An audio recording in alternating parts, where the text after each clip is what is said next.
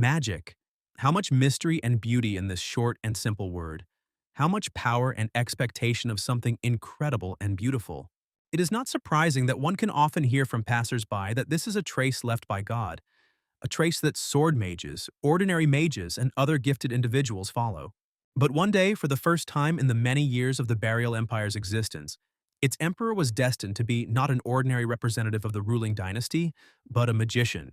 It seemed that this young man would become a support for his own kind, that he would open the doors to a new era of magic and sorcery, strengthening the position of those gifted with power. But not everyone thought the same way.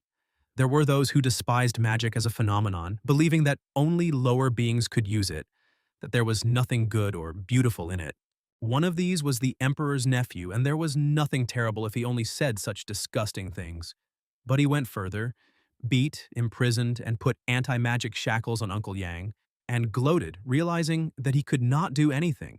Without magic, in shackles, Ian could really only sit down and admit that Crony hadn't changed a bit since their last meeting. It was funny to hear such loud statements from someone who could barely breathe, but nevertheless the guy was even a little curious about what his uncle meant. It was all simple. Only now did Jan fully understand why Crony had always asked him to hide his gift, not to tell anyone about it, not to show anything, and had instilled in him that sooner or later he would be laughed at or otherwise offended if they found out about his magical abilities. And he did this not because of boundless love and a desire to help, but only because he envied the common people with all his heart, including him. Because he himself could only dream of the magic that blossomed in the hands of Jan. The suggestion was spot on, and the sound of the blow broke the silence that had fallen in the prison cell. Crony was so overcome with anger that he didn't even try to pretend to sympathize with his relative. The first blow was followed by a second, and the second by a third, seasoned with a portion of intricate insults and mockery. But Crony wasn't going to stop there. He waited too long to not take advantage of the moment and kill his beloved uncle. True, he wasn't going to prolong this pleasure either, so the blade of his sword flashed in the moonlight, as if hinting that in a second the Emperor's life would come to an end. But the universe had other plans, and it intervened in the situation. Distracting Crony from the entertaining action, a guard ran into the dungeon, reporting that the master had received an urgent letter from Lord Hillon. Crony couldn't ignore the letter, so his uncle's execution had to be postponed for a while, even though he didn't really want to do it. But business is business, so let him live a little longer, he won't go anywhere from his cell anyway. And so the main character was left alone in the dungeon. He could not believe that his life would end today in this dirty place, reeking of the grief of other people. Is there really not a single person who will remember him, honor his memory, and bring flowers to his grave? Because he worked hard all his life for the benefit of other people, sometimes forgetting about himself. Would he really be alone at that moment? He certainly wouldn't want to, but suddenly he heard a familiar voice calling him by name, and then something completely unexpected happened. The cell doors swung open and a young man ran into the room. The Emperor could not believe that Naum was not a dream, but was standing before him on his knees, shaking him by the shoulders, and trying to take him away from here, although in vain, there was no way out. Everything had already been decided. Jan's strength left him. He didn't want to resist the world anymore. Yes, he was afraid to die alone, but he didn't want to live anymore either. Yes, he was grateful to his friend that he was always there, and even helped him become not only a wizard, but also an emperor. But when a person is broken inside, the only thing he wants is to stop his suffering. Naum understood the feelings of his emperor, but he did not give up hope of reaching him, because there was no better ruler for burial, so he decided to remind him of the small outbuilding near the Ministry of Magic. It was there that little Jan hid as a child when he wanted to cry. And now it is this wing that could become the key to new opportunities for the Emperor. It is difficult to say why this particular place will become so important and decisive for Jan, but he will definitely be able to figure everything out and find answers to all the questions in the future. But in order for the Emperor to find answers, he needs to survive today, and Naum will do everything for this. All and more, backing up his determination with magic and blood that activated the spell that was gaining strength. It was too late for Ian to realize what was happening. He was so immersed in his own experiences, and now there was no way to reverse the spell, because it was tied to the blood of a wizard. No one and nothing, no matter how hard they try, can cancel the forbidden magic. And the one who wants to do so just appeared with screams and eyes burning with anger. Crony didn't believe this. He thought that if he got rid of the spellcaster, then his magic would also dissipate. Naum felt the approach of his death with his skin. He understood perfectly well that his time was up, but he smiled because he knew that he had saved his master, reminding him that God does not send a person trials that he cannot bear. These were his last words before his blood splattered all over the place. But this was not enough for Crony. Everyone who stood in his way had to die. His beloved uncle was no exception. The sword fell on the main character's head. Probably this served as a trigger for the spell. Time began to count down. The previous life flew into pieces. Each of them smoothly flew past the guy, playing on the strings of his soul. The melody was both sad and cheerful, drowning out the extraneous sounds of a new day in a new place. Although the scream that hit the guy's eardrums was unlikely to be muffled by anything, and in general, what kind of person is this? Why is he yelling at him? And why is he on the floor? But the man did not calm down, did not pay attention to the mental anguish of the main character, thinking about the fact that even though they accepted the guy into the family, freeing him from his commoner mother, it was still difficult to find anything good and worthy of their attention in him. Although even if this was the case, they would have to behave more restrainedly in front of Lord Molan, so as not to disgrace their family. This conversation seemed too strange to Yan because he didn't recognize the people in front of him, and his head was splitting with pain. There was no point in lying on the floor, so he got up, but the place where he found himself was also unfamiliar to him, as was the teenager he saw in the huge mirror. To his credit, the young man in the mirror was handsome and healthy, but it was not this that caught the Emperor's eye, but the fact that this young man was himself.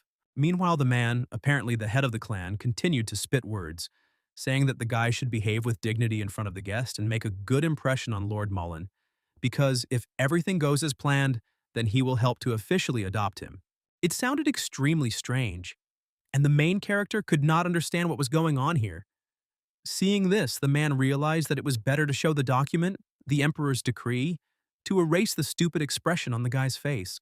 True, this broad gesture still could not help Yan in any way. He understood that he had not issued any decrees recently, but at that moment when he looked at the date on the document, many things began to fall into place. This decree was issued 98 years ago, which meant that he had ended up in the past. The guy was unable to think about everything he had seen because the document was brazenly snatched from his hands, mockingly noting that since he couldn't read, there was no point in trying to understand the words. Yes, and in general, no more attention was paid to him than to an ant, which seems to be there, but also seems to be not there.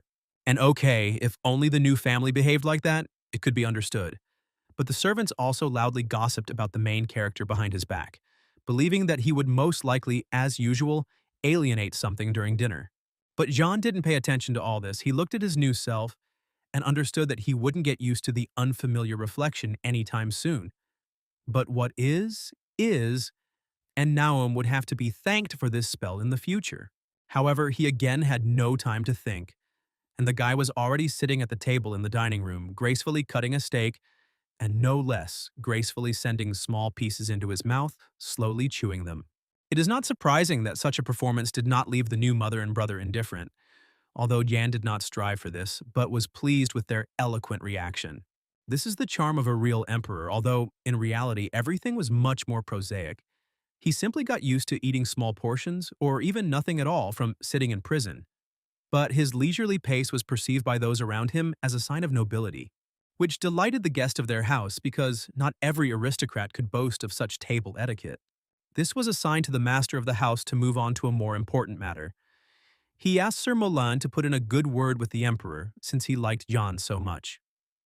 The man did not refuse this request from the owner of the house, but he was still more interested in Yan, so he asked his opinion on philosophy, which had become quite popular. But noticing that the guy hesitated a little with his answer, he decided that he had not acted quite correctly by turning to his second son, and that he should have first asked the opinion of his first son, who was grimacing from the unwanted attention. After all, he could not answer even the most elementary philosophical question, and only made inarticulate sounds. But Jan appreciated the guest's thoughtful move, since he was trying to determine the level of education in their family in such a simple way. If so, the main character was not against playing by someone else's rules for now. Noting that Filian's teaching was closest to him, he was particularly impressed by the humanistic theory that could be used as the basis for an ideal monarch, which greatly surprised Mr. Molina. Overall, the man was surprised by the level of education of the Count's children, and he should have been happy that he was praised, but still, it rather knocked the ground out from under his feet. But Mr. Moline didn't care much about this. He understood perfectly well that the smart Jan would attract the attention of not only the emperor, who valued such people, but also the barbarians from the neighboring state. Now this is interesting. Jan had learned very well in his past life to collect information bit by bit, analyze it, and quickly draw conclusions. And now he realized that we were most likely talking about the territory of Brack, where the border between the Empire and the land clan of barbarian warriors runs. In the past, the Count's family took the illegitimate son under their wing in order to sell him at a high price to the barbarians, and thus sign a peace agreement. Now that whole dirty story was repeating itself, only instead of the past Yan, there was an emperor mage. But even knowing everything in advance, the young man did not do anything. He had to smile for now and agree with everything, and then we'll see. The dinner ended, the guests left, and with him all the friendliness of the relatives who accused him of all mortal sins evaporated. And if the real John were here, he would have kept silent.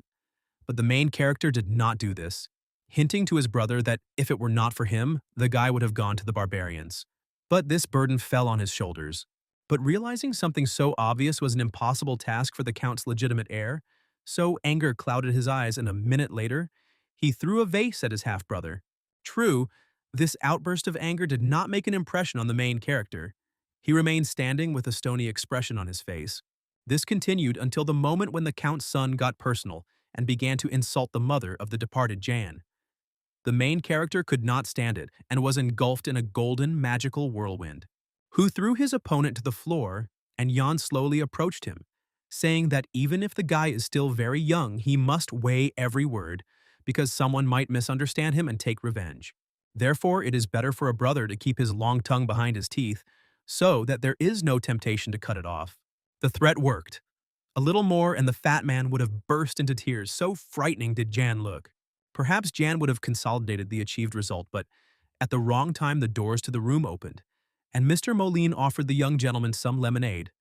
After all, it was quite hot that day, and the man never expected to see echoes of strong magic in the room, swirling around the blonde.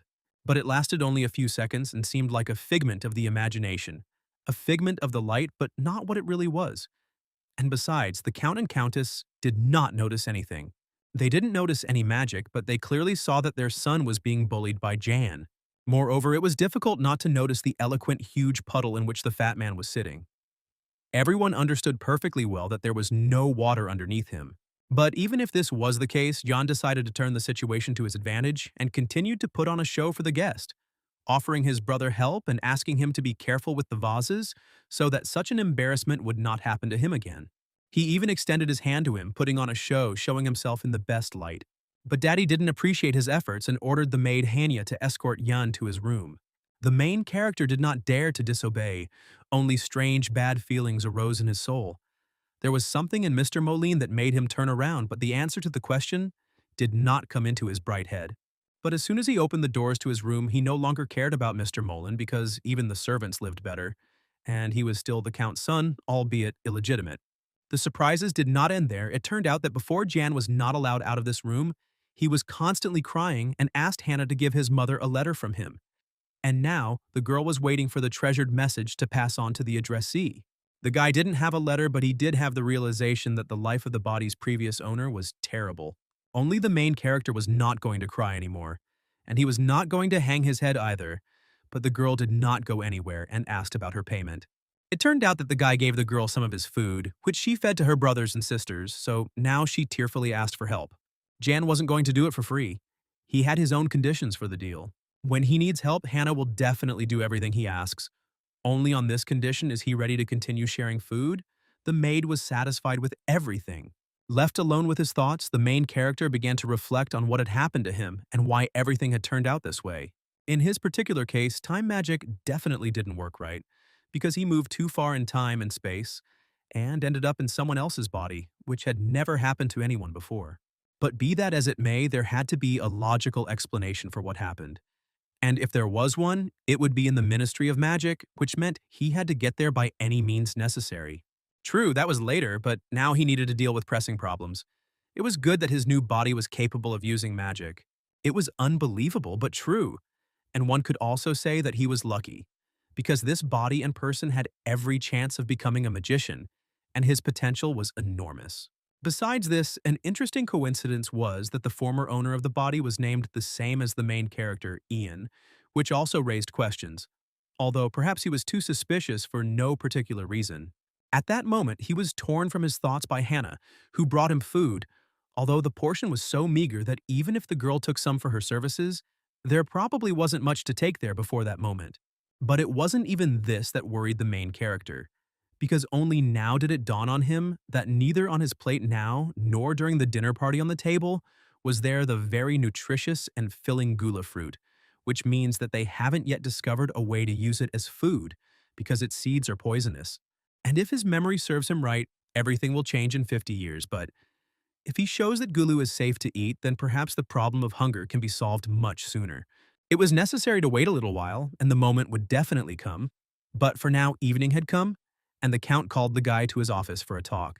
Perhaps such a moment would appear earlier than the guy expected, since in a few days another dinner party with high-ranking people was planned, which he should also attend. So he needed to prepare in advance and not disgrace the family name. And so that he wouldn't forget about it, his father gave the boy a small package from his mother, which contained a letter and a couple of coins. Nothing special, but it could motivate the boy to behave well. And in general, if Jan is an obedient boy, then perhaps the Count will show him mercy and allow him to see his mother before sending him off to school. It was hard not to understand the hint, and the main character only nodded his head obediently in agreement. But he wasn't going to leave the office without his father's permission. So he froze in place until the man decided to go out and check what was so urgent that his conversation with his son was interrupted. Although Jan was only nominally the son of this cold man, he even felt sincerely sorry for the boy who had already left this world. Living with such a person was too difficult, painful, and scary for an unprepared child's psyche. Suddenly, his attention was drawn to a document lying in a prominent place on his father's desk. I wonder what the Count is doing so diligently. And he was doing some very dirty and punishable things, because stealing from the state treasury is quite a pastime, especially when someone does it so obviously that they don't even hide the double-entry bookkeeping, but leave it in plain sight. Now it is clear why Mr. Molin actually came from the capital to their provincial wilderness. But Jan didn't have time to continue his research, as the Count returned at the wrong time. And in order to prevent him from understanding anything, the guy even had to use magic to turn off the light in the room. The room suddenly became too dark, despite the fact that the servants had changed the light bulbs just yesterday, but the Count had no intention of sitting in a dark office, so he ordered the candles to be lit. Suddenly, the man almost had a heart attack because he saw someone's silhouette, even though he understood that there should have been no one in the office. But as soon as he opened the curtain, he saw his son, who stood and did not move, frightening him. He conveniently forgot about the guy, so he didn't understand what he was still doing there. But he had an excellent excuse. Like, I wasn't spying, I was just standing there since no one would let him go. This answer satisfied the man. Besides, he had one more thing to do with Yan. It turned out that he had just been called in for a conversation, during which it turned out that the Land Clan of Warriors demanded a letter signed by the guy. Therefore, he needs to write them letters from time to time. If he cannot do this himself, the teacher will help him, but there should be no problems. Since John understood everything, he can be free and go to his room. Jan went, though he still couldn't understand why his mother was writing to him. And most importantly, she was doing it on very expensive and textured paper, so to speak, for the rich, while she never had and never could have money for something like that. It was a little strange, but the content of the letter was banal. He should treat his brother Chell well and be glad that he had a friend, and now lives with his father. But still, there was one interesting moment in this letter in which the mother had a small request for him, which confirmed the boy's fears that his position in this family was quite interesting. Meanwhile, slowly but surely, the day of the dinner party arrived. An important gentleman, Molen and Mac, came to visit the Count, immediately showing signs of attention to the mistress of the estate. The game began. Everyone gathered in the dining room and began to eat, engaging in small talk, avoiding sharp questions and angles for now, exchanging compliments. True, it was time to check how resourceful the guests were, so Yan, testing the waters, asked whether the guests were satisfied with the food on their table, since most likely in the capital they preferred other dishes. But this was not the case. In the capital, as in provincial towns, they ate approximately the same dishes, although everything depended on the social status of people. The poor ate less, and their dishes were much more modest than those of the rich. But even the rich got tired of eating the same thing day after day, and sometimes They wanted some variety, which was nowhere to be found. The guest's reaction pleased the protagonist, so he asked the man what he would say if he suggested using something that had not been considered food before, and that this something could become an exquisite dish that would save the country from many problems. But as soon as the guy finished his heartfelt speech, silence fell over the table. True, the silence was not oppressive, and the guests were surprised that there was a second person in the country who thought so unconventionally. The first was the second Prince Gale. Now, this was interesting. If Yana's memory did not fail, and he hoped that it did not fail him, then it was Gale who raised the first rebellion of the magicians, but unfortunately, it was unsuccessful. Nevertheless, it had enormous significance for the further course of history, and since these gentlemen speak so warmly of the second prince, it means they work for him. And yes, getting close to traitors to the crown is not the best option, but on the other hand, you can use them for your own purposes. Time flew by rather quickly, and towards the end of dinner, Mr. Molin turned to the Count with a small request. He would very much like to take a short walk in the park and talk with young Master Yang. But the Count did not want to let the boy go with the guest. But he could not refuse him either, so he sent Chell with them for a walk. But the boy couldn't refuse his father, and he didn't like the walk at all, and in general he was tired. And he wanted to sit somewhere, and not go to an unknown place, for an unknown reason. Noticing the boy's fatigue, Mr. Mack decided that it was time for them to really rest a little, and nothing bad would happen if they sat under the tree for a while and then caught up with the others. The idea appealed to everyone. To Chell, because they could sit down, to Jan and Mr. Molin, because they could talk without witnesses. But they couldn't waste time, so they immediately got to the main thing. Mr. Molin had noticed the characteristic gleam in the guy's eyes last time. Was he really a magician? Jan was in no hurry to confirm this, so he decided to play a game called I don't know anything and I don't understand anything. True, the man had no intention of playing by the main character's rules, hinting that the second prince was always happy to meet new promising magicians. Perhaps that was the case, but Ian doubted that was the only reason for this conversation. Moreover, he was sure that the guest had many other questions for him that had not yet been voiced. And it would be good if they could discuss one of these issues right now, for example, about the waste of tax funds, and also discuss what a guy needs from a man. Mr. Moline did not expect such a turn of events, because it was not every day that he was offered deals of this kind, but he needed the Count's double-entry bookkeeping. But the young man wanted to know what he would get in return because he understood perfectly well that his father's crimes could affect him, which he really didn't want. This was a business conversation, so Mr. Moline made Jan a counteroffer. He could slow down the process of his entry into the Brock family, which meant he would not have to go into exile, and here he would not be threatened with prison. The offer was tempting, but Jan needed something else. He wanted not only to avoid imperial punishment, but also to obtain land for his own use. And to carry out these plans, the guy was going to go to the clan of ground warriors without being adopted. He understood perfectly well what kind of people they were, but he also realized that he needed a place where he could wait out the storm, and his father would not dare to stick his nose into the clan, even if he wanted to, and he would want to when everyone found out about his deeds. However, the clan of ground warriors would be an excellent shield and shelter for him, since its members dislike Count Brack, and they don't get along well with the imperial family, so they should have treated him well. Besides, the boy understood that Mr. Moline was not going to take him and his mother under his protection, so he would have to look for this very protection elsewhere. The man did not expect such words from Jan, so he did not answer and decided to retreat. The main character did not put pressure on the man, so he politely explained that he understood everything perfectly well, but he himself would stay in this quiet place for a little while longer. Looking at the straight back of the guest, the guy reflected on the fact that it was at this time that the Brock family suffered a collapse. Therefore, now Jan needed to take advantage of any opportunity to protect himself and strengthen his status, because in order to get into the palace, it was not enough to get into the Count's family. He needed to take possession of the Count's estate by any means necessary. But before that, he will provide himself with a reliable rear, with the help of a clan of ground warriors. A rough plan was drawn up, and it was possible to return to the house. But suddenly the guy froze halfway. Still, he didn't expect to see his mother there, who had snuck into the garden. The woman, despite everything, was beautiful, albeit a little sad. But she was nevertheless interested in how he was doing. Although she didn't fully understand what was going on because Hannah had conveyed her request to come here, and it was a little scary.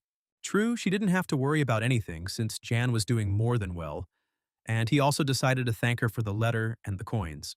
Although the main character understood that she did not have that much money, he nevertheless asked his mother to pack all her things. Because they would soon set off on a journey, she would receive the details through Hannah. Fear gripped the woman's body when she heard her son, but she pulled herself together and asked him to run away from the Count's house if he was feeling bad there. She would not say a word against him. The main thing was that he was feeling good. But Jan wasn't going to run away anywhere. He had completely different plans for his life. But he needed to know that his mother would do everything he asked her to do. That was the only way to succeed in the first part of his plan. Realizing from the slight nod that his mother understood him perfectly, the guy calmed down a little, and now it was time for him to go into the house with the guests. True, before leaving, he asked the woman to collect more gula seeds. They would be very useful to them soon. A new day had arrived. Ian and Chell decided to change their usual daily routine a little and add some physical training to it. After all, they were not in the best shape. The idea itself was great, but as usual, the execution was disappointing, as their coach didn't look his best. And what's more, he was drunk. For this reason, he didn't give a damn now, and so he didn't show a drop of respect to the other gentlemen who wanted to inspect everything here and train. And in general, they should not explain the logic of their actions to commoners, and being able to stand up for oneself was very useful, considering that those who were supposed to protect them drank, ate, and slept. Nothing more. Although the man didn't want to do anything, he had to please the gentleman. So he told them where everything was located. Jan thought that everything here was standard, but suddenly his attention was drawn to people who were standing on their heads. It turned out that this was a training session for orphans. And while most of the teenagers were already tired and their bodies were visible as if they were tense from pain, there was one guy among them who showed no signs of fatigue. The guy's name was Barak, and he was considered the biggest problem here. Even now, the guy was making some pretty scary sounds that terrified Chell. But no one was going to calm the young gentleman down, and despite all his character quirks, Barak was quite useful. Meanwhile, the training was over, and the teenagers could catch their breath. Looking at the guy, the main knight reasoned that Barak had neither intelligence nor any special talents that could distinguish him from the crowd of his kind. And in general, sometimes it is impossible to achieve success, even if you train diligently day and night. And then the only thing a person can do for himself is to realize his place and not stick his neck out. Jan was not stupid and understood that this was a stone in his garden because he, in fact, could have been in Barak's place. But he had such an excellent chance to become the master of this house. But the guy didn't show that he understood everything and kindly suggested that everyone take a little rest in the shade, since the day was quite hot today, and I didn't really want to watch Barak's efforts. However, when everyone took their places in the shade of the tree, the main character approached the guy. There was something about him that intrigued me, and my gut instinct screamed that this boy would make a great ally. True, Barak did not want to make contact at all, although when did something like that stop the main character? He had big plans for the guy, and this time, he was going to ignore all the barbs directed at him. But Barak did not appreciate his gesture of goodwill. He would have preferred to smash his head on the ground rather than accept handouts from his master. But Jan wasn't going to leave the guy alone because he noticed flashes in his eyes similar to his own, and now he needed to check his guess.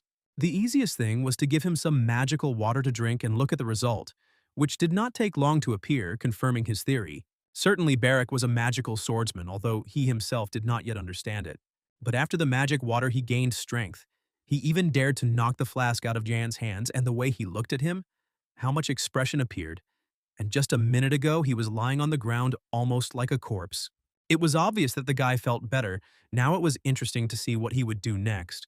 So John did not hesitate to leave Barak alone with his thoughts, strength, and questions. And the main character himself had things to do, for example, a meeting with a teacher during which he wrote a letter to his mother. But at the same time, he used lines from poetry to convey an encrypted message that only she could understand. So the teacher didn't understand anything except that his student began to shine with talent, which was a little strange, but he didn't pay much attention to it. But the main character didn't miss the fact that the man was nervous, so he decided to test the waters a little. And the more leading questions Jan asked, the more nervous and pale the teacher became, not knowing how to get out of it.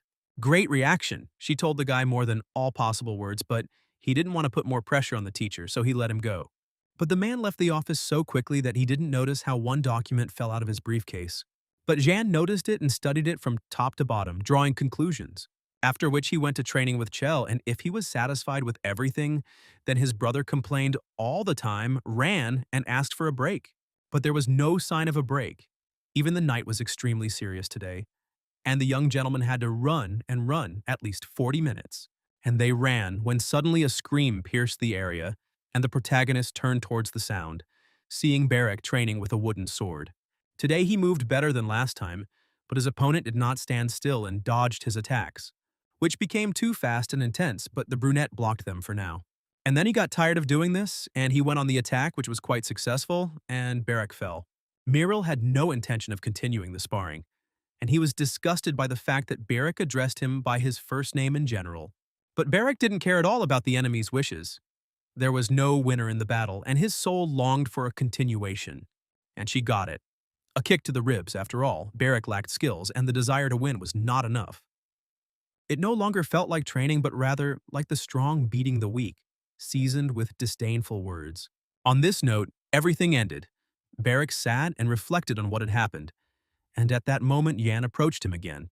Deciding to act as a kind of serpent tempter, he offered the guy a way with which he could defeat the enemy in battle. But this only made him angry, because he preferred to defeat his opponents with his own strength, and never stoop to dirty tricks. And if the young master continued to offer him such abomination, he would deprive him of his head. It sounded funny, so Ian ignored the threat, promising to help the guy now, but then he would take his payment for it. And the next moment he used his magic on Barrack again. This became the starting point for Barrack's continued sparring, as he once again became much stronger, faster, and more confident, intending to defeat the brunette, who did not expect such a setup. The guy was completely unable to react, so Barrack slammed him into the wall without a shadow of a doubt. But this was not enough for the magical swordsman, who was intoxicated by Yan's magic, so he kneed his opponent in the face, breaking his nose. No one expected such aggression and a turn from a regular training session, so they didn't know how they would be able to stop Barrack, or if they would be able to at all. Suddenly the thought came to them that if they just stood there, Barrack would kill his opponent. So the whole crowd tried to drag him away, but they didn't have enough strength. They fiddled around for a while and finally managed to twist the guy and throw him to the ground. But the guy seemed not to feel anyone else's hands on his shoulders. He was so happy that he managed to win in sparring for the first time. True, his joy was not shared by the chief knight, who ordered Barrack to be taken into custody. But suddenly he saw movement behind him out of the corner of his eye and realized that Mr. Yang definitely wanted something from him. True, the main character did not intend to make the situation worse, so he said that Barrack had not done anything bad to him. He had only said a few nasty things, but he was not the first, and he would not be the last. This was good news, and the knight exhaled but decided to end the gentleman's training for today because a very strange atmosphere reigned on the site now. Jan agreed, since he himself believed that training was no longer advisable. But he was curious about what kind of punishment was now awaiting Barrack. It wasn't a state secret, so the man said that the guy would first be spanked and then kicked out, which made the main character a little nervous because that wasn't the result he was expecting. But it wasn't that bad either. The young man decided to think about this in more detail later, since now he had a meeting with Mr. Moline and his people. The men thought long and hard about Yan's words, but they understood perfectly well that his father was not a stupid man, so in order to overthrow him, they needed to collect irrefutable evidence. The protagonist expected something like this. So, he was ready to collect and provide the guest with information about the amount of grain in this territory, the extraction of minerals, and taxation. But Mr. Moline did not expect such determination from the young guy, but he was grateful for the help. Now he could calmly drink tea, but behind Jan's polite smile there was a continuous thought process. The guy compared the seal he had recently seen on his teacher's document and the guest's brooch, and realized that they were the same, which meant that these people were connected by secret affairs, and this could be used for his own purposes. Soon their meeting ended, and the guy thought that he could at least rest a little in the garden, but it was not to be. Barrack intercepted him. The guy was silent, looked strangely excited, and was in no hurry to let the main character go. He really shouldn't have been there, but he'd been making a scene all night, and the butler had had enough of it and decided to let the guy into the garden to shut him up. Yes, Barrack no longer made a scene in public, but he demanded an answer from Yan. It was important for him to know what medicines his master had given him, because he began to feel very strange at every meeting. Only the main character didn't use any medicine, and the water he gave the guy was the most ordinary one, Yes, and he didn't touch the guy at all to do something to him. Nevertheless, he was ready to satisfy his curiosity, but only on one condition. The condition was not difficult. Barrack had to keep silent about the fact that the young master's eyes were golden and then activate his magic. The spectacle made a strong impression on Barrack, and he no longer listened to Jan, but in vain because the most interesting thing was to come next. Now he had to become the personal bodyguard of the main character and follow him on his heels. And what Barrack felt every time they met was the power that slept inside the guy and resonated with the power of the main character. Barrack would never have thought that there was something so big, bright, and all-consuming inside him. Moreover, the guy had never heard of magical swordsmen, and he knew nothing about magic itself, which made Jan's task more difficult. He didn't want to start from the basics, but the young man had no other choice, so he began his lecture, from which Barrack understood only that magic was blocking his power. Everything was exactly like this, so the main character had to come up with a way that would bring Barrack's life energy and his magic into harmony. This inspired the guy very much. So he again did not listen to Jan to the end. He already wanted to get the first result. This is despite the fact that if they start, there will be no turning back, and he will have to protect the main character even abroad. After all, he had no relatives who would worry about him, and besides, he was not afraid of death, because if he stayed here, he would simply die of hunger. So he, with a smile and a heart full of determination, sealed the agreement with Yan with a handshake.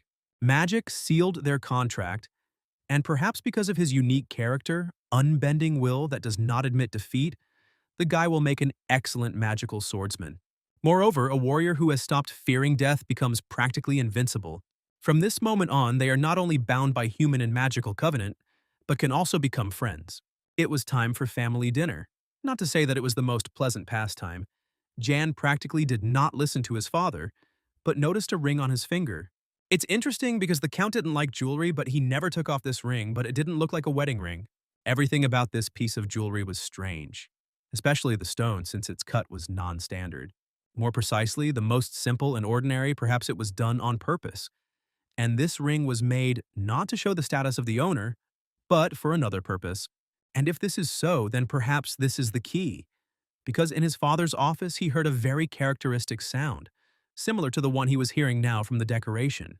The boy's thoughtfulness did not escape the Count's attention, so he reprimanded his son and ordered him to start eating and stop counting crows. Besides, he was curious to hear his son's story about how he got his friend. It was simple. They met at training, but after the violation he thought that he would not meet Barrack, but the Count allowed them to communicate. The Countess did not expect that her husband would allow Yan to communicate with a man who was fighting, but he did not care about any of this. The main thing is that Jan studies well. Everything else is unimportant. But if within a month the young man does not master literacy perfectly, he and his friend will have big problems, including execution. A few minutes later, lunch was over, and Jan saw an interesting sight when he left the dining hall. His teacher and Mr. Moline were talking about something in the garden. This conversation did not last long, but the teacher did not look happy when the guest of the estate left. And while the man had not come to his senses, the main character entered the game, saying that he had been waiting and waiting for the teacher in the library, but he was still not there, and he was having a nice conversation in the garden with Mr. Moline. The teacher began to deny it, saying that they had exchanged a few words, but the main character did not believe him at all because he had been watching them for quite a long time.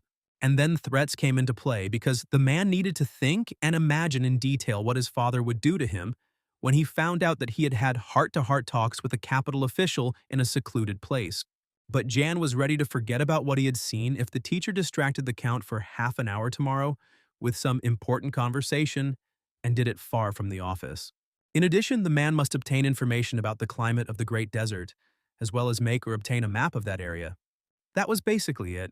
And Jan was sure that he had a smart person in front of him who would do everything as it should be. The man had no choice but to agree because he did not want to die in terrible agony. At this point, they ended their conversation. Jan went to his room and tried to conjure up a model of his father's ring.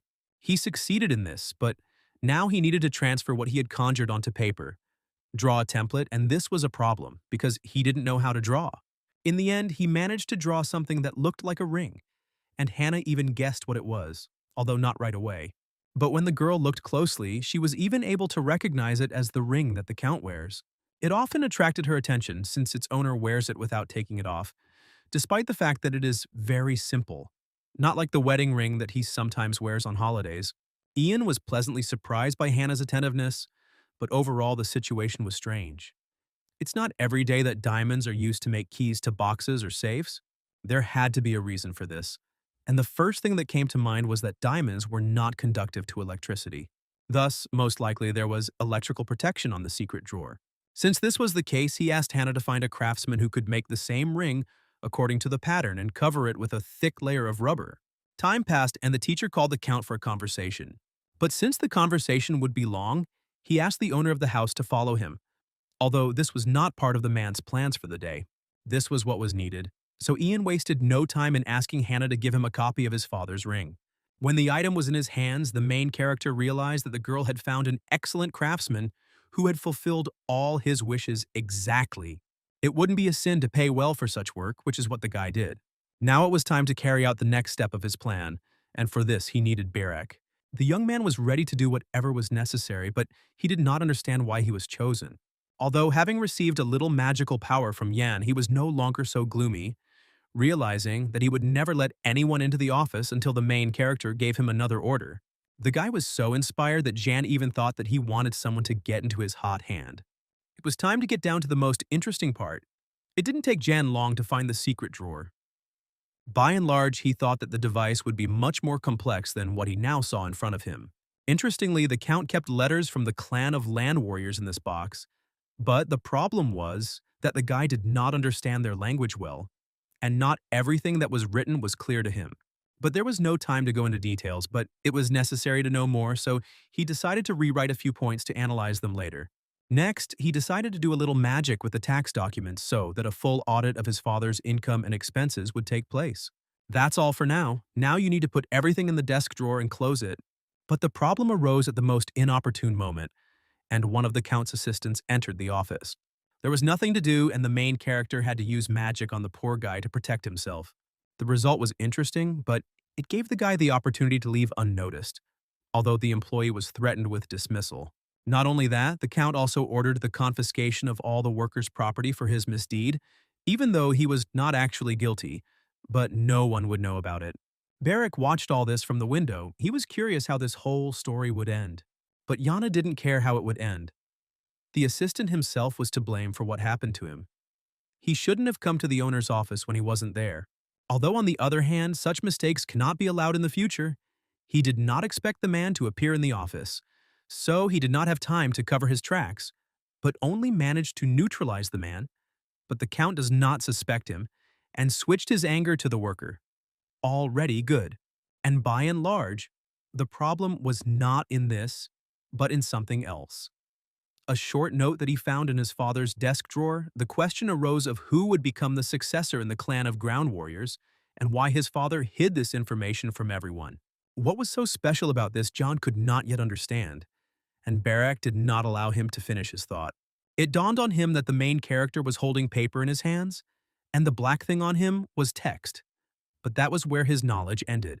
But this was not so bad. And the guy had a good memory, so he quickly remembered that he needed to hand over these papers to Sir Molan and get gold from him for this, get rid of the key, and leave a message for Philia on the way back. And also find the main character's mother, ask her to hide and collect the gula seeds. With this, they had decided everything, when suddenly Jan looked out the window and saw a mysterious stranger. Something interesting was planned, so the young man decided to change their plans a little.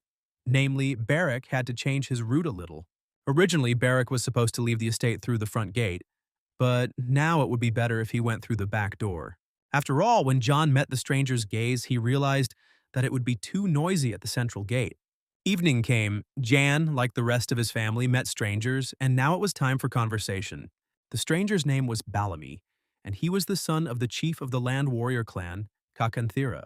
It was very curious, so Ian smiled sweetly and showed the maximum tact he was capable of in communication. All this was well and good, but the Count was worried about the question of what had brought ambassadors from the clan of land warriors to his house today. It was all quite simple since the deputy head of the clan was very ill. Bellin was going to continue negotiations on a peace agreement on his behalf. It was impossible to postpone it any longer, but at the same time, the solution to the issue required careful preparation.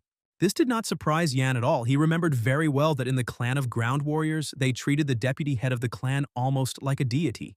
He was a spiritual mentor for everyone, and his death would hit all members of the clan hard.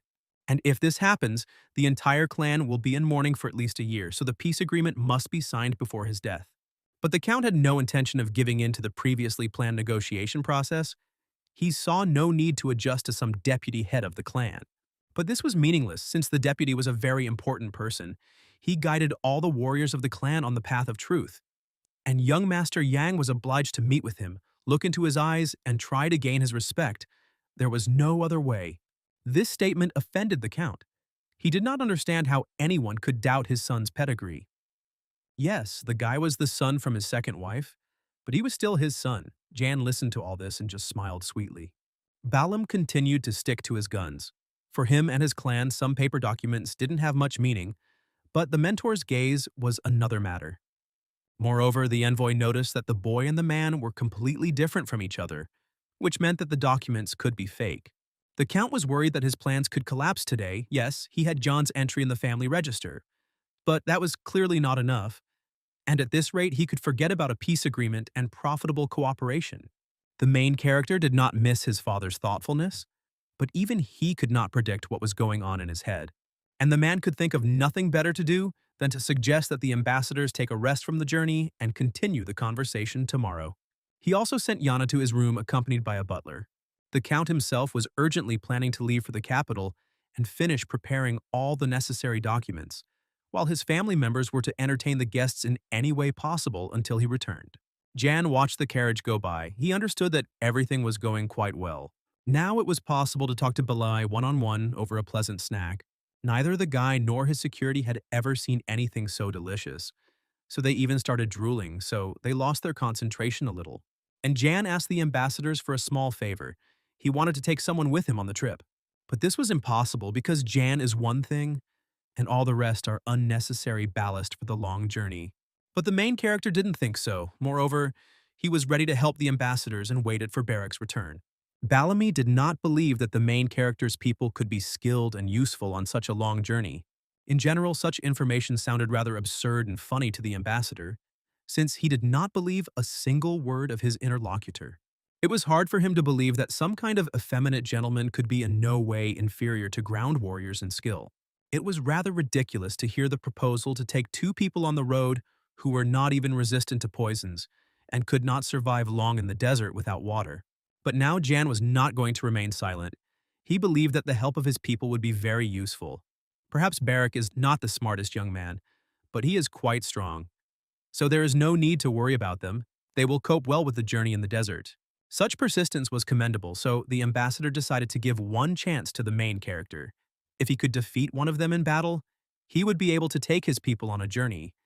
If he could not, he would abandon his idea. Meanwhile, Barak had already returned and was supposed to accept a challenge to a small duel with one of the members of the ambassador's group. The girl was not eager to enter into a duel, and in general she believed that she was being exploited, because she was the youngest in their group. Nevertheless, she was ready to spend 5 minutes of her time on such an event. Barak watched her movements closely and could not understand why he had to fight with some underage girl. And in general, how could you call something like this a fight and not even come to watch? But the main character did not share his comrade's mood because he had to be extremely attentive and not pay attention to the fact that there was a young girl in front of him. Because if he lost due to his own inattention, he would regret it very much. In addition, Jan was well aware that the rest of the Bellamy group did not come to the site to watch the fight. Realizing that the strength of Barak and Sue were not equal, the girl was stronger than the guy. But Barak seemed not to hear him, because he was offended that some unknown people calling themselves great warriors were underestimating him. But these were all unnecessary emotions because the young man simply needed to win, nothing more. In order for this to happen, the protagonist shared his magic with the bodyguard and asked him to listen carefully to the new instructions. This time, like many others, Barak was extremely surprised by what was happening, since he could not get used to this. However, now he was absolutely ready for any twists and turns of this fight. The essence of the competition was that the guy was given 5 minutes, during which time he had to make the girl lose her senses by any means necessary. If he did it in that time, he won. If not, he lost. The rules were absolutely clear, and the young man was confident that 5 minutes would be enough for him to win. He was absolutely confident in himself, so he believed that the girl would lose, and this loss would be extremely painful for her. Without thinking twice, he attacked Sue first. But everything went wrong right away. The girl easily spun on one leg, saying that the only one who would shed tears here was him, not her. And in just a moment, she disappeared from the young man's field of vision, moving away from the line of attack. All this in order to get close to him the next moment, leaving no chance to think. But the guy was in his element and immediately went on the attack, only to waste his energy on it because Sue easily dodged. And all in order to gracefully turn around and kick the young man in the face. Now Bereg began to understand that his opponent was not so simple because physical strength alone would not be enough to defeat her. He needed at least a second's respite. The girl didn't attack either. It turned out that with such meager techniques, it was simply impossible to defeat her, and the guy would only suffer for 5 whole minutes, nothing more. The respite ended, the fight continued, and Jan, who was watching this, began to realize that everything was happening as he had assumed. Bereg was much inferior to the girl in strength and skills. All he could do was block her blows, and he was never able to successfully counterattack. However, the outcome of the battle was not yet decided, since now a small grain of the protagonist's magic was in play. Feeling this, Bereg entered the game, intercepting the girl's leg, which she was about to hit him with. Not expecting such a turn of events, Sue was very surprised, not knowing how to react to such impudence. And just a second later, the girl found herself on the ground, pressed against her by the body of a young man who was holding her and patting her cheeks. His hands left red marks on the girl's face, and she almost cried from anger, resentment, and embarrassment. It was an unconditional victory for Han and Bereg. So the young man demanded that the girl wipe her wounds and report the victory to her master. But there she didn't even have to report because Bellamy himself saw everything perfectly well from the window of his room. After the sparring, Sue was extremely irritated, as it was supposed to be a 5-minute training fight, and Bereg had gone too far. Bellamy also felt some irritation since this whole sparring looked like a certain kind of insult. However, Yan did not even raise an eyebrow at such a statement. He was sincerely sorry that the guest had such an impression. But it was less angry because it would have been worse if similar wounds, like on the girl's face, appeared on his face. But the ambassador did not appreciate such subtle humor, which was on the verge of mockery. But even this statement did not touch the cold mind and heart of the protagonist one bit. Nevertheless, the young man asked his interlocutor to look carefully at the girl's face and how red it was, and then to realize that Bereg had not hit at full strength. And the man imagined it, after which he laughed loudly and heartily. The ambassador acknowledged that the young count had a character and was quite specific, so he was ready to admit his defeat and his victory. Thus, he was ready to take Bereg with him on a journey through the great desert. A new day dawned. The count returned home and continued negotiations with his guest. Now he was ready to accept his conditions and set out in a week to conclude a final peace treaty. This was the solution Bellamy had been hoping for, so he thanked the man from the bottom of his heart for his understanding. A whole week passed after this conversation, and the main character was getting ready to leave, saying goodbye to Hannah. The girl was sincerely worried about the young gentleman and promised that everyone would wait for him, and when he returned, they would prepare something delicious for his birthday. The main thing was that he returned alive. These words were very touching, however. The young man had one peculiar request for the girl. He wanted her to quit her job before his return. She did not understand what such a request was connected with, because if she quit, she would have nothing to feed her brothers and sisters with. However, the young man claimed that if she did this, then in the future, her life would be much better than if she stayed in this house. After this farewell, the young man was well aware that he had burned all the bridges he could, and now it was time to move on to the next stage of his plan. Not much time passed, and he, together with the ambassadors, arrived at the clan of ground warriors. The head of the Kakanther clan himself immediately came out to greet him, understanding the importance of this event. The head of the clan did not quite expect that his father would come along with his son, but nevertheless he readily shook the man's hand. Now it was possible to proceed with the actual signing of the truce pact between Count Brack and the barbarians. But before signing the documents, the Count took out a beautiful bottle containing a potion that was supposed to confirm his relationship with the main character. It was a certain kind of DNA test, the results of which could not be faked because everything happened in front of the head of the clan of ground warriors. Yes, the potion worked as expected, but Kakanther and Bellamy still had some doubts. Therefore, in order to dispel doubts, the young man had to meet with Vincian. It was she who would make the final verdict regarding his relationship with the Count. The Count did not dare to refuse, however. In his soul, he protested this turn of events, because the potion was much more reliable than the words of some dying shaman. But before that, Kakanther signed the peace pact in blood. After this, Count Brack, with a pure soul and conscience as far as possible, touchingly said goodbye to his son, getting ready to go home, because he had already received everything he wanted. Only the touchingness was for the public, but in reality the Count did not feel any warm feelings towards his son, reminding him why he was still alive, as if branding him with uncertainty and fear for someone's life. Jan himself remembered everything perfectly well, but he was no longer afraid. At this point, the farewell ended, and the man proudly walked away, leaving behind a trail of dust. The main character was not upset at all. He, together with Kakanther, Bireg, and the others, arrived at the capital of the clan of land warriors. I am surprised at how warmly the subordinates and ordinary people greet their leader. But what the guy didn't really like was the close attention to his person. Although no one really knew that he was the culprit of all these events, on the other hand, it was more than obvious because his bodyguard had a rather hooligan appearance. The main character didn't particularly want to focus his attention on this, especially since more interesting information came to light, namely, the first advisor Vincent felt much better. Since that was the case, Kakanther did not waste time and decided to bring John to her right now. Entering the room, the young man noted that the room looked poor and the woman lying on the bed did not look very healthy. Also, Jan's gaze did not miss the respect with which the clan leader held Vincent's hand. After a short introduction, it was necessary to carry out what Yana had been brought to the woman for, but she was too weak to choose words that would be understandable to the main character. Zoho, the leader, would act as a translator, because the advisor was going to speak the language of the barbarians. In order to determine whether Ian was worthy of being here, he needed to get as close to her as possible to make eye contact. But as soon as he approached, the woman grabbed his hand, looked closely into his face, and said something that he could not have expected. She was sure that he had come at this time by the will of the gods, seeing his true soul. The protagonist did not deny the obvious fact. The young man also swore that his only task in this world was to bring peace, and nothing more. This answer seemed to satisfy the woman, so she let go of his hand. At this point, the audience was over, and the head of the clan, together with the main character, left her room. Quite dryly, Mr. Kakanther ordered his men to place Jan and his bodyguard in the spare rooms, after which he turned to the young man, informing him that there would be a welcoming party tonight, at which he should appear without delay. Jan shared this very news with Baragum, who was incredibly happy to spend time having fun, rather than training or working. Time flew by rather quickly and evening came, which meant it was time for the celebration at which all the noble members of the clan of land warriors gathered.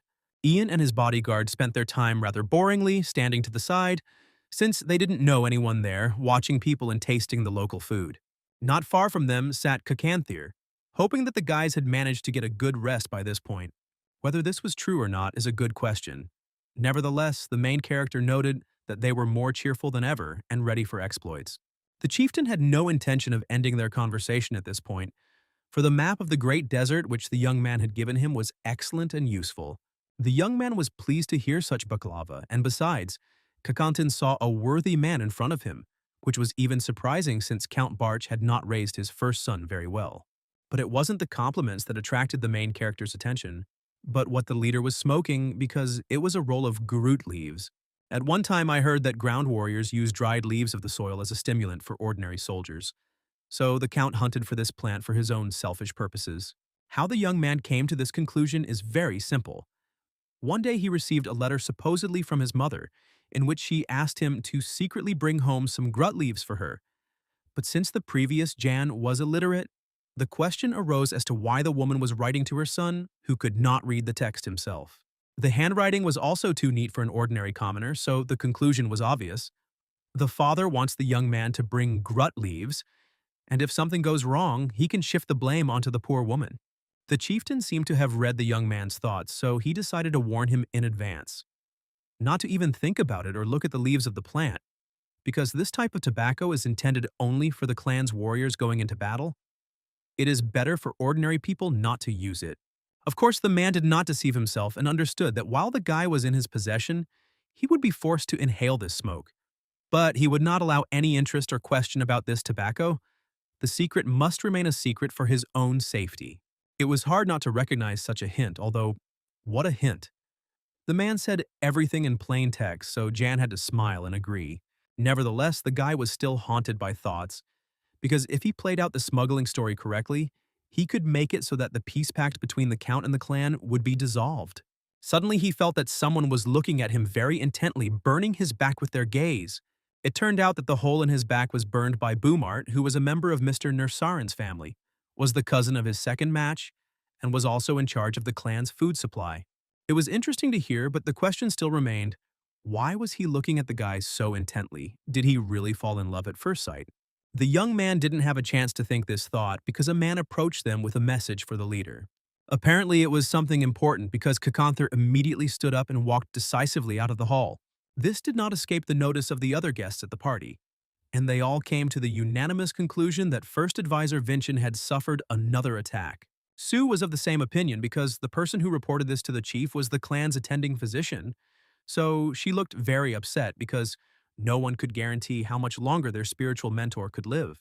Sadly, the woman was likely in a very serious condition, and it is unlikely that there was a doctor or medicine that could help her cope with the disease. On the other hand, there was one way, but it was hard to say how viable it was. After all, they said that only the mythical flower Silask could help Vincent. The legend said that this is not only a healing flower, it is magical and never fades. And at that moment, something clicked in the memory of the main character. He remembered the strange flower that his mother had recently given him. The holiday ended. The night came to an end, and morning came in the city of the clan of ground warriors. But this morning was far from good, because the first advisor was still unconscious from the previous night. Something had to be decided, and the first thing that came to mind was to continue searching for the magic flower. But it was not so simple because the first group that went on this search had not yet returned, which led to very sad thoughts. At this moment, Bellamy brought Yana to the chief's house, although it seemed that there was no reason for this, but it only seemed so. After all, the young man was sure that he knew the location of one such magical flower. This was a real surprise for the leader, although he was in no hurry to believe what he heard. Moreover, he flared up and ordered the young man to go to his quarters and not to interfere in the internal affairs of the clan of land warriors. But the main character wasn't one of those who would just give up, so he decided to ask if the magic plant was red. But this made the leader turn around and look at his guest in a completely different way, because only the one who saw this flower could know that it was red. It seems that the young man saw the plants on his father's property, but this is only an assumption for now. But before he shares more details, he has a request for the chief. So, based on the fact that the peace treaty was concluded with the knowledge of the Emperor of the Burial Empire, the young man decided to ask for respectful treatment and protection as a representative of this very empire, and not only as the son of a count. It was a rather curious proposal which caused Kakantir to grin like an animal. And a second later, he was standing next to the guy and squeezing his throat with a steel grip. He didn't like the blackmail, he didn't like the guy's demands. He didn't believe that if he killed him, the empire would send its people here. Yes, perhaps the man was right about this, but he forgot that with Jan's death, problems would come to his clan. After all, his body is John from the Brock family, but inside this vessel is the soul of the imperial palace, which has passed through time and space, so if this body is harmed, the soul will also perish. It sounded so realistic that the man laughed in disbelief, and then he grabbed him with force and pulled him into the room of Mrs. Vincent, who had just come to her senses. She was weak, but it was important for the leader to know whether the guy was telling the truth or had made up a beautiful story to blackmail him. She didn't really have a choice, so she used her special vision on the main character again. But this time, something went wrong. She was in pain and couldn't speak.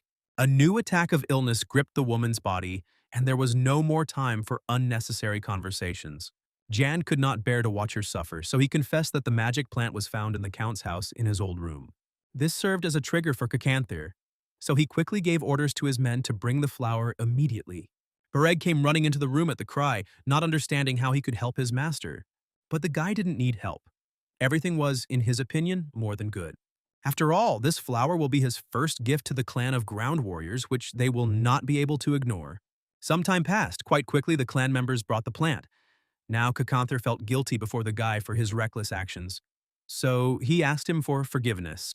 Yan didn't react to this in any way, only noting that one flower would not be enough to create the medicine. This was true, but the leader did not lose hope that if the guy managed to help him once, then he would be able to find other components of the medicine. But it wasn't that simple. Yes, this plant was his, but he started growing it too long ago, and now he didn't remember the details of this process. But there was a person who could help them. But there was a problem here too. since this person would only get in touch after the full moon. Jan did not want to go into details because he did not receive any guarantees or positive answers to his requests. In any other situation, Kakanthir would have ignored the guy or killed him, but not in this one. So he decided to listen to him, and it turned out that he wanted to get the full support of the Ground clan in future negotiations with the Brock family. And again, Jan surprised the leader. He did not expect that the guy would want to overthrow his father, but the main character did not see anything criminal in this. After all, the strongest should always be in power. There was some logic to this, but the guy had no real power in his hands and couldn't give them the grain they needed. So giving him preference in the negotiations would be difficult. The leader was right, so the main character had to tell that soon the Brock family could completely disappear, since within a month the Holy Inquisition would come to their lands, and the Count would be accused of treason. And again surprise pierced Cockantier's consciousness, and with it, the question was born of what would happen to the guy because he was also part of the Brock family, which meant that this situation would affect him too. It was a fair point, but there was no need to worry since he was only the son of Count Brack by blood, and on paper he was simply Yane. Thus, the Empire has no reason to consider his humble person a traitor. This way he gets out of trouble and has a chance to become the head of the family. Only now did the leader clearly realize that Count Brack had deceived him by giving him a son who was not even officially a son. His whole posture and look betrayed an extreme degree of tension, but Ian hoped that the man would make the right and wise decision. Besides, the young man was sure that his father would soon be gone, and then it would be wonderful if Kakanthir invaded the county of Brack with him. This decision seemed absurd, but the leader did not need to worry about the Imperial troops. After all, no one wants to deal with the deadly weapons of the desert, and even if an unforeseen situation arises, you can always retreat into the desert. And as a result of this plan, it would be great if Kakartir openly supported it, since he intended to become part of their clan too. And after the power passes into the hands of the main character, he will turn that territory into the most prosperous part of the empire, and will not forget about those who helped him, and will show the clan of ground warriors true power. Besides, it's time for Kakanthir to realize that their relationship is no longer about trade and money, but about two leaders leading their people to a peaceful era. This was all fine and dandy, but there was one more problem. The agreement signed with Verga, and if they asked for help in fighting the Imperial Palace, the clan of ground warriors would have to provide all the necessary support in this. But this was not a problem for the main character because he had an objective justification for violating this agreement. This is easier to do than the chief thinks, since Count Branch has ordered his son to bring back some Garut leaves when he comes home for his birthday. And since the leaves of the Garuta are forbidden, and no one except members of the clan of ground warriors can touch them, such a violation can become a reason for the overthrow of the Count. There was definitely some sense in this, but breaking the alliance was still not that easy. The problem was also that Yan had no evidence to back up his claims, but he was willing to undergo another test with Madame Vinchin. No one was going to conduct a check because the more Kakanthir listened to the guy, looked at him, the more he realized that he was unusual and far from a stupid child. If so, then it was possible to try to pull off something so risky. Besides, the guy only needed support. He was going to do everything else himself. And this aroused both admiration and curiosity, so it was important for the leader to understand why the guy needed all this. Jan did not hide anything, and said that he planned to go to the palace in the future, and the county territory would become his only refuge. The chief did not listen to the end and interrupted the young man, saying that neither he nor his people were going to shed their blood for him. This suited the main character just fine, since he had no intention of fighting for real. The leader frowned. He had not expected such an answer, and most importantly, calmness. Was this guy really not afraid of death at all? Only Jan had already died once, and now he was on first-name terms with death. Such determination was captivating and to Kakanthir's liking, so he sealed the agreement with a firm handshake. And Yang was about to leave, but the leader stopped him and asked whether his future trip to the capital was connected with the emperor. But this time Jan only smiled and said nothing, so the chieftain could think whatever he wanted about it. After that, he left Cockantier's chambers, but as soon as he went outside, the locals looked at him in surprise, since they had buried him a long time ago, and then there was such a surprise. But the main character did not pay any attention to this, and with his gaze he found Sue in the crowd and asked her for help in one very important matter. Namely, he needed a competent coach for Bereg, and he believed that the girl was well suited for this role. From that moment on, personal hell began for the bodyguard, because the girl was trying to get even for losing to him last time, and she was merciless. The guy didn't like the situation and tried to gain an advantage in the fight, but he couldn't do anything because he was too slow. Ian watched the sparring. He understood that Berrig couldn't keep up with Sue yet, and his threats sounded quite funny, but the guy's efforts were also obvious. Perhaps even after a couple of training sessions, a positive result will appear. After all, no matter how slow Berrig was, he was not deprived of talent and potential. Besides, the overall situation had turned out very well so far. Yan had already planned to win the favor of the Land Clan, so the magic flower had come his way. Now he had time to rest, but if he recalled the past, his soul somehow became uneasy. After some time, Mrs. Vincent felt better, and she invited the protagonist to her place for a conversation. Today she could speak, and she had something to tell the guy. But before that, the main character repeated what he had done last time, and even swore by heaven that his words were true. But it didn't matter to Mrs. Vincent because God told her to change everything in relation to Jan, even if it means changing your life. It was interesting to hear something like this because it sounded like a message from God, voiced through the lips of a shaman. The guy didn't want to think about it anymore. And besides, a maid came up to him and brought him local fruits for him to try and appreciate. After all, it was their gratitude for the magic flower that saved the life of the first advisor. Moreover, a banquet was being prepared in his honor. But before the banquet began, the guy had to rest a bit and go to Kakonthir and Madame Vincent, as it was necessary to make amendments to the peace agreement. Jan asked to tell the chief and the advisor that he would be arriving soon, and the girl was about to leave. But then she remembered that she had found something in the pot, and most likely it belonged to the guy. It was a beautiful necklace that Jan did not recognize. Well, how could he recognize this object, which he sees for the first time in his life, without understanding where it came from and what it means? Moreover, even during his time as emperor, he had never encountered stones of such beauty, so the question arose as to where Yang got this necklace from. The situation with the flower was strange in principle, because the guy grew up in a brothel all his life, and grew a magic plant on the window, and hid such a treasure in the pot of this plant. There was clearly something wrong here, but it was hard to say what. If you think about it logically, then most likely John knew nothing about the decoration, because if he had this information, he would have definitely sold the necklace and received decent money for it. But since the decoration was still in the flower pot, it was most likely not the boy who grew the plant, but someone else, and that someone only asked Jan and his mother to take care of the flower. Unfortunately, the main character's information about Yana's past was fragmentary, so he simply could not draw any more complete conclusions now. All that was left was to hope that this lack of knowledge would not harm his plans. At that moment, Berrig, who had just finished training, ran up to the main character, claiming that he was equal to Sue in strength, and had just not received a beating from her. It sounded extremely unconvincing, but it was time to move on to other things. And after they finish with the main business for today, the main character will need to ask the bodyguard about everything he knows about the warriors of the clan of ground warriors, because the guy wants to become the strongest warrior in the world, although now he is very far from this. But the main character understood that if the young man trained hard, then sooner or later his desire would take shape. And now it was necessary to move on to fulfilling the new point of his plan. Meanwhile, something strange was happening in the Count's house. Trouble came from an unexpected place, and it was no sin to tear the gentleman away from his important affairs because the tax inspectorate arrived from the capital. There was nothing good to expect from this, but there was no point in resisting what had happened either. If one were to look closely at the facial features of Batty Erica, the captain of the tax police, one would see only cold determination, integrity, and incorruptibility. Count Durga Barch read all this very well, so he was somewhat disoriented and did not know what to do. Meanwhile, Erica introduced herself and said that her group was sent here by order of the Emperor, and she would personally conduct an investigation into embezzlement and treason. And she swore to conduct this very investigation honestly and impartially.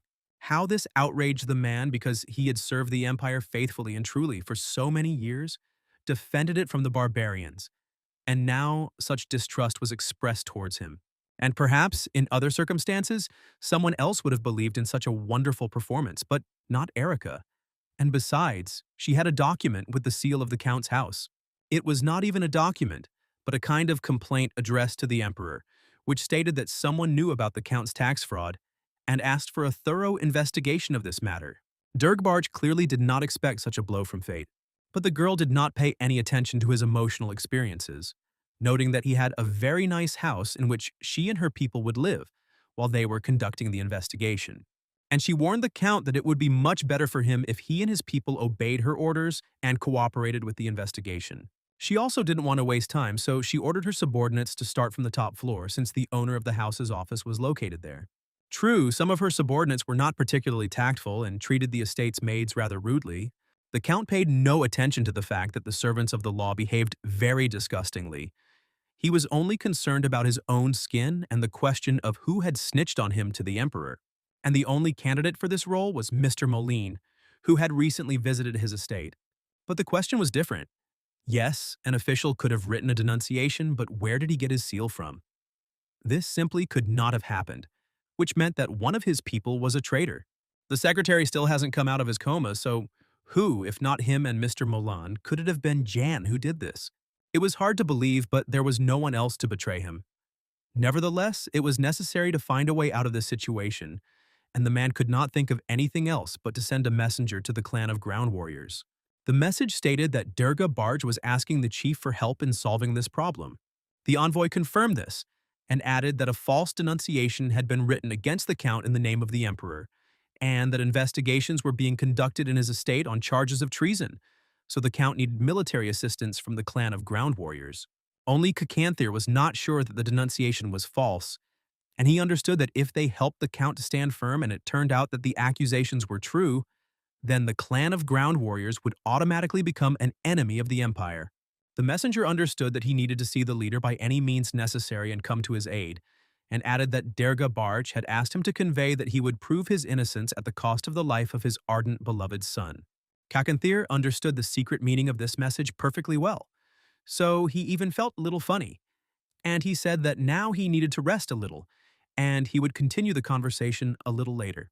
But the Count's men could do whatever they wanted with Fran. He didn't really care about that.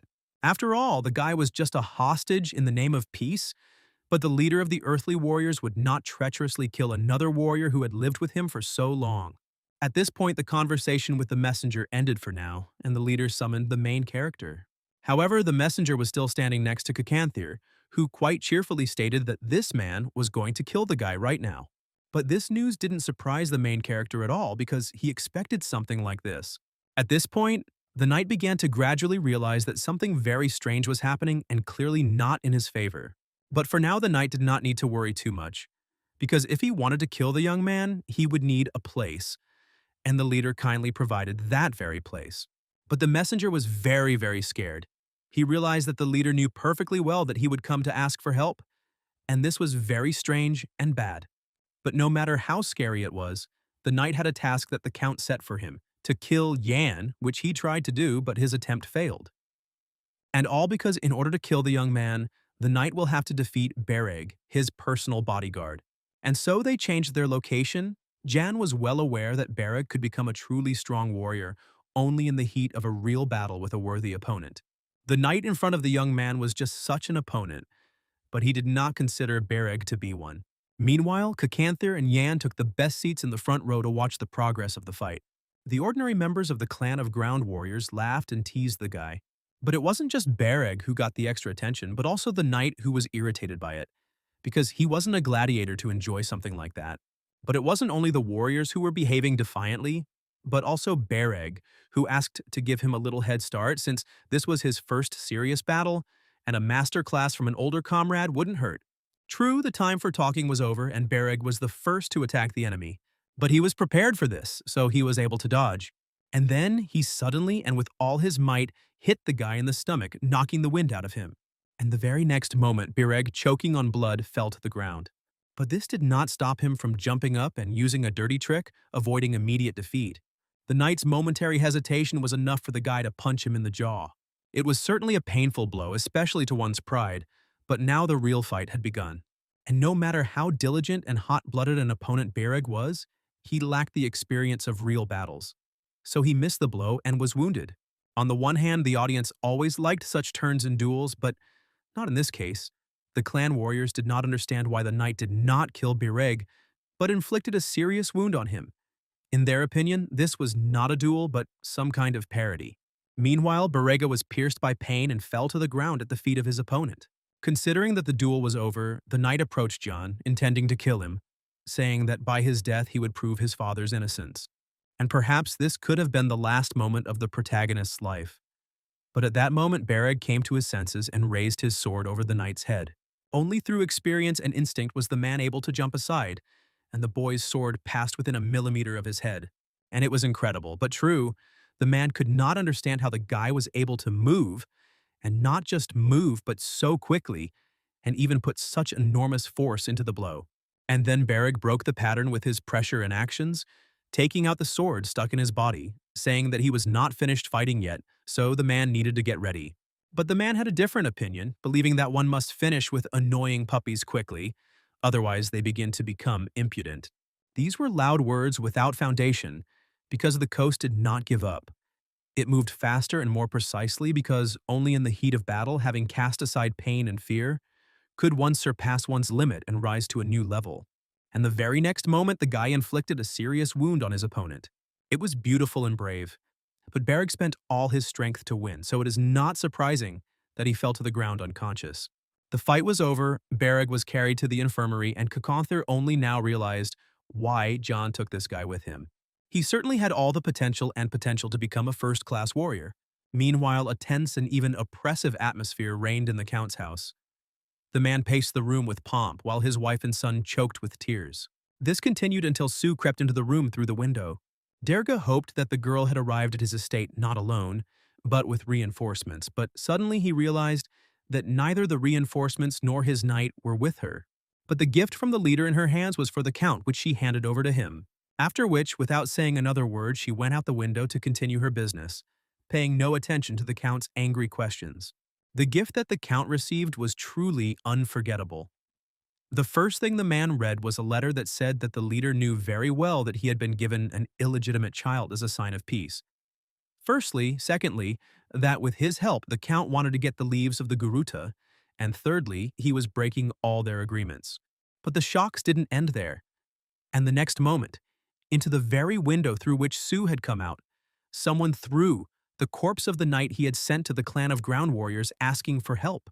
This behavior of the leader of the clan of ground warriors made the Count very angry, and he promised to kill everyone and everything. But there was no one to kill yet.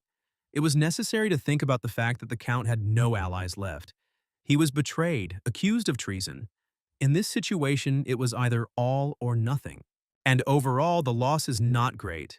Yes, the clan of ground warriors will not help him, but it's okay.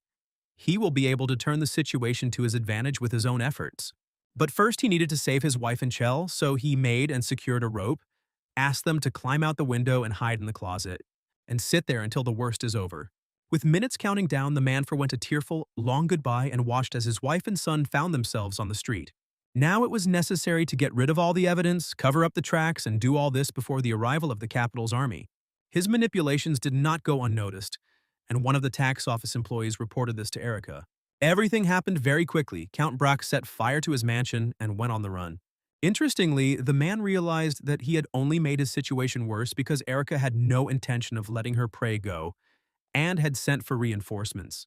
She didn't care whether the Count was caught dead or alive, because with his actions he had ruined her plans, which included becoming the mistress of this burning house.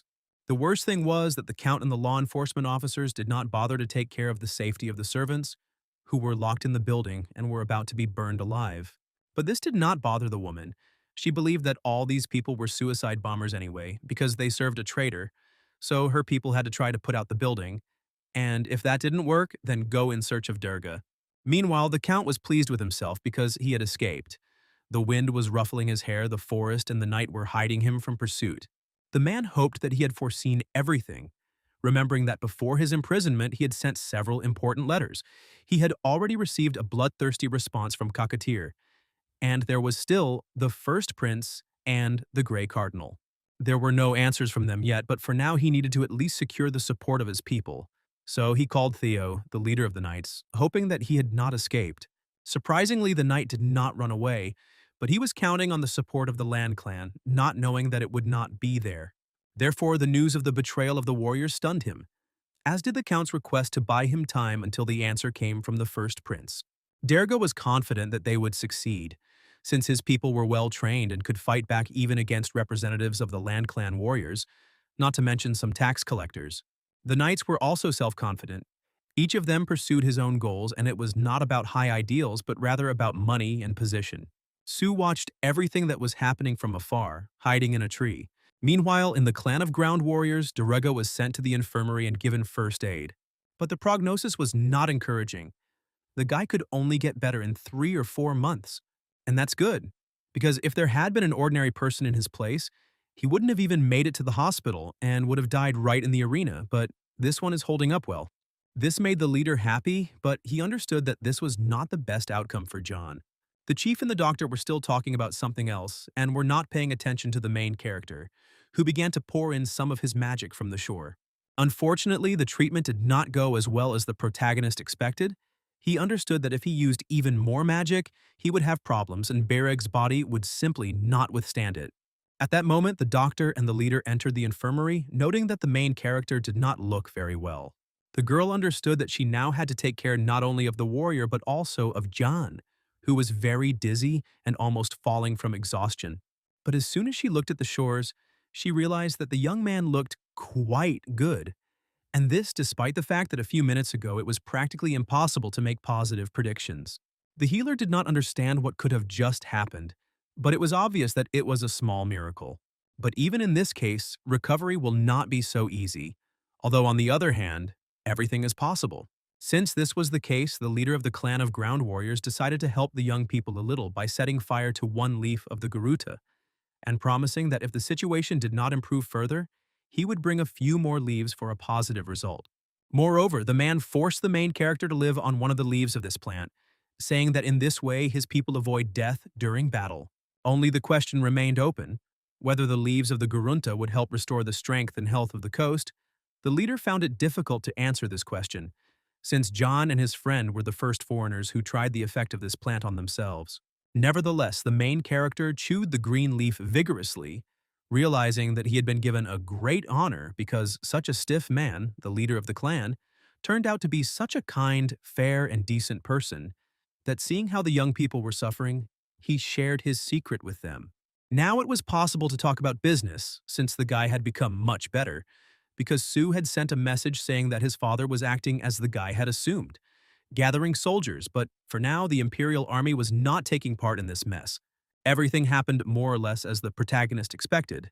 But in order to take countermeasures and soberly assess the situation, it was necessary to know the size of the Central Army and intelligence. But Jan didn't know yet how to do this, and besides, he still had a few days to think about it and now he could rest. But even in this situation, the young man was in no hurry to leave the infirmary and remained sitting next to his bodyguard. It was a pity to look at him.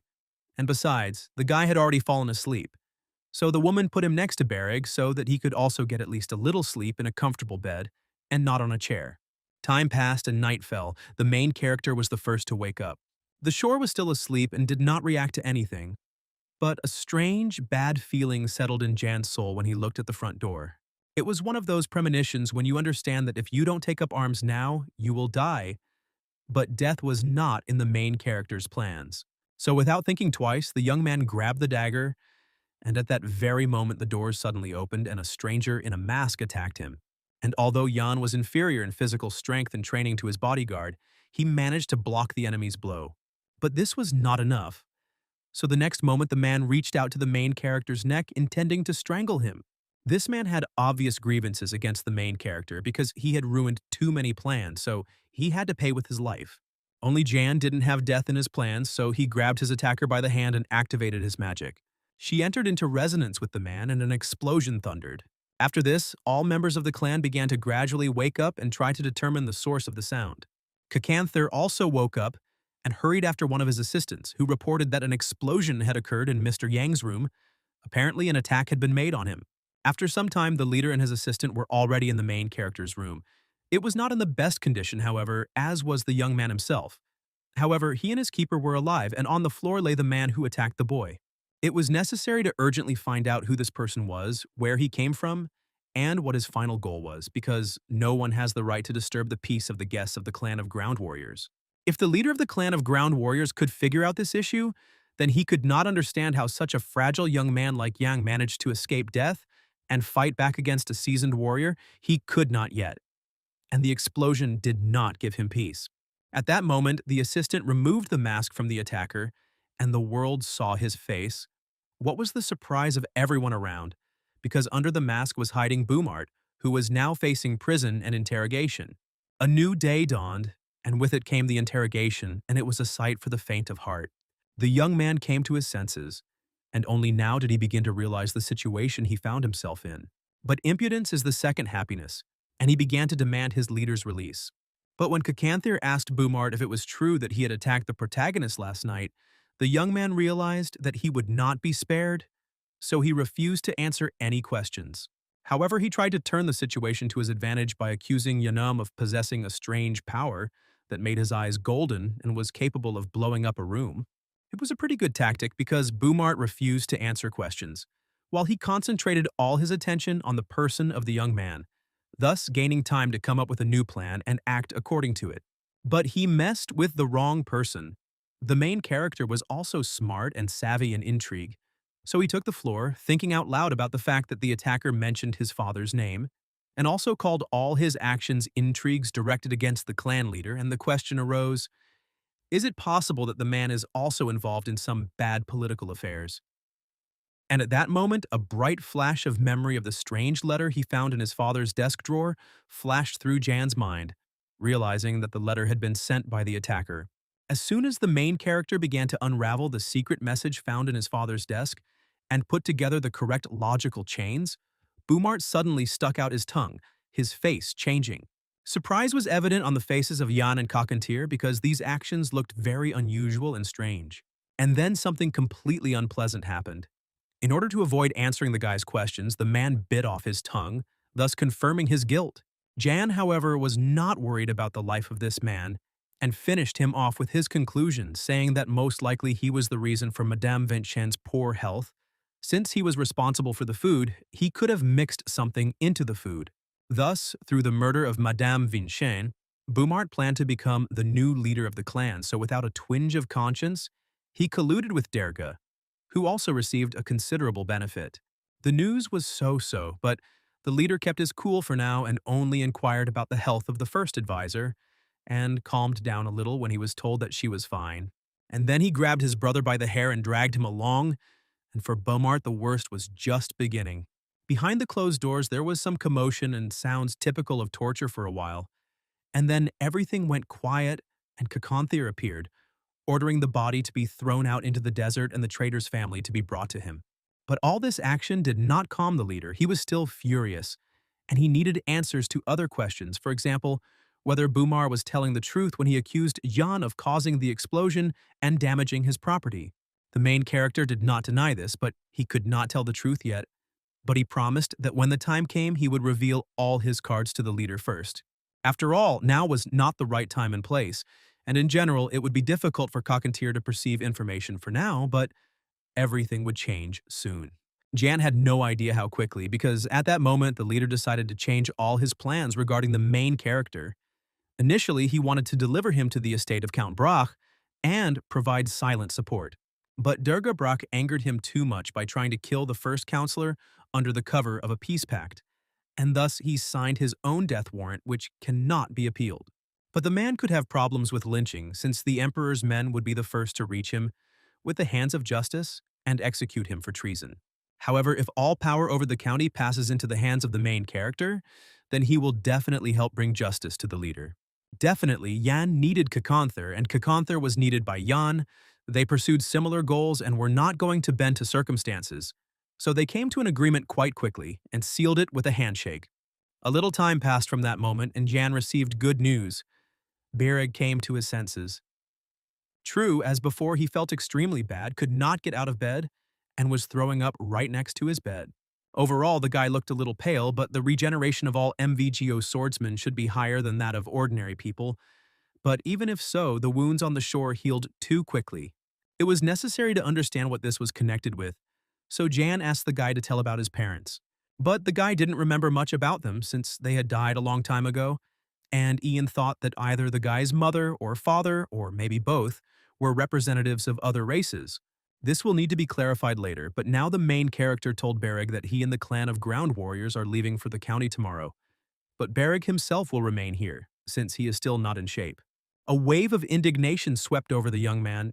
He tried to prove that tomorrow he would be as good as new, but Jan was not going to listen to him, because a very difficult battle with three strong opponents was ahead. But Bereg continued to be indignant. He also wanted to go with Jan, he wanted to fight, he wanted to kick the ass of everyone he saw, he didn't want to be here alone and lie like now, with a wet compress on his head. And in general, John couldn't leave without him, since he promised to teach him how to use magic, and now he just wants to abandon him, which is not how it's usually done. But the most interesting thing was that Bereg spontaneously managed to use mana on his own during the last battle, and now he had happily forgotten about it.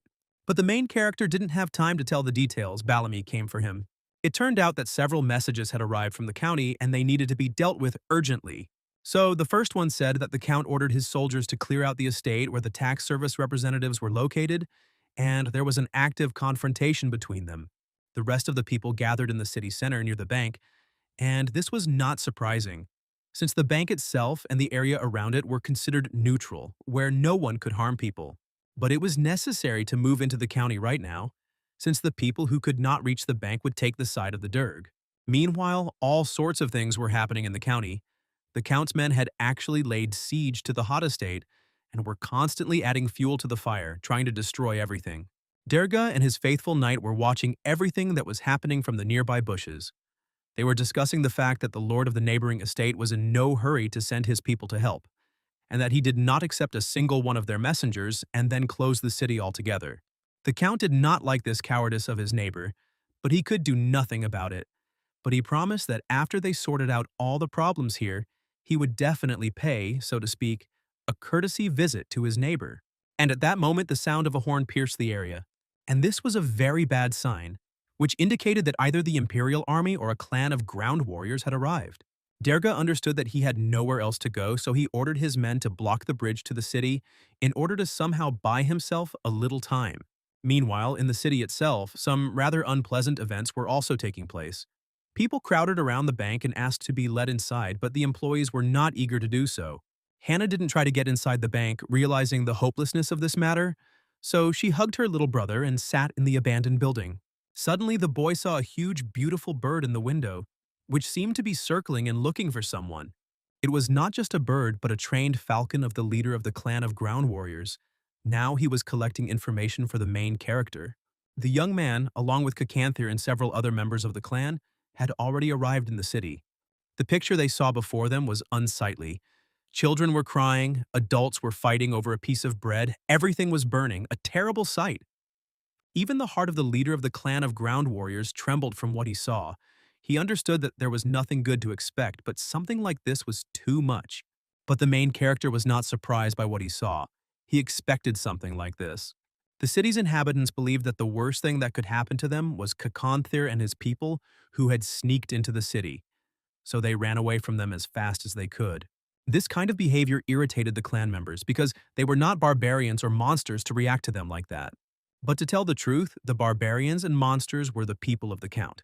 The tax police, the Imperial Army, and the leader of the ground warriors paid attention to the smallest details, and seeing a small child lying on the road, asked his people to be extremely careful not to hit him with the hooves of their horses. Jan had already dismounted, extended his hand to the little boy and asked him to stand up, since the ground was too cold, and it was not safe to lie on the road. At that moment, Jason, who was a relative of this child and had previously worked as a groom in the Count's stable, ran up to the boy and the young man. Jan did not immediately recognize the man, as quite a lot of time had passed since their last meeting, but the man did not pay attention to this and showed impudence by asking what was happening in the city now. The main character did not hide anything from his former servant, and told him that the clan of ground warriors came to the county to help the civilians, so there was no need to be afraid of them. And so, a few minutes later, the young master, together with the clan leader and his best warriors, approached the doors of his family estate. The most interesting thing was that the main character had to tie up and drag Bireg along with him, because if he hadn't done this, the guy would have created a lot of problems in the clan. But the time for talking was slowly coming to an end, as one of the representatives of the tax police came out of the building, who was extremely hostile towards the main character and his companions. But his pathetic attempts to stop one of the sons of Count Brack failed, because he came to his home legally, albeit accompanied by warriors, who are usually called barbarians here. By and large, he came home not to fight, but to talk. If so, then a few minutes later, the leader and Jan were already sitting in one of the estate's living rooms, waiting for Erica. They didn't have to wait long. The girl approached them with her head held high, indicating that she had already heard about the young man from Mr. Molina. The main character was not particularly concerned with the fact that the girl was working in some way for Mr. Molina. It was important for him to understand what was currently happening in his estate. It could have been long and tedious, but Erica only evasively stated that they had unexpected problems, but nevertheless, everything should be resolved soon since the fact of embezzlement was confirmed. Unfortunately, the investigation dragged on because before everything could be thoroughly checked, her people had to deal with the Count's knights. At this point, she finished her story, but she was worried about the question of why the young man had returned home. On the other hand, she had heard out of the corner of her ear that he had personal scores to settle with his father. So it was logical to assume that the guy wanted to watch his father's execution. Ian wasn't going to answer directly, but he wasn't against playing with Erica, so he told a partial truth that after learning what was happening here, he became worried and decided to return. And the Land Clan of warriors gave him all the support they could. But she didn't believe it one bit. Because in the capital, every dog knows that the Land Clan of warriors and the Barak family were sworn enemies. And the main character himself served as a clear proof of this fact, because he was the illegitimate son of a count from a prostate woman, whom his father sold to a clan of warriors. She shouldn't have touched on a sore subject, so the young man decided to hit her harder, hinting that the person in front of him was quite arrogant. And he was surprised by the fact that the tax police now accepts people of such low origin. Erica was angry but quickly sat back down in her seat, as Kakanthir towered over her, saying that she had done her job. Now she needed to execute the count and get out of here quickly. Everything else would be decided by Jan and him. No one was welcome here. And she definitely did not belong here. The woman lost her temper, shouted at the menacing man in front of her, insulting him, hinting that she was the boss here, since she represented the interests of the empire. He was not impressed at all by something like that, and overall, she is only alive because he decided so she had better watch what she says and how, because he might change his mind. But Erica decided that she was smarter than everyone else and switched back to Jan, saying that everyone around knew whose son he was, so he should also be afraid and not be impudent. It was funny to hear because the guy knew perfectly well who his father was and did not deny it, but the girl forgot that he was not officially part of the Brock family, and also became the only person in the entire empire who had gained the favor of the clan of ground warriors. But Erica forgot herself because she is a simple tax inspector. Her main task is to investigate Durga's crime, which she did. Now she must execute him, and cleaning up the estate is not her business. At that very moment, Kakanthir threw the text of the peace agreement to the girl, saying that peace was more important to him than anything else. Only the Count turned out to be a criminal, which means the clan is not obliged to fulfill the terms of the pact. Nevertheless, they are ready to make concessions and support both the county and the empire, but on their own terms. According to this condition, Jan will be the link between the clan and the empire, and will also become the full owner of the lands of the county of Brax. Erica couldn't believe her ears because no one had ever demanded that some illegitimate child become the owner of the property of an aristocratic family. It looked like a joke, but the problem was that it wasn't a joke. But the worst thing about this situation was that Jan had no sins other than his blood relationship with the Count. He was the only heir to the family, so he could calm the rebellious people. In addition, the barbarians cover his back, which means that the borders will be calm. But she couldn't agree to this, so she said that she didn't have that kind of power, which the guy already knew, because only the emperor could grant the title. And now, these lands, by and large, don't belong to anyone. It was hard not to understand where the guy was going with this, so Erica just sighed and said that her task now was to suppress the rebellion and establish imperial power in these lands. Besides, Durga with his wife and son had fled. Jan heard her offering his help in capturing her father and suppressing the rebellion, but after that the girl would leave these lands since the tax police and the imperial army had greatly angered the locals. At this point the conversation ended. Erica was shaking with barely restrained rage, but she had to be patient. Very soon, a message would arrive from the emperor, in which he would give this place to her. Meanwhile, Darga and several knights moved away from the estate through the forest. They still had a long way to go since the lord of the neighboring lands had closed the gates. They couldn't get in. So they had to head to the neighboring kingdom. But they were not destined to reach their goal because Cacanther was thirsty for revenge and set a trap into which the Count fell. But that was bad. We could try to hold the line, but it's unlikely to last long. And in confirmation of these words, the first knight was attacked by Bereg. The guy was in pain after all, the wound still hadn't healed, but the desire to take revenge for all the humiliation was stronger than physical discomfort. But Jan was worried about him, but the guy assured him that everything was fine with him and asked him not to help him. He had to do everything himself now. And he did it. For the first time, he defeated those who could humiliate him because he was an orphan. Today, he was able to, and in the future, he will be able to do it too. Thus, the battle did not last long, the knights died, the count was beaten well, tied up, and brought to Erica for execution. In general, the guy fulfilled his terms of the agreement. Now the girl had to fulfill hers. But Erica was in no hurry to do this. She still needed to find the count's wife and his son, Chell, since she was ordered to kill them too. So if the guy wants her to leave this house, then he needs to help her find the woman, and the guy, they should have been somewhere nearby since no one crossed the border. After that, she left the room and ordered her man to find the woman and her son first, and then hide them so that Jan would never find them. Meanwhile, the main character, Kakonthir, and his son settled in one of the rooms. It turned out that Erica was waiting for a letter confirming her appointment as head of intelligence, so she was stalling for time. Based on this, one could conclude that her becoming the mistress of this territory was only a matter of time, in which case the people of the clan could suffer great losses if they entered into open conflict with her. But the main character wasn't upset about this, because he had another plan in reserve with which they would gain more time for themselves if everything happened as he assumed. It is known that it will take a homing pigeon at least 15 days to fly from point A to point B, so this situation can be turned to your advantage. Moreover, the girl herself admitted that her mission is still not finished, which means it can still be replayed. The reason why the law enforcement officers are still in the city is that the Countess and Chell could not have gone far and are either hiding somewhere nearby or have escaped. But if they have escaped, then when Erica's people find out the exact direction of their movement, they will start chasing them. Therefore, all Yana needs to do is find the Countess and her son first, hide them, and use them as bait. This idea seemed very interesting and viable to the leader of the clan of ground warriors, so he was ready to observe its implementation. But before starting to carry out the assigned task, the main character asked his now friend to rest a little, and he himself was going to check on the well-being of his bodyguard. Moreover, the young man understood perfectly well that most likely the Count's wife and son were somewhere in the mansion. And as they say, the darkest place is always under the candles. The only problem is that all the servants who could give a clue to where such a place might be were dead. But the main character was going to think about this a little later since Bereg was already running towards him, saying that he had completed his master's order, checked the forest, and everything was in perfect order there. It turned out that somewhere in the forest lived the young man's mother, and to tell the truth, she really liked this kind of solitude. This was good, but there was one more person to find, namely the good servant Hannah, who lived somewhere in the slums, but where exactly the young man did not yet know. True, this matter turned out to be not as simple as one would like.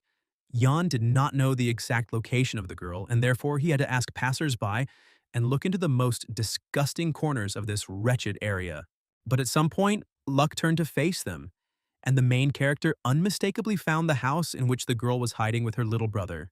Hannah cried, as did the baby in her arms, but her tears were tears of relief, for she had seen her young master and he was well, and had returned as he had promised. But Jan was looking for the girl not only out of the kindness of his heart, he needed information about the secret passages in the mansion. For some reason, he was sure that Hannah could know about this since the other servants were dead. But a new problem arose. The girl had never heard of anything like this. Indeed, a problem. But there was still hope that the butler was alive. But here too, he was in for a disappointment, since the man also died when he tried to cross the border for his own survival. Everything was clearly not going as expected, but suddenly Ian noticed that the girl was feeling a little constrained and guilty. It turned out that she had stolen one little thing before her dismissal, although at that moment many were leaving the estate, since Lady Mary had begun to get violent, which was surprising in itself. Yes, the woman was never kind, but she did not beat the servants. Unfortunately, Hannah did not know all the details of what was happening with the mistress, since she did not personally serve the mistress. Although some rumors reached her, they said that all this was due to overexertion since the mistress's body had some strange spots. So the girl thought that if she left the mansion with the other servants and took a small box with her, then no one would notice the loss and accuse her of stealing. But when Hannah got home and opened the box, she saw only letters and drawings, and that's why she felt terrible, because she had stolen someone else's memories. The girl handed this very box into the hands of Bereg, who immediately opened it, and all the letters that were inside fell to the floor. One piece of paper caught the attention of the main character. It was a plan of the estate, and it looked quite interesting, as it was different from what the guy had seen earlier. It was also strange that there was nothing in the garden. Natural objects are usually removed from the plan because it is too difficult to draw all the details of trees and flowers, and they are constantly changing. But if you look at this plan, you can see one large, clearly drawn tree. Meanwhile, Mary and Chell were hiding in a deep basement. The guy was capricious as usual. He was cold, hungry, and he was already too tired of dried meat. He wanted something fresh and tasty. But they couldn't leave this room now because if they left it, they would immediately fall into the hands of law enforcement officers who would not spare them. So for now, they had to sit here and wait for the right moment to escape. But as usual, something went wrong, and a man entered the room. The woman really hoped that her husband had come, although she understood that this was most likely not the case. And she was right. Instead of her husband, the main character came to the secret room. It was definitely not a meeting that brought joy to the woman and the young man. But what is. But Mary couldn't come to terms with this, so she decided to attack and kill Ian. But her attempt failed, since the young man came to this meeting not alone but accompanied by Sue, who protected him. Yan looked at his stepmother and did not understand what had happened to her. She had not been known for her reserved character before, but now everything had gotten worse and much worse.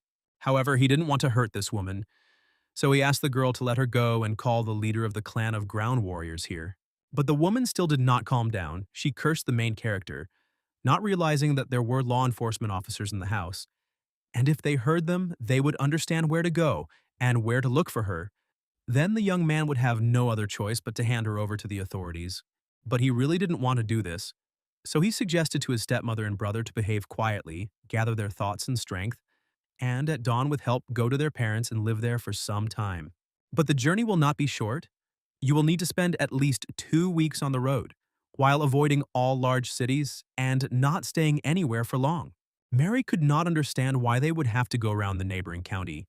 She did not know that the local lord had closed his gates to everyone, and this despite the fact that his wife, her friend, promised to help, but betrayed. All this seemed like a dream to Mary. She did not want to believe it, did not want to understand, and demanded that they definitely try to break through to the neighboring county. But the main character didn't want to listen to all this nonsense. There wasn't a drop of common sense or logic in it. Meanwhile, outside, under a beautiful tree, stood the leader of the tribe of land warriors. On the one hand, he helped the main character, but on the other hand, he had his own game, so he ordered his people to find a remote place and bury the corpses, or rather, future corpses, as best they could. Meanwhile, one of her employees came to Erica, stating that the wife and son of the former count had been found. They were spotted at the northern gate where they passed the guards and fled. There were 4 fugitives in all, and they split into 2 groups. Erica thought hard. She understood that Mary would most likely go to her parents, but she needed to think through all the details of the operation to catch her, and approach it quite sensibly because it could be a trap. Therefore, she decided to send about 20 of her subordinates to search for the woman and the child, and gave them the order to save the lives of the fugitives. But if this could not be done, then at least the bodies would need to be brought to the estate. By and large, even in such a situation, the girl saw what was happening as a good opportunity for herself. Because if she could catch the countess with her son, then no one would oppose her becoming the mistress of this place. Only everything definitely didn't go according to plan, and all the fighters that Erica sent to capture the countess and her son ended up dead. Only one participant in those events was lucky. The rest died in a matter of seconds, one after another. The situation was clearly out of control, but at least Erica needed to understand where all this happened, because her subordinate was sure that along with that strong knight was the countess and her child. There was nothing to do, and the girl had to give a new order, to gather a second squad and send it to capture the escaped criminals. But the worst thing was that there was still no response to her letter from the capital.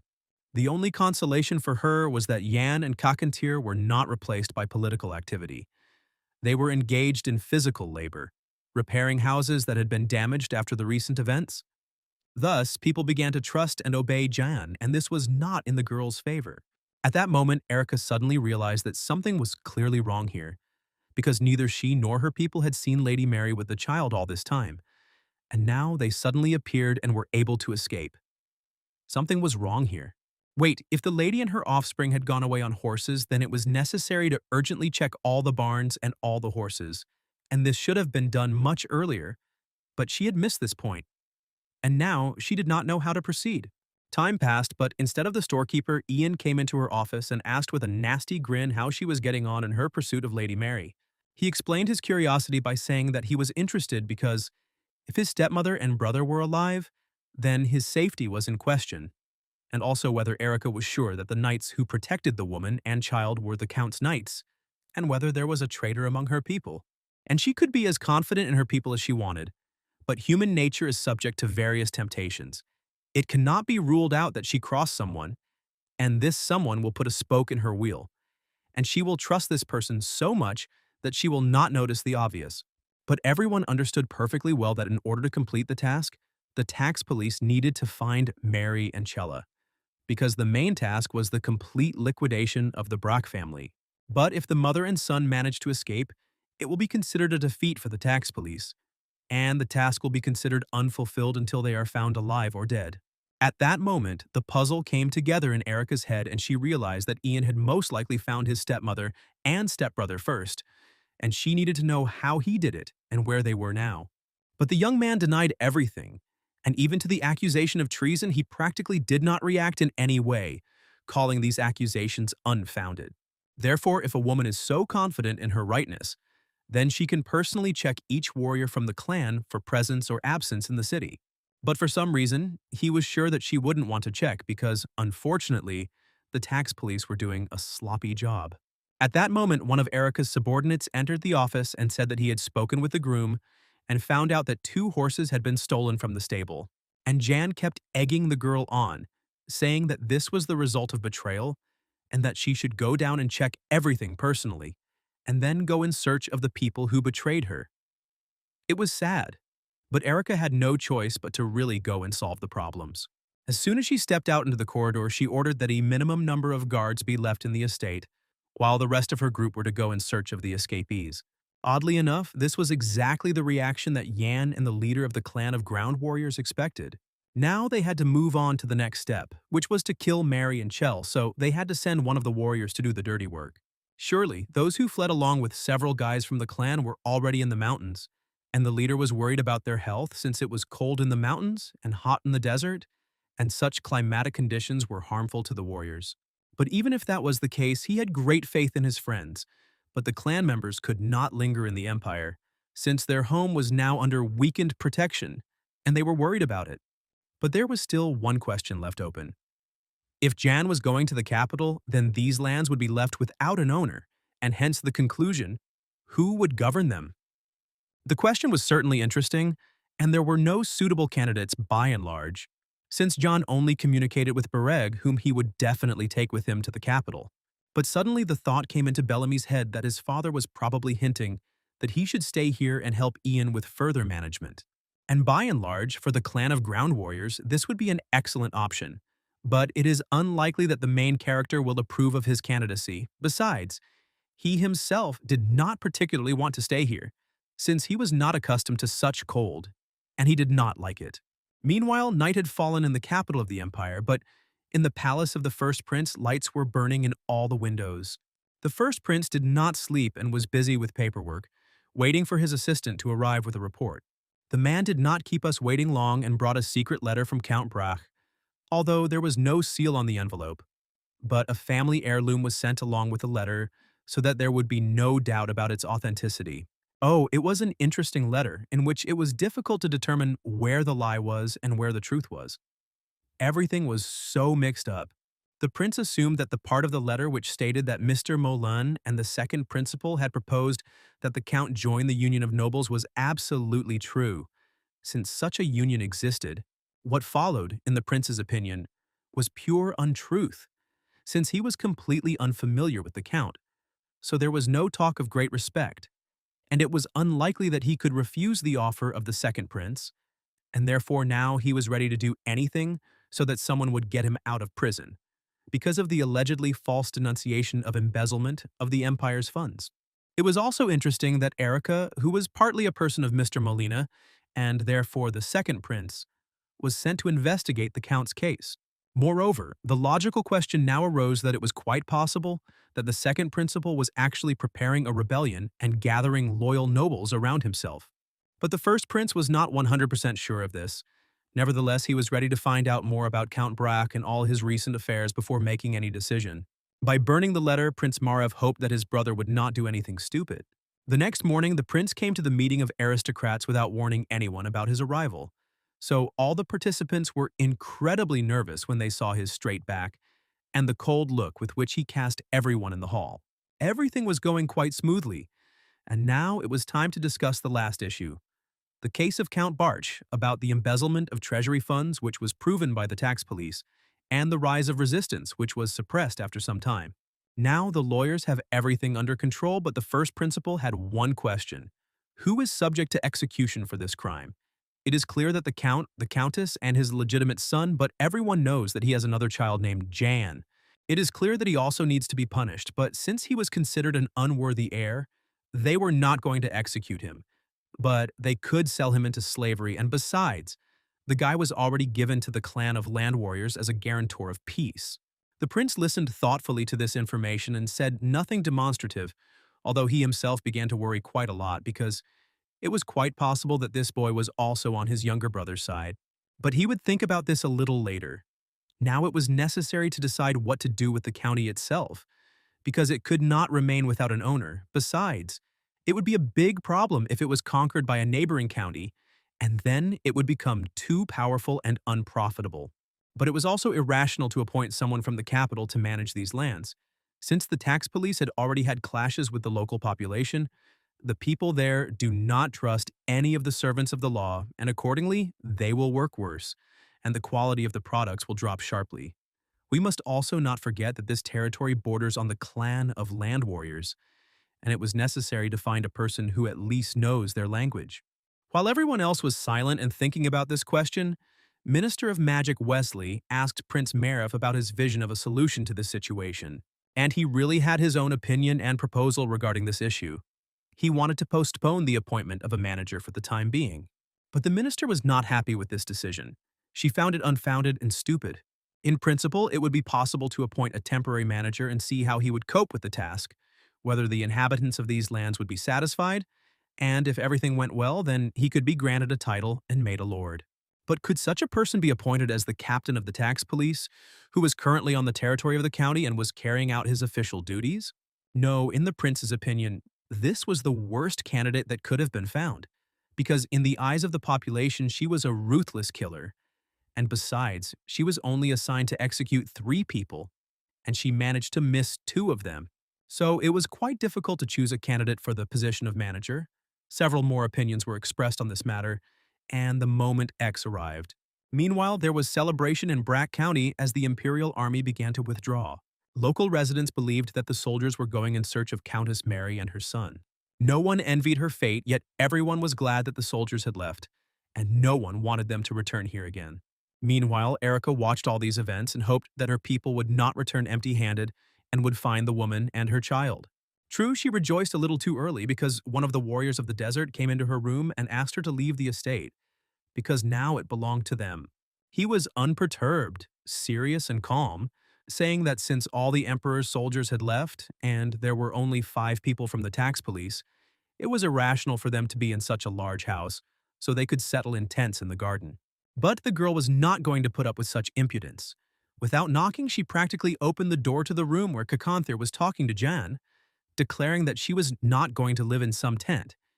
If anyone was going to live in it, it would be the barbarians, and she would remain in the house. She hoped in vain that her emotional speech would somehow change this decision. Because the men remained calm, they were not frightened or disoriented by such antics. Jan even went to meet the girl, allowing her to live in the storage room at the end of the corridor. At that moment, one of Erica's assistants ran into the room. He was happy because a letter had arrived from the palace. Erica also asked. She hoped that she would become the next Countess of Brack and all this would be hers. Only this letter was in the simplest white envelope and arrived by pigeon post, and vague doubts crept into the girl's soul. And looking at this snow-white envelope with a red wax seal, all of Erica's hopes were shattered into dust. And the text of the letter said that the girl had no chance here, so her hands were shaking and she wanted to tear the sheet of paper, but she had to restrain herself. Although Kakonthir did not particularly understand all the subtleties of capital etiquette, it was clear to him that no one would send important documents by pigeon post. This means that Marav outplayed everyone. He appointed managers, namely Mr. Ramandro, Molan, Mac, and Dagor, who will have to execute the count, restore order, rebuild everything, and a new count will be chosen sometime later. This struck his nerves like a bolt from the blue, so there was silence in the room, which greatly annoyed Kakonthir. So he snatched the letter from the girl's hands and began to read it. True, he didn't understand what was written very well, so he passed it on to Yan to read the text. After which he explained to his friend that the managers would supervise the restoration work and establish power in the county, and also report on every step of the main character and the clan of ground warriors to the capital. At that moment, it dawned on Erica what situation she was in. She had been stripped of almost all of her powers, and now she would only be looking for the Countess and her child. She couldn't even execute the current traitor count, and she had no chance of becoming the ruler of these lands in the future either. She did not expect such a turn of events, nor did she expect the main character to approach her with a business proposal. He was ready to reserve for her the right to execute his father, but in exchange, she would have to do something for him. The guy hasn't said what exactly he wants yet, but he has said something else. He, the girl, and the leader need to pretend that they haven't received this letter yet, and execute the count before the observers arrive. They have about 2 weeks to do everything. But there was one most important condition. The fatal blow to the count had to be dealt by someone from the clan of ground warriors. Erica wanted to think about this proposal for a bit, although when she left, she already knew that she would agree, since she had no other choice anyway. Meanwhile, Sue brought her leader another, albeit dead, pigeon, which had flown in from the imperial palace and brought a message. Now this note was from Mr. Moline Erixe, in which he asked for forgiveness for everything going wrong because Durga managed to write a letter to the first prince, who showed interest in the council, and ruined all their plans, but he will try to fix the situation as soon as he arrives in the county. This note did not particularly excite Yan. He expected something like this since everything was going too smoothly, and this never happens when it comes to politics and the struggle for power. So now he made another very unconventional and very well-founded decision: to make friends with Ramandro, who would arrive as one of the managers because he did not need the reputation of the second prince's man. From this, the chieftain concluded that the protagonist was going to become Prince Merev's man, not Prince Gale's. Yan did not deny this. Besides, he understood perfectly well that the first prince was very smart and was the legitimate heir to the throne. Besides, since managers were sent to the county for restoration work, then their opinion would determine when the members of the ground warrior clan would be able to return to their homes. This was true, however, the main goal of the warriors was to kill the count, and this would soon happen. So by autumn, Kakanthir was going to send most of his people back. He himself would not stay here long with Bellamy. And whether Jan would become count depended only on him and his ability to weave political intrigues. At this point, the conversation ended, and a few days later, a falcon arrived with the news that Mary and Chell had been killed, and preparations had begun to assassinate Count Barch. As time went on, the county began actively preparing for the execution of the traitorous count. After some time they were finished, and the day came when the man was to lose his life, but before that Jan came to visit him. The young man was even delighted that the man had managed to think of something and send a message to the palace, and reported everything that had happened to the first prince. But everything went according to a different scenario, becoming a small gift for the main character, and Erica did not receive an order for a permanent appointment and transfer of the county to her possession. Moreover, Mary and Chell are already dead, and Jan, the last child of the count who bears the surname Brock, remains. But the man did not need to be too sad about this, because at one time he took by force a girl who gave birth to a child for him out of wedlock. And after that he took the child from her, and did not allow them to see each other, and he used this very child for his own nasty purposes, and sold it to a clan of land warriors and did many other bad things. Therefore, the man more than deserves everything that is happening now. Jan didn't want to talk anymore. He had said everything he wanted, and the time had come to execute Daddy. Now the man was lying on the floor of the cell in dirty clothes, without his former gloss, muttering something, but he didn't care at all. The young man left the dungeon with his head held high. Everything was about to happen soon. At that moment, he felt with his skin that someone was watching him. So he turned his cold gaze to the windows of the mansion, where a female silhouette loomed. Erica watched him closely, not hiding her dissatisfaction with the current situation. But she could do nothing. She understood that it was all partly her fault, and she had unwittingly become an actress in the theater of the absurd and not a director. Mr. Moline should have written her at least a small message, but she received nothing of the sort. Although he should have known about the decision of the Imperial Council, but he said nothing. But be that as it may, she had to fulfill her official duties. So she seized the orders and solemnly went to announce the execution of the traitor count. A fairly large crowd had already gathered in the square, and it was time to lead the man sentenced to death to the scaffold. Everyone who came to watch the execution could not recognize their count because, without his luxurious clothes, he looked worse. But by and large, no one cared about the current situation. The main thing was that everything would end as soon as possible and the servants of the law would leave their city. Soon everything had to really end. Because the count was already standing in front of his noose, there was just a little bit left, just a little bit for justice to be done. No one was going to delay this, so Erica read out the decree, which listed all the crimes of the former lord. The first crime on this long list was falsifying tax returns, which meant that the count was engaged in plundering the empire on an especially large scale. It is worth noting here that the coal mine produced 60,000 tons of coal, but the reporting documents indicated only half of this volume and the wrong amount of profit and taxes. The crowd began to shout and get excited. Everyone began to understand the meaning of the words spoken, and the question arose. What about the taxes that everyone paid to the count, and where did this money go? Many of the residents were forced to sell their homes to pay the tax set by the count. Others complained that their children grew up sick due to the hard daily work for which they were paid pennies. The crowd could not calm down, the unrest grew stronger, but everything calmed down when Erica said that Durga was sentenced to death. After this, her assistant removed the black blindfold from the man's eyes. He looked at his former subjects and realized that there was no salvation. But the count, by and large, did not care about the words of some poor people when suddenly his gaze caught the cold and detached gaze of the green eyes of his own son. In truth, he didn't want to see this child. He didn't want to remember his appearance. He didn't want to feel helpless, but no one asked him, and the noose was tightening around his neck. But he was not dead yet. Yes, he was breathing heavily, but he was still conscious when he saw the leader of the clan of ground warriors who appeared in the square. And then something happened that no one expected. Kakanthir threw his spear at the man, and it hit the target straight on, piercing the traitor's body through and through. Retribution had been accomplished. It was time to disperse. Now the clan of ground warriors could sleep peacefully, at least for now. But the crowd did not disperse. Everyone was expecting something, perhaps the birth of a new timid hope for a bright future, a county where life would become fairer. And it was important for the clan leader to know how Jan was feeling, no matter what. He was watching the execution of his own father. It was strange, but the guy didn't know what to answer because he felt rather unusual, because he remembered every word he wanted to say to this cruel man and every word that remained unsaid.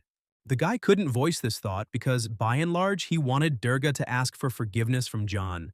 Not from him, but from his real son, whom he initially sold to a country where he would become just a small grain of sand in a pile of sand only because his blood flows in him. But all this is lyricism. Justice has been done, and he does not need the count's forgiveness. It would seem that it should have become easier for him. But the most interesting and difficult part is just beginning. Erica felt something similar now because she still hadn't found her son's countess. At some point, her people lost track of them. This happened nearby, in a valley on the approach to the forest, and the soldiers also received a message from the Imperial Council, which said that if the pursuit of Mary dragged on, they would need to move towards the center. But this was a big surprise for the girl. Moreover, all soldiers who were sent to the provinces are being transferred back. Everything was going against Erica because even the reinforcements that arrived from the capital could not find any traces of the Countess and her child, and this was alarming. But suddenly the assistant asked his boss if she had received any news from Mr. Molina, and all because Sir Malling is the captain of the reinforcements, and received instructions based on the decision of the council, and when they asked what to do next, there was no answer. At that moment, a chill ran down the girl's back, because she had been waiting for news from her comrade. But this news never came. And this despite the fact that the carrier pigeon was always attached to a magic stone, so it could not get lost. He would not want to. And since she didn't receive the letter, then something must have happened to the doves or the magic stone. Something very bad. A bright guess like the sun flashed in the girl's head, and she burst into the main character's office without knocking. She demanded that every falcon currently in the estate be gutted, because the dove could not have simply disappeared. It was in vain that she started this game because she immediately angered the leader of the clan of ground warriors, who was ready to kill anyone for his favorite bird. Jan immediately understood what was going on, so he decided to intervene in the situation before it came to bloodshed, saying that an accident had happened to one of the carrier pigeons, the bird had died, and the guy, seeing this, removed the magic stone from it and buried the body itself. It sounded plausible, but the girl still didn't believe him, because no one has the right to take away the palace's carrier pigeons. But here she was a little mistaken, because the pigeon didn't belong to the palace, but to Mr. Moulin. The girl latched onto the last name, realizing that there was a letter after all, but she didn't understand how the man could have let his hair down like that, because he was far from a stupid person and wouldn't have risked his long-term plans. So why did everything turn out this way? However, she demanded that Jan give her the letter that the official had sent her. To give or not to give the letter, that was the question. The main character was ready to give it, but only on the condition that within 3 days the girl would finish all her business in his estate and leave these lands. Erica understood that she needed to leave, but her ambitions were still stronger, and she doubted what to do. But the choice was illusory, or rather, there was none. So Erica snatched Sir Molin's letter from the guy's hands, saying that she would leave with her people tomorrow. But before leaving the young man's office, she gave him some advice. He also needed to leave the county, because no one was immune from anything, and it didn't matter whether he was Derga's legitimate son or not. The blood of a traitor still flowed through him. Besides, the advisor was appointed as the ruler of the territory, and the guy was born in a brothel, and even with a barbarian ally, he will not be able to compete with such a strong enemy. Kakantine and Yan did not like the girl's speech, so they asked her to watch what she said and to whom, and it would be better for her not to call the leader of the clan of Earth Warriors and his people barbarians. Otherwise, he would have no choice. And when the advisor asks where the girl is, he will have to answer, dead. And now Erica is angry? Yes, she will leave now. Yes, she will leave tomorrow, but she will still come back. And then the guys better sleep with their eyes open. But she was very much mistaken. And the next moment, Jan activated his magical power, showing that she was not welcome here. And it was not for her to threaten anyone. It would be better to find Mary and Chella, if, of course, she could, and then leave for the capital and never remember the county of Brack. The guy didn't use any spells on her and even let her go, but leaving his office, she clearly understood that she couldn't compete with him. It was hard to believe that this child had magical abilities. Now it was clear why he was so self-confident. She didn't want to have anything more to do with him, so she ordered her men to pack their things, take the traitor's body, and get out of here as quickly as possible. Erica didn't have to be told twice, and within a few minutes the things were packed and the squad was leaving the city. Jan was pleased because he had dealt with one problem, and now he could go to an important meeting. He didn't really want to go himself, so he took Berrig as his guide, who walked confidently ahead, clearing the way for his master. But the further they went into the forest, the less it seemed to Jan that they were on the right path. But for now, luck was on their side, as the shore found its secret marks. And after just a few minutes following these very marks, the guys approached a small wooden house. Only the house turned out to be absolutely deserted. There was no one around either. It seems that the woman went somewhere. But the question is where? Thank heavens, she didn't have to puzzle over this question for long. Soon the woman herself returned home and was extremely surprised to see her son on the threshold of her secluded home. Before, she was very happy to see her son. No matter what, she missed him very much. And now it seemed to her that her child was not eating well and therefore was very thin. It took too long to explain, so the young man asked his mother to sit down, after which he began to tell what had happened in the city. The woman listened to him very attentively but did not expect to hear that although the count had died, the problems were still not over. And soon, her son would leave these parts again, only now to go to the capital together with the imperial subordinates. The woman was bitter to hear that she might not see her child again soon, but she hoped that he would now have the opportunity to be free and at least come to her sometimes. But Jan wasn't at all sure about this, and he didn't want to give his mother hope. But even a ghost of hope would be enough for her, and she liked this place, because every morning she began to breathe deeply, enjoying every sunrise. Besides, she is proud of her strong, smart, handsome boy who has already brought a lot of good into the world. Her words reached Jan's heart, and he promised that the nightmare would soon end, and then she would be free and could live the way she wanted. She was pleased to hear this, but her soul was warmed by the fact that God heard her prayers, and her child was alive despite the war, the rebellion, and other troubles.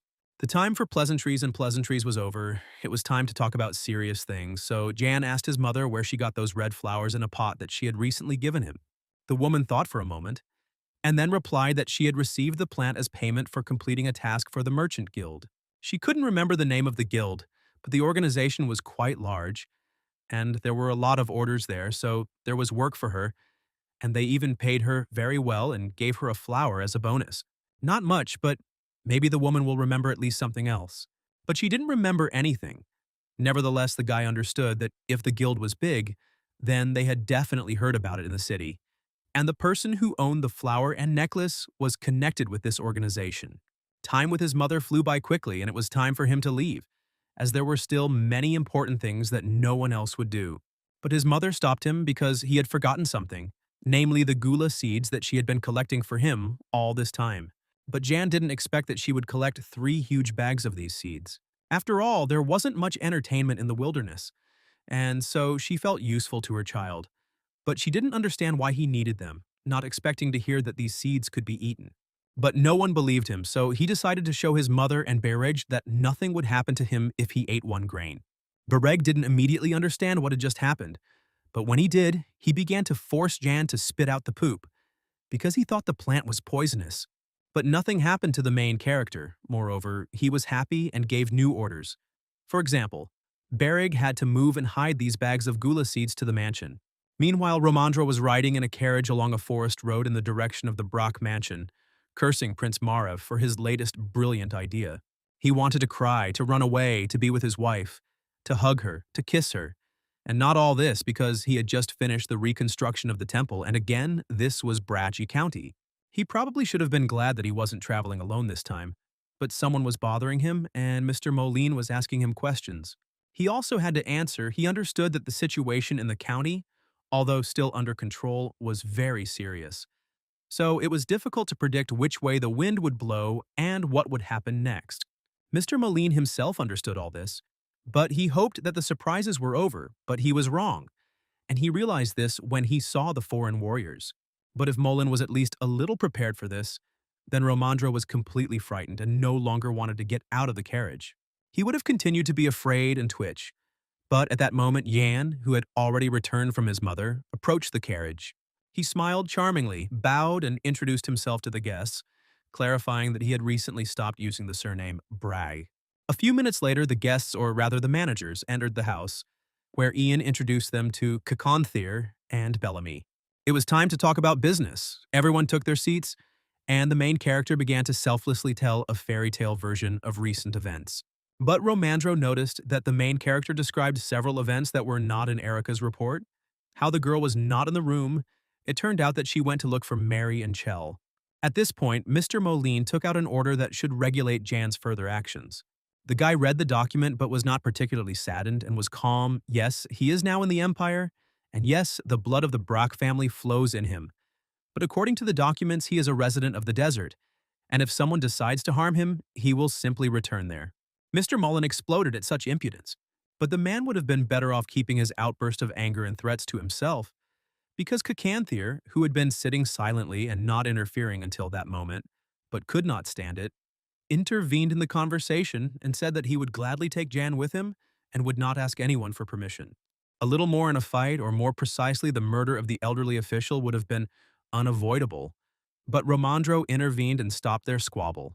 Moreover, having studied the documents and reports, the man believed that the situation in the county was as bad as it could be, and there was still work to do, but he could definitely handle it.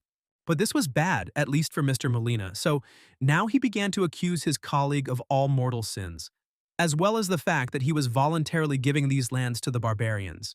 And in general, the county is part of the empire, and the laws here are the same for everyone. And even if John runs away to the desert, the man will get him from there and make him answer for everything according to the law. But Yan himself wasn't going to run away, and if he went to the desert, problems would arise. But he didn't specify what kind and from whom. But the official did not understand the hints, although he saw that he had become more cold-blooded than he had been at their last meeting.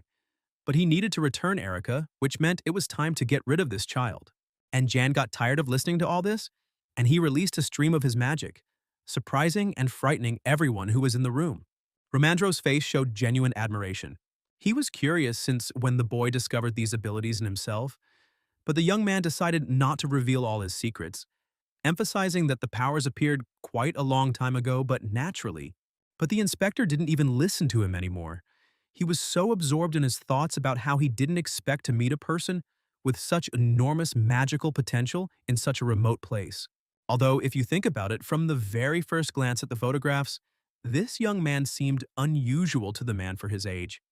And now he found himself at the center of all the events that took place in the county. That's why now he really wanted to shake the main character's hand, so to speak, to touch something so special. Moreover, he considered it an honor. So he was now absolutely confident in the successful completion of his mission in the county. Mr. Moline did not share such delight, although he could be proud of himself because at the first meeting with Jan, he also felt the strength emanating from him. But then he wrote it all off to overwork and to the fact that he imagined it. But as it turned out, he imagined nothing. Now he had problems, and a vague suspicion was creeping in that Jan wanted to become the next Count Barch. But no one paid any attention to his worries, and the main character asked if Mr. Romandro would become the new ruler of these lands. But no, Romandro was not going to become the next count. His main task was to restore the destroyed territory, collect taxes for the past year, and go home with a sense of accomplishment. Moreover, he was confident that he would complete all his work very quickly and with the best results. It was quite curious. So the protagonist assumed that the appointment of the managers of this territory was the first prince's idea, which hit the bull's eye. This was the turn of events that Jan needed. So he promised to do his best to help Romandro improve the situation, collect taxes, and restore the territory. But now, since the road was long, he offered his guests a good meal and rest. Everyone agreed with this proposal. Everyone except Mr. Moline, who wanted to talk to Jan alone. By and large, the guy was not afraid of this conversation, and was even very much in favor since he also had several questions for the official. The man did not understand what the young man was planning, why he was making everyone's life so difficult. But the main character did not understand the complexity of the situation. They had a deal. He gives the official evidence of his father's guilt, the official gives him freedom, and everyone wins. And it doesn't matter that at the first meeting the guy said that he didn't know anything about people with magical abilities. He wasn't obliged to do this. And so what if he himself was a magician? The old schemer didn't like this. The guy obviously wanted to take over the territory of this county. But if he had been honest with Mr. Moline from the very beginning, many problems could have been avoided. It sounded funny because Jan directed all his actions towards obtaining an excellent result. That is, in this situation, no matter what anyone said, it would not have any meaning for Jan. So the young man looked at the official and wanted to get an answer to the question of what he really wanted. The answer was quite expected. Mr. Molina and his comrades needed power in this territory, and if the guy gave up his claims, then they could come to a certain compromise. But Jan was not going to look for a compromise. At that moment, one of his men came and said that he had received a letter from Mayor Leaf. It was an excellent excuse to end the conversation, and besides, Mr. Mala needed to get a good rest since he was tired from the journey. After this, the main character with his head held high left the office, leaving the official alone with his sad thoughts. Meanwhile, in another office, Romandro was studying documents. At that moment, he was distracted from his papers by the voice of a young man who brought him something to eat. On the tray were several types of sausage, cheese, bread, which surprised the man a little. He expected to see slightly different dishes, but in the castle now, everyone without exception eats this way. Sadly, there were no fresh vegetables or fruits on the tray, only smoked and canned goods. It seems that food supplies have not yet returned to normal. After all, many died during the Civil War, and the routes do not work as they should. But the man did not focus on this for now. The main thing is that he eats at the table and sleeps under a blanket, and not in the open air. After Romandro had finished his meal, there was another knock at the door, and this time it was John who came to see him. The young man didn't come just like that. He needed to give the man information about the already restored territory and everything connected with it. The first thing Romandro decided to do was to study the food issue. It turned out that the situation in this regard was not the best, because an investigative team from the capital was stationed here, so the supplies were greatly depleted. First of all, they used the mansion's storerooms for food, but soon these supplies will also run out. Therefore, this winter it would be better to take only a quarter of the harvest as tax. Jan also said that the residents say that this year they have collected half as much harvest as last year, and they also need funds to restore their lost property. And if the capital exempts the county from taxes this year, they will be able to give half of the harvest next year. This proposal was quite reasonable, but most of all, the calculations that Romandro saw in the documents were astounding, and he also believed that the guy in front of him was illegitimate. That is, from a lower class, but at the same time he was able to make such calculations, which were considered the height of skill, and gave the man the opportunity to begin performing his task right now. But Romandro couldn't take advantage of this offer, which upset Yan a little, but he had a plan B. Not long ago, a boy wrote a letter to the Lord of Marleaf and asked him to sell them some food. The Count agreed to participate in this and promised to send a list of food and prices. However, their corn and wheat reserves are also not the best, so Jan expects grain prices to be higher than usual. Romandro listened and listened to the young man, realizing that at this rate he would be able to return home before the first snow. And it seemed like the man agreed to plan B, but for some reason, this didn't particularly please the main character. But as soon as the guy went out into the corridor where his friends were waiting for him, he told them that Romandro was not the kind of person who could adjust his goals and acted strictly in pursuit of a specific task. It is clear that to some extent the main character expected the same development of events, but still hoped that he would not have to use Plan B. But he was wrong, and now he would have to contact Marleaf earlier than Jan thought, and if that was the case, he needed to prepare well for it. Besides, it was quite interesting to see how Romandro would act within the framework of the new plan, because this man was much friendlier than the other officials. So it was doubly strange that the first prince sent him here to deal with such matters. On the other hand, it is not easy to do business with honest people, but it will be interesting. And besides, Mr. Milan and Romandro are in conflict with each other, so if they work a little more in this direction, they will be able to secure his complete favor. And it was quite good. Besides, the expert treats the main character with reverent respect and childish delight as a magician, not believing his luck. But if everything was more or less clear with Romandro, then Moline and company did not trust the main character, so they needed to be closely monitored.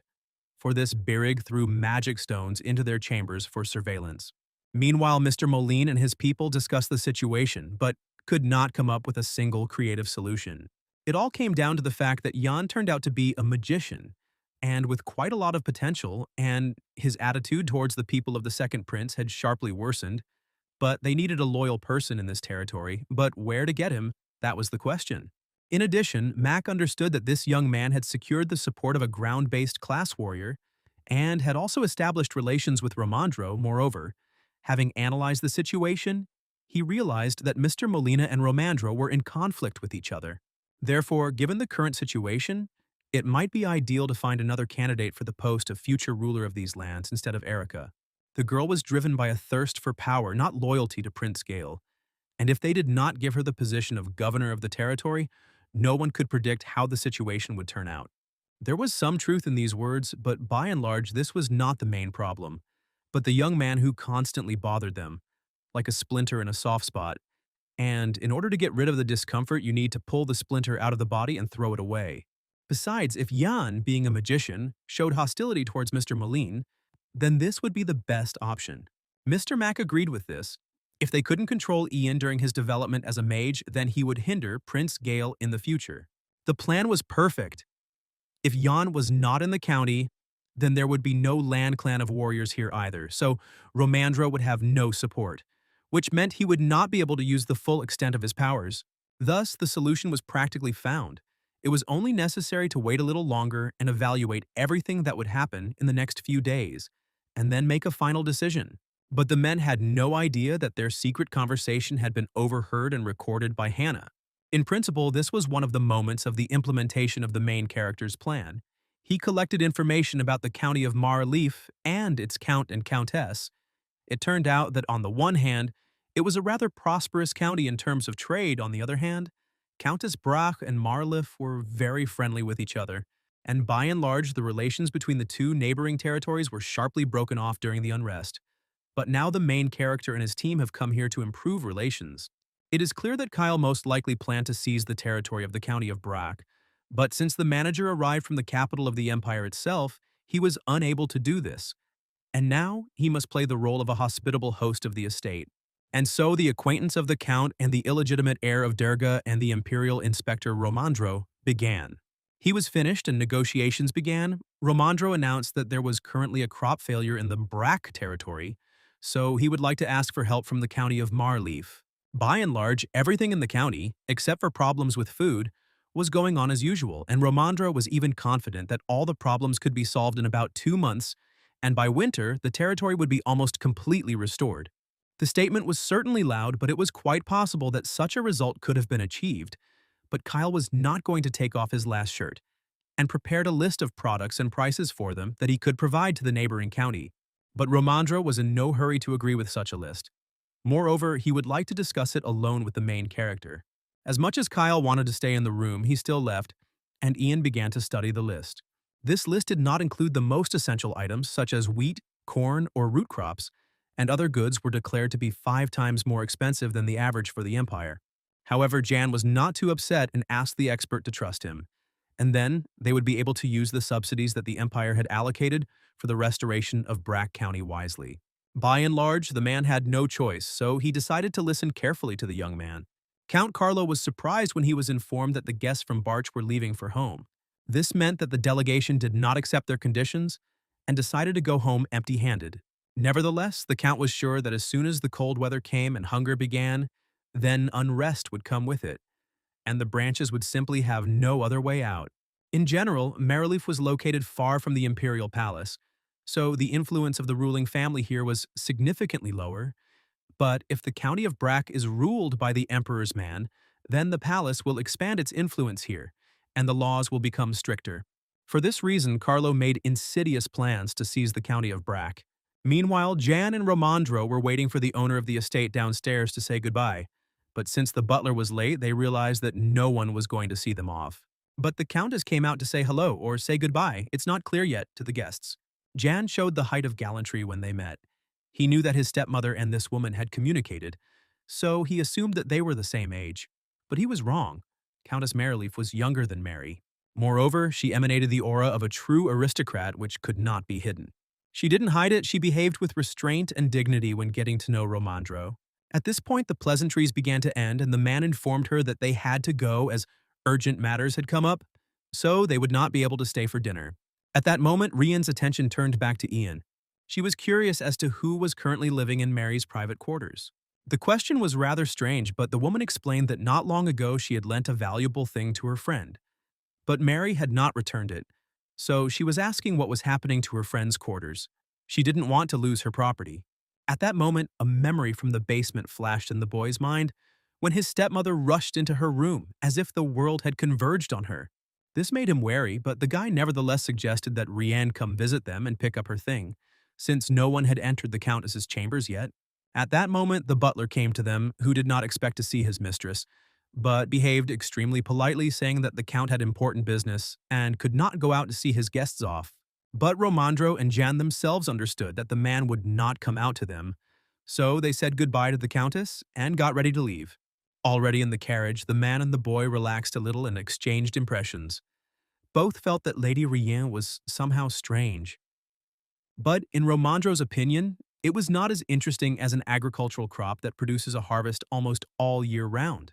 This was such an incredible and valuable discovery that the man wanted to hear the name of this miracle right now. But what disappointment was written on the inspector's face when he heard the name and realized that Jan was talking about the hum. Not just disappointment, but a real black hopelessness because everything seemed like nonsense, and all I had to do was pay the Count and buy some normal food. But John continued to insist that gula seeds were the best option and free. They could be used to make many different dishes, and they were rich in nutrients. And the growing season was 1 month, so winter would no longer be a problem.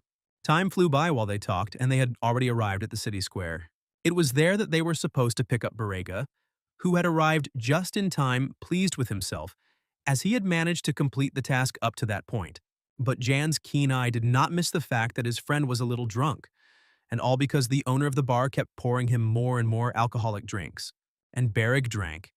But not for pleasure, but for the benefit of the common cause, since over a glass of beer the locals listened to him more attentively. And he told them about the profitable work and also posted ads, since the main character's plans included hiring people right here.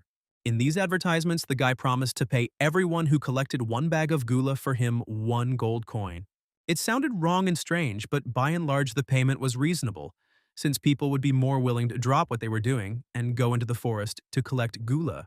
This way people would have motivation. But there was also a time limit, so they wouldn't be able to grow the gulu. The time for that hadn't come yet. At this point, the topic of gula could be put aside for now. Now Jan asked Birg to tell him everything he had heard about this year's harvest. Things were not going well here. The harvest was worse, the river was polluted, and foreign traders had raised the prices of their goods. Meanwhile, Romandro tried to understand the main character's train of thought, why he was talking about the ghoul, why he needed it like everything else. But he couldn't understand it yet, and so they went home, and at home a surprise awaited the man. The cook had prepared dishes with gula especially for him. Everything looked divine, but the cook was not sure of anything. But he had carried out the order, and now he was almost losing consciousness from fear. But Jan was calm and even joyful. He assured Romandro that nothing bad would happen to him if he tried something so aromatic, beautiful, and tasty. Hunger is not an ant, and no matter how scared the man was, he tried the first spoon. And lo and behold, it was so delicious that the man turned red.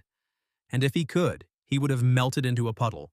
Seeing the man's reaction, the protagonist invited the rest of the service staff to join the meal and try these dishes. But the servants were frightened and did not dare to repeat Romandro's feat, however. At that moment, Hannah came into the dining room, saying that she wanted to try gula seeds and honey. And as soon as she tasted the treat, she, too, almost cried with pleasure. She had never eaten anything like it, but the flavor here was very deep and rich. Her example was infectious, and besides, the girl was not dead yet, so the younger cooks became bolder and decided to try the treats too. And here the result was the same. The guys really liked what they tried, but they didn't fully believe that they were eating gulu, and if they hadn't taken part in the cooking, they would never have guessed what they were eating. Jan watched his happy workers with a smile. He didn't just feed the servants with gula seeds for no reason. It was important for him to gain the trust of ordinary people in order to later establish the production and cultivation of gula. In fact, he has already started a process that cannot be stopped, since one worker will tell another, and so on, about what he tried, and eventually the news will be known to everyone in the county. Now it was a matter of time to establish the process of growing gula, preparing for winter. They planted a plantation of gula. And while they were doing this, they were collecting ripe fruits. Meanwhile, Romandro ate all the dishes that were on his plates. He was sure that if everything would be fine with him in a few days, then he was obliged to tell the first prince about the hum. If Jan did not mind, the guy was all for it. Besides, the man was going to lay everything out in great detail, leaving nothing out, so that the government would understand what had led the county to such a decision. Jan liked the man's decision, so he switched to the servants and asked them to strictly control the consumption of gula and check the supplies, because they do not have as much of it as they would like. Meanwhile, the darkness of night fell on the capital of the empire, and the emperor called his eldest son to him for a talk. Kyle was worried that Marev hadn't been visiting him lately, being all busy with work and worries. There was anxiety and concern for the child in his voice, so the prince did not get upset, but sat down next to him and asked what was bothering the emperor. And the old man was worried that not only Marev had completely forgotten about him, but Gale too. So Kyle hoped to find out about the younger one through his eldest son. But Marev had nothing to answer his father, and besides, he did not understand where such concern came from. It turned out that Kyle had dreamed of Gale's mother, and this happens extremely rarely. In her dream, she asked to call her son, but it was only a dream, and Marev should not take bad things to his head. He already has a lot to do. The visit ended, but a bad feeling remained in the soul of the first prince, and he decided to take out his anger on the servants, who, in his opinion, were not looking after his father's quarters well, because he began to have nightmares. But today he will show mercy. But if his father tells him about the nightmares even just once, he will execute everyone who looks after him. At this point, things could have been finished and he could have rested. But a report came from Romandro, and its content was very interesting, but the prince did not have the strength to read it, so he waited for a brief summary from his assistant. Indeed, the news was interesting. The prince learned that Yan, a magician who had enlisted the support of the barbarians, had restored order in the county and was helping the people. And it would seem that he should be happy, but Marev could not do this, and the rest was cancelled. It was time to discuss what he had read. Before long, day had turned to night, and in Maryliff County, people were actively discussing the announcement of the main character. Nobody knew why anyone needed gula seeds and why they would pay for them. It all looked strange, but nevertheless profitable, so people robbed the forests. In Branch, no one could understand why Jan was doing something like this, because paying a whole gold coin for 3 bags of gula was the height of generosity and stupidity. But if you look at it from the other side, for ordinary workers, it was a great opportunity to earn money. Meanwhile, Yan supervised the process of planting gula and the number of bags of seeds purchased. Romandro was also in the greenhouse and automatically stuffed another grain into his mouth, which angered Hannah because they counted every grain. Everything was going smoothly, too smoothly, and that's why Jan was tense, because Mr. Moline was hiding and waiting. Although he himself never left the estate, his people actively snooped around wherever they could. Besides, we will soon have to take the magical wiretap from his chambers. This couldn't go on forever, so Jan decided to speed things up and invite Moline and company to a dinner that couldn't be missed. This too really couldn't be missed. So everyone came to the dining room, wondering what urgent matter had gathered them all here. It was all simple. The young man hadn't seen his dear guests for a long time, so he organized a dinner party, and he also had something to tell them. The thing is that he and his friends found a new culture that would help them survive this winter and not die of hunger. But the main character did not surprise Romandro with this statement, since he had heard rumors that the mansion was paying in gold for useless weeds. And what was worse was that this was happening not only in the territory of Brack County, but also in the territory of the neighboring county. Overall, there were some rather nasty rumors circulating around this event, that the reason why Yan was buying up bags of gulu was in an attempt to launder the money he had received from selling territory to a clan of ground warriors. I didn't expect this from the main character, although on the other hand, rumors, even such ones, were to his advantage. Although on the other hand, they had no reason to say such a thing, since the main character simply did not have the time or energy for such nonsense, because he was putting in too much effort to restore the territory. But the guy didn't want to let such impudence go unpunished either. So he asked Mr. Molina, Mac and Dagor, if they met the person who had spread all these rumors, to tell him that the punishment for the insult was quite unpleasant. Moreover, the main character knew better than anyone else that the gula plant, although poisonous nevertheless, its seeds were so tasty and rich in nutrients that not using them would be a crime. It was also strange to hear that someone was building a conspiracy theory, given that Mr. Moline had told the protagonist something similar last time. He remembered very well the official's entire statement that what nature gives has no division into rich and poor. If it can overcome hunger, then everyone should take advantage of this chance and be grateful for such an opportunity. It was unpleasant for Mr. Molina to realize that this guy was using his words against him, so he decided to counter by arguing that people would hardly be able to accept such changes, because it was difficult to understand that a poisonous plant could not kill, but satisfy hunger and help you survive. But Jan wasn't afraid of that because he had one little idea about it, after which he shared his plans with the people around him. The proposal was so incredible that it caused a wave of indignation among everyone present, because it looked like a mockery of the imperial family, especially if something went wrong. Only there won't be any problems. I can eat on your head. Besides, didn't Mr. Moline say that managing the territory won't solve the problem of hunger first of all? And now he's busy with this. And it's in his way. Jan really didn't like these spokes that Mr. Moline was trying to put in the wheels of his ideas, because the honor of the imperial family doesn't matter when the lives of people who are dying of hunger are at stake. Moreover, the official completely misunderstood the young man. He did not ask anyone for permission for his actions. If he and his comrades think that they can stop Yan, they are deeply mistaken. They had better leave the county territory, and if they do not do this, then he will order the warriors of the Land Clan to throw them out of here by force. He didn't care about the indignation of the officials because they themselves were to blame for the current situation. Because while he was looking for a solution to the problem, they sat in the room, ate his food, and did nothing else. The situation at the table became tense, and in order to smooth things over a bit, Romandro intervened in the conversation, saying that he too was lucky enough to try dishes made from gula seeds, and it must be admitted that it was very tasty.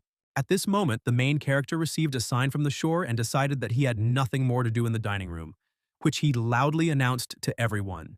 In general, this entire discussion was arranged by John specifically. He needed to detain Mr. Molan and his comrades in the dining room, while Bireg took an interesting item from their chambers. The guy did an excellent job with this simple task. Now it was time to check what this miracle stone had recorded, what secrets they were supposed to never know. And the main character learned that Mr. Moline was going to kill him. Something like this is what John expected, because for his opponents this is a very acceptable solution. It is easier for them to get rid of him than to lose the entire territory of the county. Now it is clear why Mr. Molina spends all his time in the mansion. He is waiting for the right opportunity. And because the main character works a lot, he is rarely alone, which complicates their task. But after today's performance, Mr. Moline will definitely make his night's move. At that moment, he involuntarily remembered his imperial past when death awaited him around every corner. But there was no point in indulging in memories. Now he needed to pull himself together, and Bereg needed to become even more collected and focused to watch every step of Mr. Molina and his people. A new day had dawned, and work was in full swing in the mansion and beyond.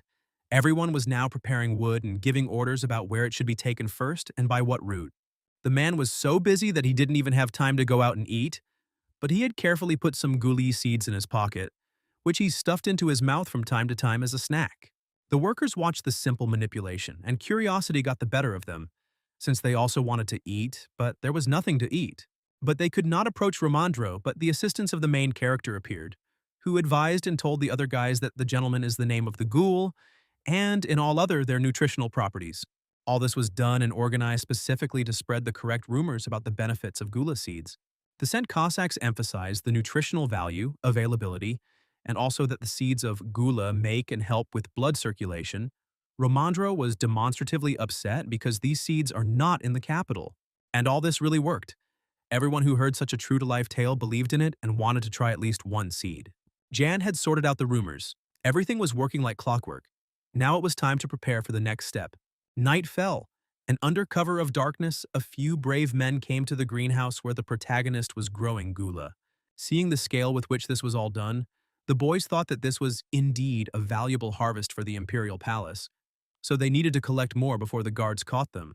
But the guys overestimated their capabilities and only managed to pick a few fruits before the security guard caught them. Oddly enough, these two were not the first spies who considered themselves smarter than everyone else. Before this, the man had already caught a group of the same desperate guys. The simple thieves' whole lives flashed before their eyes, but they were very lucky no one was going to put them in prison or kill them. But they were brought to the carpet to the young master Yan. The guys immediately fell to their knees before the main character, began to confess all their mortal sins, saying that they had made a mistake. But work was very bad now. It was hard for them to feed themselves and their families, so they asked for mercy on their sinful souls. The main character listened to them, even understood them to some extent, sympathized, but a crime is a crime. So he ordered the guards to put the thieves behind bars. After this, the main character and Bereg went on about their business. The bodyguard did not understand why his master had deviated from the original plan, because a few days before this, Yan had not been against someone stealing fruit from the greenhouses, but now everything had changed dramatically. The reason for this was quite simple. Something like this could be allowed, for example, in the capital, but not here, where there is no permanent ruler, and if theft is allowed in the county, then all this will end very badly. At this point, the conversation ended, and the guys came to an inconspicuous place in complete silence.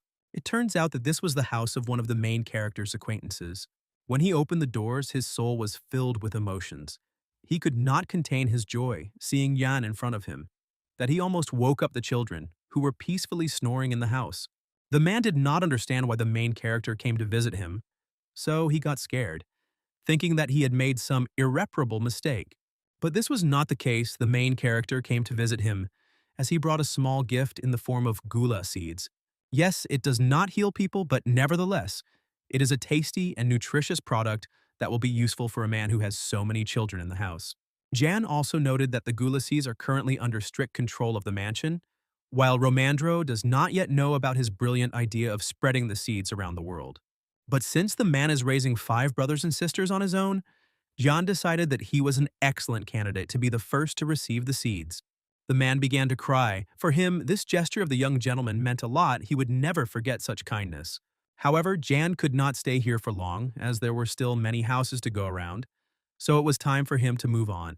But before going, he asked the man to eat only 1 seed and plant the rest. That would be more correct, but if one of the neighbors asks for a seed, the man is obliged to share. After this, the main character and his bodyguard walked around a few more houses, and soon Jan noticed that Bereg was already very sleepy. And this was the usual state of the bodyguard, so the guy did not even pay attention to it anymore. But he understood that they needed to continue, because if they secretly spread the word among ordinary residents, then most likely their opinion of him would improve. Therefore, they will not stop there. And no matter how much Bereg would like to sleep, they will reach the rest of the children. Everyone who received small gifts from the main character looked incredibly happy. And Bereg began to feel someone else's gaze on his back, and he was right. They were being watched. It was none other than Dogor, so having seen the big picture, he hurried to report to Mr. Moline. When the official heard that Yang was walking around the city distributing gula seeds, he wasn't exactly surprised. Something like that was bound to happen. But it would be absolutely perfect if the guy finished his walks late at night, since that time was ideal for eliminating undesirables. The murder or attempted murder had not yet taken place. A new day had arrived, and Romandro and the main character were discussing the ongoing restoration work of small villages, which had been completed, but the supply of goals was still in the development stage. But thanks to the actions of the young man, everything would soon go much faster. The main character was going to do charity work for 3 more days to consolidate the results. At this point, they decided to end the main meeting when suddenly Bellamy took the floor, saying that this morning he had received a message from the desert, in which they said that the first advisor had become worse. This news did not please the main character at all. Since the situation was considered urgent, all attempts to grow another magic flower were stopped in order to use the results already obtained. Bellamy and Ian were so engrossed in their conversation that they forgot about Romandro, who had absolutely no idea what they were talking about and wanted to know the details. The boys satisfied his curiosity, and now the man understood the situation in general terms, although he would have continued to cultivate the flower in the place of the healers in the desert. This made sense, but it was not as simple as it would have been. The situation was influenced by events in the county as well as the funeral customs of the clan. Yan didn't need to be reminded of this. He knew and understood everything perfectly well himself. When the leader or the first advisor died in the clan, the entire clan went into isolation for 1 year, and given the age and illness of the advisor, they had very little time. If so, it was time to act more decisively, so Yan asked Romandro if he had received an answer from the emperor, but the answer was negative. In general, the man had to thoroughly study Ian's characteristics, that is, make sure that the guy possessed magic. This was clear, as was the fact that Prince Marev wanted the ruler of Brack County to have no dealings with Mr. Mullen and Prince Gale. But Mr. Romandro should have already understood and reported to his master that Jan was not involved. That is, he had no dealings with potential traitors. Therefore, he asked Romandro with all his heart to recommend him for the post of governor of Brack County. After all, if he does not become the new count, then his fate is not to be envied. First, he will have to return to the desert. Moline's people will begin to take revenge, and the imperial palace will want to turn him into a weak-willed slave, whose magical power is convenient to use. Therefore, becoming a count will only provide him with freedom and security, and the people love him. So there is no better candidate. And if everything works out, then Romandro will soon go to his wife's side. There was a grain of truth in this, and since the boy began to speak without concealment, the man decided to respond in kind. He explained that Prince Marev did not yet understand the connection between Mr. Molen and Yan. If you think about it, everything here is strange. The denunciation of his father through Moline, the opportunity that arose to make one of his people a count, the accidentally awakened magical abilities that scream about a connection with the Ministry of Magic and a future conspiracy against the king. Jan listened to everything calmly and said that he could explain everything. Yes, he could only tell the details personally to Prince Marev, but he could prove that he and Moline were enemies, even today. There was a deathly silence, but it did not last long. Romandro understood everything and promised to convey everything that was said here to the first prince. And now everyone could go about their business. Jan didn't object, but he was curious if Romandro knew even one person in the capital who was involved in growing the magic flower. Unfortunately, the man did not have such information, but he knew people he could ask about it. On this note, the meeting ended and everyone went their separate ways. Jan and Bereg also had things to do. They had not yet finished distributing the gula seeds to those who needed them so much. And everything went according to the previously perfected pattern, house after house, family after family, but today Jan did not look very well, which the townspeople noticed. Nevertheless, the process was going quite quickly, and it was already possible to go home, but Bereg suddenly froze in place, sensing something was wrong. Today, three bad people came for the main character's soul at once. This was what the guys were waiting for, but there was still some excitement. They had to at least lead the bandits away from the houses of civilians. But they didn't manage to get far. The bandits decided not to hide in the shadows, but to declare themselves openly. And without thinking twice, they decided to attack the main character. The attack of two bandits was blocked by the shore. But suddenly another man jumped on top of the guy. But Bereg had enough skill to dodge this attack. Yan watched the fight closely and understood that these were professional killers, and they had heard about the abilities of the coast, so they chose such a battle tactic. Nevertheless, Bereg fought well, but John asked him not to kill at least one of the bandits. Yes, he could wound him a little, but he could not kill him. But the situation as a whole was not normal. If the attackers know about Berek's abilities, then they also know that Jan has magic. But why did no one try to attack him? Because he is standing in one place. And his sixth sense did not fail him, as a whole group of bandits came out of another alley, and now even Yan would not be able to simply stand aside. But the guy didn't want to drag out this performance for long, so he activated the magic right away. Now Jan understood why the attack happened only today. The bandits were gathering a large group, but what the guy didn't understand was their motives. But the motive was prosaic, money. So they wanted to kill the main character quickly and get their hard-earned money. But the first attacker from the crowd made a big mistake, thinking that everything would be easy, and got hit in the face with a magic ball. The same fate befell the second attacker, who decided to outdo the first, but he also failed. They were easy to deal with, as they looked like ordinary county residents with no special fighting skills. However, there were many of them, and he was alone, and he still controlled his strength worse than he thought, but this was enough to fight back. And at that moment, many of this group began to back down because they were scared and had not been warned about anything like this.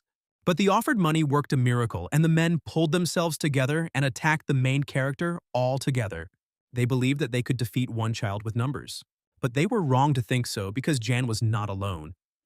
At that moment, like lightning, Bereg rushed to help his master. He was angry at everyone who stood in his way now, because if it weren't for them, he would have been asleep long ago and watching his 10th dream, and not all this. The guy quickly took out all of his opponents, but Yan was worried that at least someone would survive after that.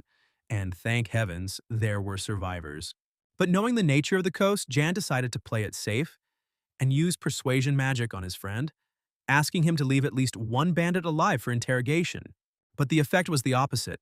The guy was filled with magic, his fatigue disappeared, and he was going to kill all the enemies he saw. The bandits were scared, thinking that the guy had gone crazy, but Jan, who was watching his friend, understood that he was happier at that moment than ever. Having finished with the attackers, Bereg felt not only happy but also rested, which was wild for ordinary people. There were, of course, a lot of corpses, but they themselves were to blame. But among them, Jan found one living person, so he would ask him a couple of questions. But as soon as he looked at the man's face, John had the feeling that he had seen him somewhere before. The shore didn't recognize this man either, and besides, he looked scary. Suddenly, the boy noticed that the man began to hide his face when he called him ugly. But Bereg was wrong. The man did not hide his face, but deliberately destroyed it so that no one could identify him. And it looked creepy. Even Bereg, who looked like a messenger of demons, was horrified. Jan calmly watched what was happening, remembering that assassins always use similar methods so that no one would know their identity. But even so, Jan ordered others to call people and take the two survivors to the mansion for further interrogation. Meanwhile, in the mansion, Digor and MVK were very worried. They hoped that the mercenaries would do their job, but it could not be ruled out that everything could go to hell for them. Yes, this could have happened, but there was no need to shout like that in the mansion because even the walls have ears. True, Mr. Moline had confidence in the man he sent on a dirty mission, so he had to wait a little, and it would all be over. This man is not young, but he is the best of the best. At one time, he was the prince's personal guard. So all they had to do was wait. And they waited.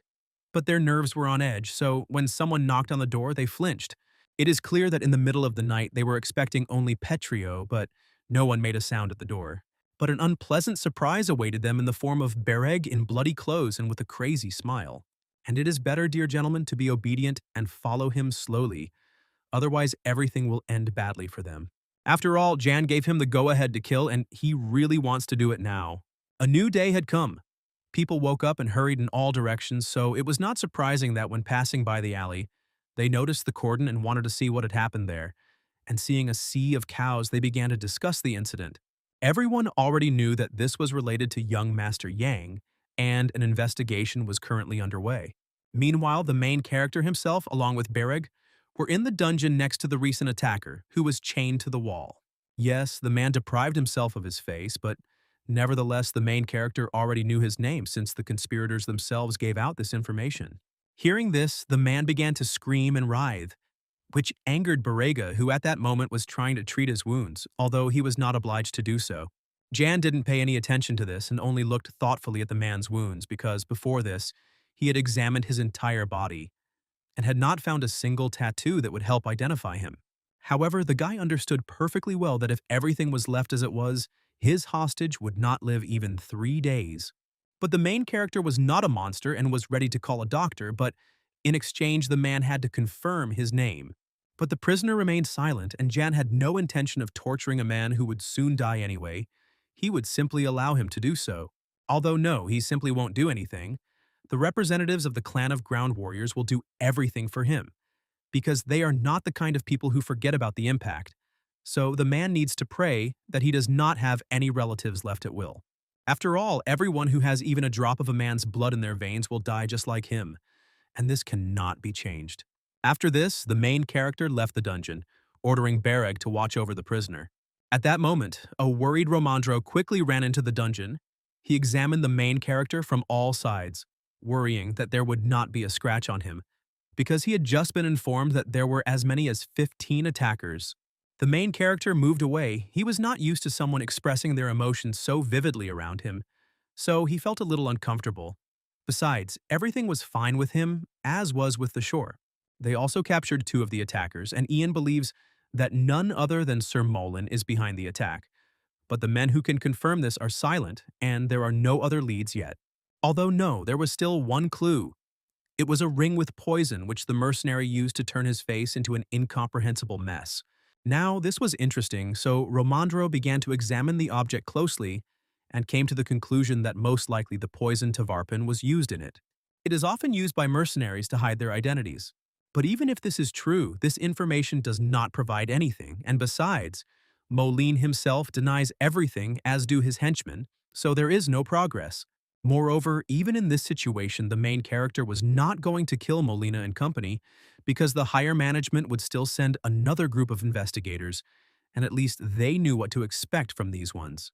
Moreover, these were 7 questions that, in principle, Jan could not decide who would live and who would die. However, he kept his word and proved that he was far from being on friendly terms with Mr. Moline, so Romandro was obliged to send a letter to the first prince and report what had happened. The main character decided that it was time for him to visit Mr. Moline, who, together with his friends, spent the night in prison. Perhaps this would loosen their tongues, but they continued to shout at him, insult him, saying that he had forgotten his place and all that sort of thing. But the only ones who forgot their place were the officials. They still couldn't understand that they were alive only because Jan wanted them to. Besides, if they had not served in the palace, they would now be in the same position as Petrio, after which he took out a flask of water and lowered a magical listening device into it, and played one of the recordings of the conversation of the officials in which they agreed to kill him. Now that was clear, they were being eavesdropped on, although this recording still could not be used in an official trial. But the man forgot one thing. This is not the capital. This is a county on the border, and different laws apply here. Besides, now Yan was part of a clan of ground warriors who did not take place lightly, and from this record he could only draw one conclusion. Moreover, men should treat food with respect, and not throw it around and be picky. At that moment, Hannah came running into the dungeon saying that people had gathered outside and were purposefully moving towards the mansion, and they claimed that they want to see the main character urgently. The main character did not understand why people needed him. Did they really want to steal all the gula that he grew? Or did Mr. Moline set them on him? Or perhaps there was a 100th option that some problems arose during the restoration, or a conflict with a warrior occurred, or perhaps there was discontent among the inhabitants that even he could not guess about. There were thousands of options, if not more, but he could not expect that each of the people he helped would come to support him and bring what they could. Flowers, fruits, and much more. And what a relief will wash over everyone at that moment, seeing that their dear Ian is okay. At that moment, when everyone was so sincerely worried about him, Yan remembered what helped him survive the most difficult 3 years of his life on the throne. the kindness of those people who believed in him infinitely. Now he felt lighter and asked everyone to gather in the square because he had one announcement. Romandro had officially allowed the cultivation and distribution of gula. A lot of people actually came to the square, and Romandro began to explain to everyone the rules according to which everyone would be given seeds and seedlings of gula. Everything depended primarily on the size of each person's garden.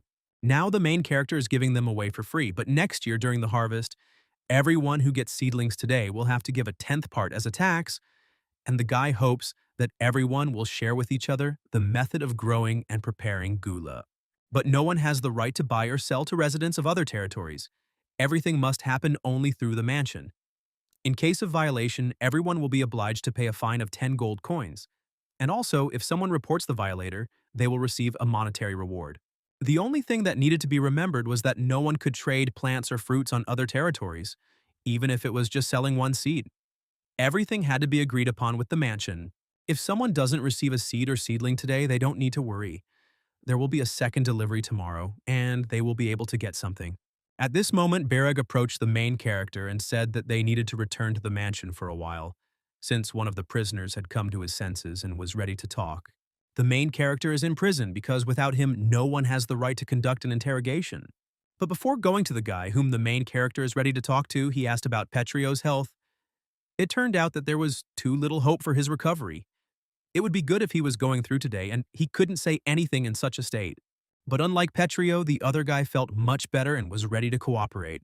He was quite talkative, told us his name and that he had two younger brothers. All this information was of no interest to the main character, as well as to Bereg. If he continues to carry all this nonsense, he will definitely die. It turned out that he was originally from a neighboring county and came here only because the offer for a simple job was tempting. The customer's face, the guy didn't remember his name.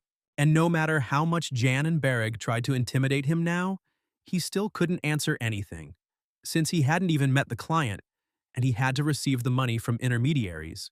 The main character had nothing else to do here, but he nevertheless asked the swordsman to leave this guy alive for further clarification of the circumstances, or for prevention. But as soon as the young man left prison, he decided to write a letter to the neighboring county. Now it was possible to talk to Romandro. Maybe he would help to look at the situation from a different angle. Jan, on the other hand, clearly needed help in writing the letter, or help as a reason to do it. It was quite interesting, so the man gave his consent. Before they moved on to writing this letter, the man told us that he had just finished composing the text of the letter to the first prince, and it was not an easy letter, and with a report and recommendation, and it concerned the main character. Moreover, the man even gave it to his boyfriend to read, who was very pleased with what was written. But this letter also needed to add a few lines about the fact that not long ago, the next lord of the territory had been attacked by criminals from Mare Leaf. After that, they began to compose a letter to the neighboring county. Since one of the attackers confessed to committing the crime, then this very crime must be investigated properly, so they asked for Kyle's active cooperation to clarify all the circumstances of the case. The letter was indeed very good, but to tell the truth, Romandro hoped that the people from Mare Leaf would not answer, although winter was coming soon, so they would crawl to them like little darlings for gula. And if so, then it will need to be sold to the neighbors at a higher price, recalling all the prices that they put on the products when they came and asked for help. So far, Yana was doing quite well, and the main character hoped that it would continue like this, especially if Prince Marav would help them. But Romandro had serious doubts about this. Meanwhile, the first prince himself was having a pretty good time hunting in the forest. After all, he also needed to rest. Only there he once again missed his victim, and the people around him wrote off such things as a waste of time. The man was curious about where Prince Gale was now, since he had not come to hunt. But before the young people had been so friendly and spent almost all their time together, and they had a serious talent for this activity. The prince didn't like this remark at all, so he decided to spoil his interlocutor's mood a little and scared away all the prey. After this, Marav felt very sorry, although no, he didn't feel sorry. And he didn't really care whether his ministers were satisfied with his hunting skills or not. Overall, the hunt had left the prince very tired, so he decided to rest a little. But it was not to be. An assistant approached him and clearly wanted to talk about business. Things were quite urgent because he had received a message from the borders, and if the assistant understood everything correctly, then this letter would be a good gift for Marav. And the prince began to study the document, but for some reason it seemed very funny and absurd to him, because no one in their right mind would eat a weed and believe that it is nutritious and useful. The gift was so-so, to be honest, but that was not all. In the letter with recommendations and an assessment of the qualities of the future lord of the territory, Mr. Moline's ring was enclosed. There is also a report that says Mr. Moline tried to kill Jan, and that his man named Petrio, who is now in custody, did the job. Moreover, the main character is going to hand over all these people to the first prince. Marev had assumed that something like this was bound to happen since the young man had immediately caught his eye when he brought the members of the Ground Warrior clan to the county of Brach. But was he really so naive that he would appoint him the new count of those lands just because he had no connection with Gale? Although, on the other hand, something interesting could come out of this. So the prince ordered his assistant to write a reply letter in which the owner of magical abilities would become a lord, but he would have to move to the capital. Having given the order, Prince Marav went to his ministers, and was even in a very friendly mood. But suddenly an arrow flew right past the young man's ear, and it hit the unfortunate deer right in the neck. It was a fascinating and frightening spectacle at the same time, so the ministers' expressions immediately changed and they did not know what to say or do next. Only one person was capable of such a thing, and Marev knew perfectly well who he would see when he turned around. It was Gale himself in his brazen person. True, he even tried to be nice, and asked his older brother for forgiveness for having disrupted the fun, and for the arrow accidentally scratching his cheek. Sarev didn't answer and Gale didn't care. He just apologized to the ministers again for his lateness. At this point, an unpleasant ringing silence arose between the brothers, so the ministers decided that it was time for them to drink some tea so as not to get into trouble. And a minute later, the brothers were left alone in the clearing. Their conversation was clearly not going well. Every word from both of them was saturated with poison and innuendo. Even compliments sounded like insults. And suddenly the hints turned into direct questions. Gale was interested in why Marav was so interested in the border territories. Gale was not a stupid guy. He noticed that there were no more letters from Moline, but letters from Romandro still arrived regularly. The only thing he couldn't understand was whether Marav understood his true motives and desires or not. But the older brother did not react to the younger brother's words. Although he saw that, although he was trying not to show his nervousness, he was nevertheless worried. Therefore, I decided to warn my brother one last time and ask him to stop all activities that could harm him, because he would not see the county of Brach anyway. After all, his lord will be a guy with Brochy blood in his veins, and he also has magic. And in his spare time, he rebuilds cities and towns, and members of the clan of land warriors help him with this, so he will get what belongs to him and should. The hunt was over, but business at the ministry had just begun. Moreover, both princes came to the meeting this time. Today, the issue concerning Brach County was supposed to be finally resolved. An interesting fact was that Romandro sent a letter of recommendation and asked to make the illegitimate son of the traitor, Derga Brach, the new lord. At that moment, the hall exploded. There was a lot of debate about the guy. Some thought that he shouldn't be put in charge of the county. Some were sure that this was the best decision. There was no consensus regarding this candidate, so Prince Marav took the floor, stating that this young man had practically solved the problem of hunger for his people, helped to restore order, the residents loved him, so he was also on his side, and believed that Jan would become an excellent lord. Moreover, he was ready to grant the boy the title of Viscount. Some ministers who were against this decision now decided to change their tune, since the first prince and Romandro were on John's side. Even Prince Gale was smiling at something of his own which looked strange and creepy, but he was not going to give in to his older brother, and reminded everyone about the taxes that Brach County had to pay. Besides, the guy was originally a slave, so it would be better if he remained one, and since he has magic, he should work for the good of the empire and the palace. The Minister of Magic supported this idea, and Gale added that if Ian could pay 10,000 gold coins in taxes, he could become a lord, but if he couldn't, he would become a slave again. Now Marav understood why his brother had been silent for so long. He had calculated everything and was sure that Jan would not succeed. It is obvious that Brach County will be able to pay such a sum only if it gives all taxes to the treasury and leaves nothing for itself. Otherwise, these lands will be put up for sale, and Wesley will definitely buy them, because even if Jan pays the taxes, Brach will drown in debt. This idea was seized upon by other supporters of Gale, who did not care about Jan and Brach, but had to play their part. The voting was over. It was good that no one had beaten anyone. Now the guy had to be officially recognized as the lord of the county of Brach. Overall, the meeting proceeded quietly, but Marev could not understand what Gale was thinking and why he and Wesley did not defend Ian, who was also a mage. Marev was pleased. He was not interested in Yan's fate. Whether he would get into debt or not was not particularly important. The main thing was that those lands would not be ruled by a supporter of Gale. Besides, the first prince had a premonition that that guy would put all of them together into his belt. Immediately after the final decision was made, the government sent a carriage and envoys to John with the verdict. The carriage looked expensive and rich, and it was unlikely that a new investigation team had arrived in it. It was Colonia, an administrative official of the imperial palace, who arrived on it, and she clearly brought good news. Since she brought an imperial decree, everyone had to follow the rules prescribed by etiquette. So the letters of recommendation from Prince Marev and Romandro were approved by the council.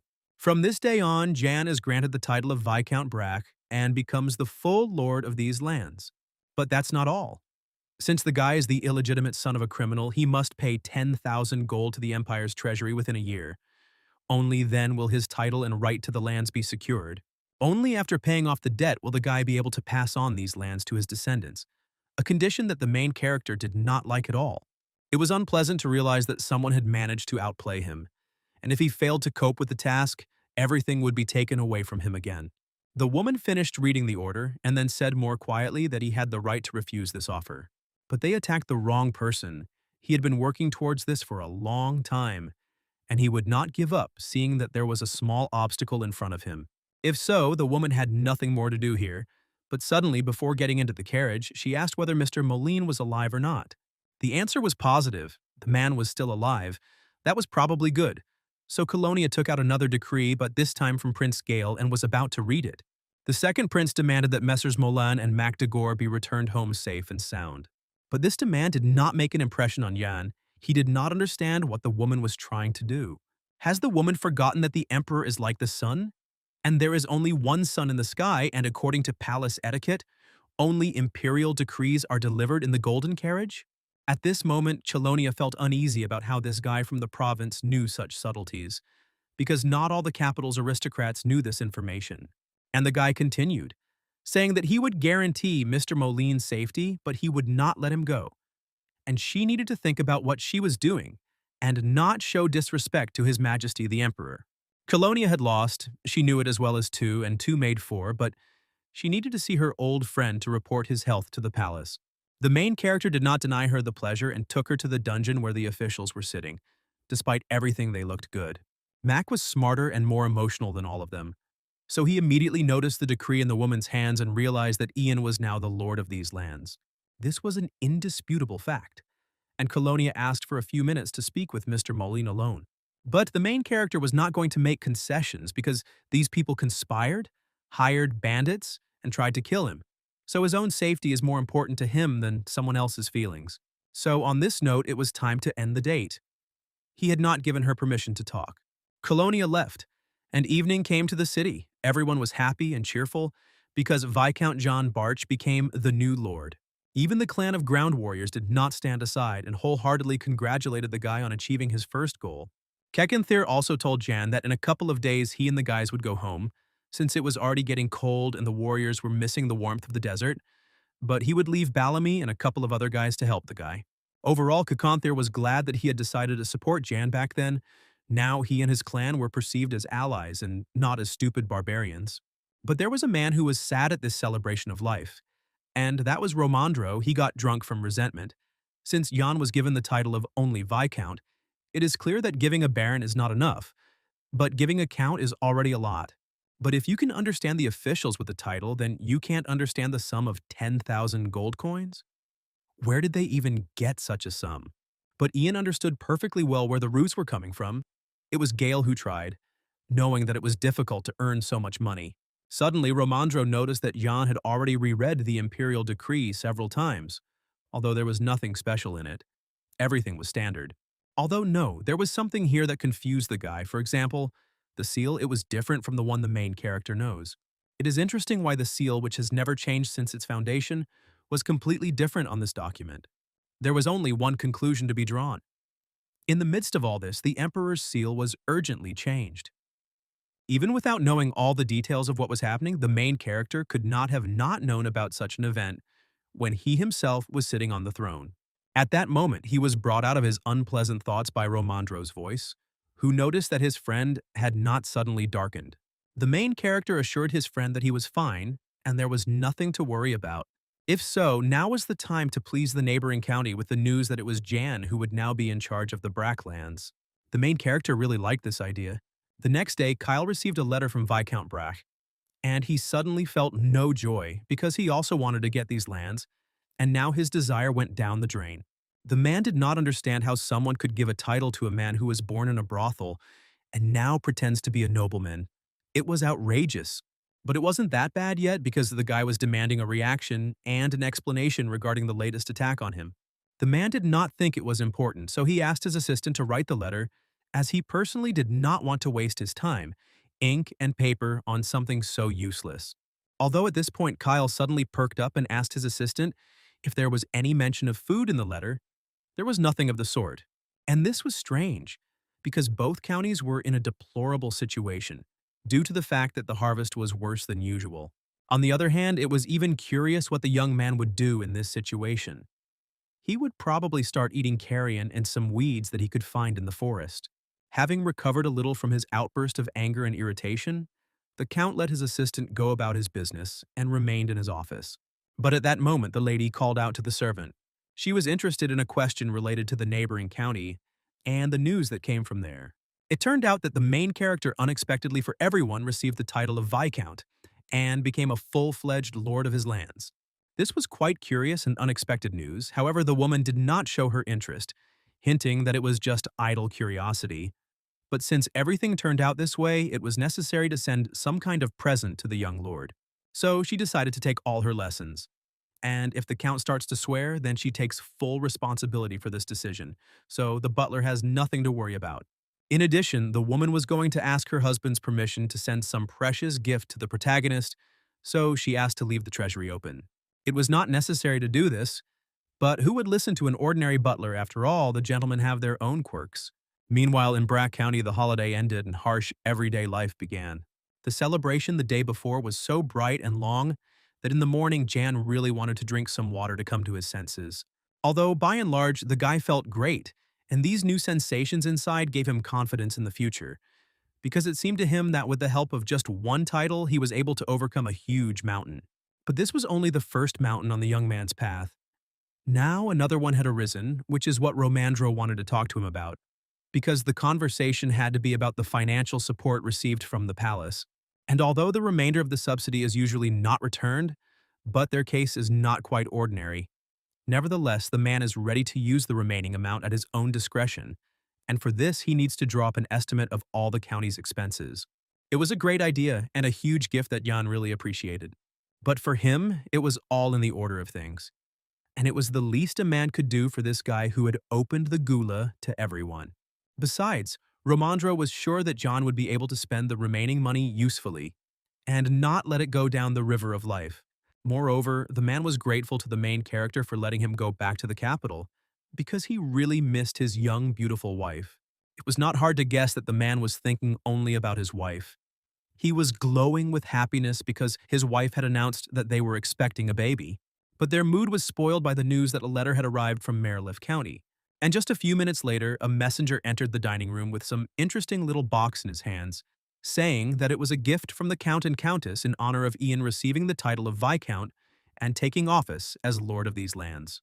A gift is of course good and wonderful, but why did it come first, since first John sent a complaint, and everyone successfully forgot about it? But the messenger had nothing to say to the main character, so he simply handed over a letter of congratulations and a box.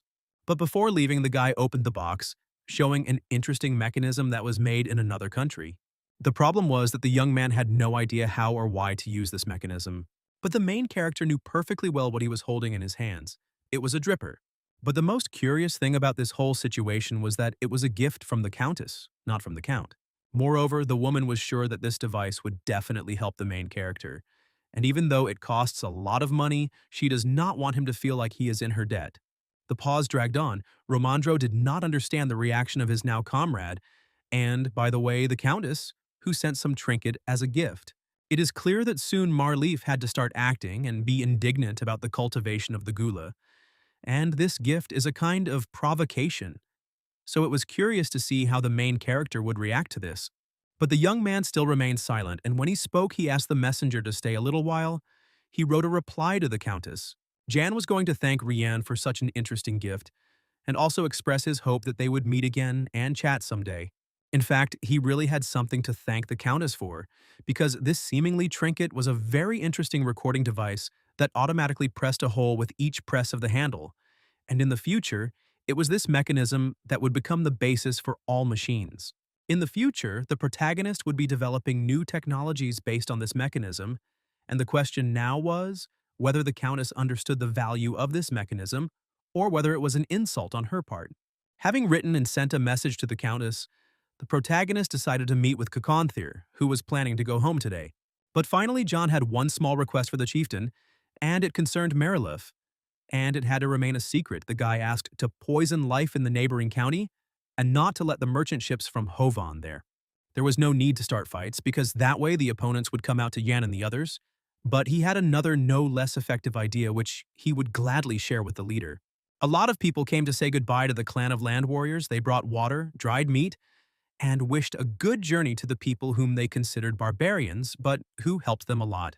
Some of the clans even found the love of their lives in the county and promised to return and live happily ever after.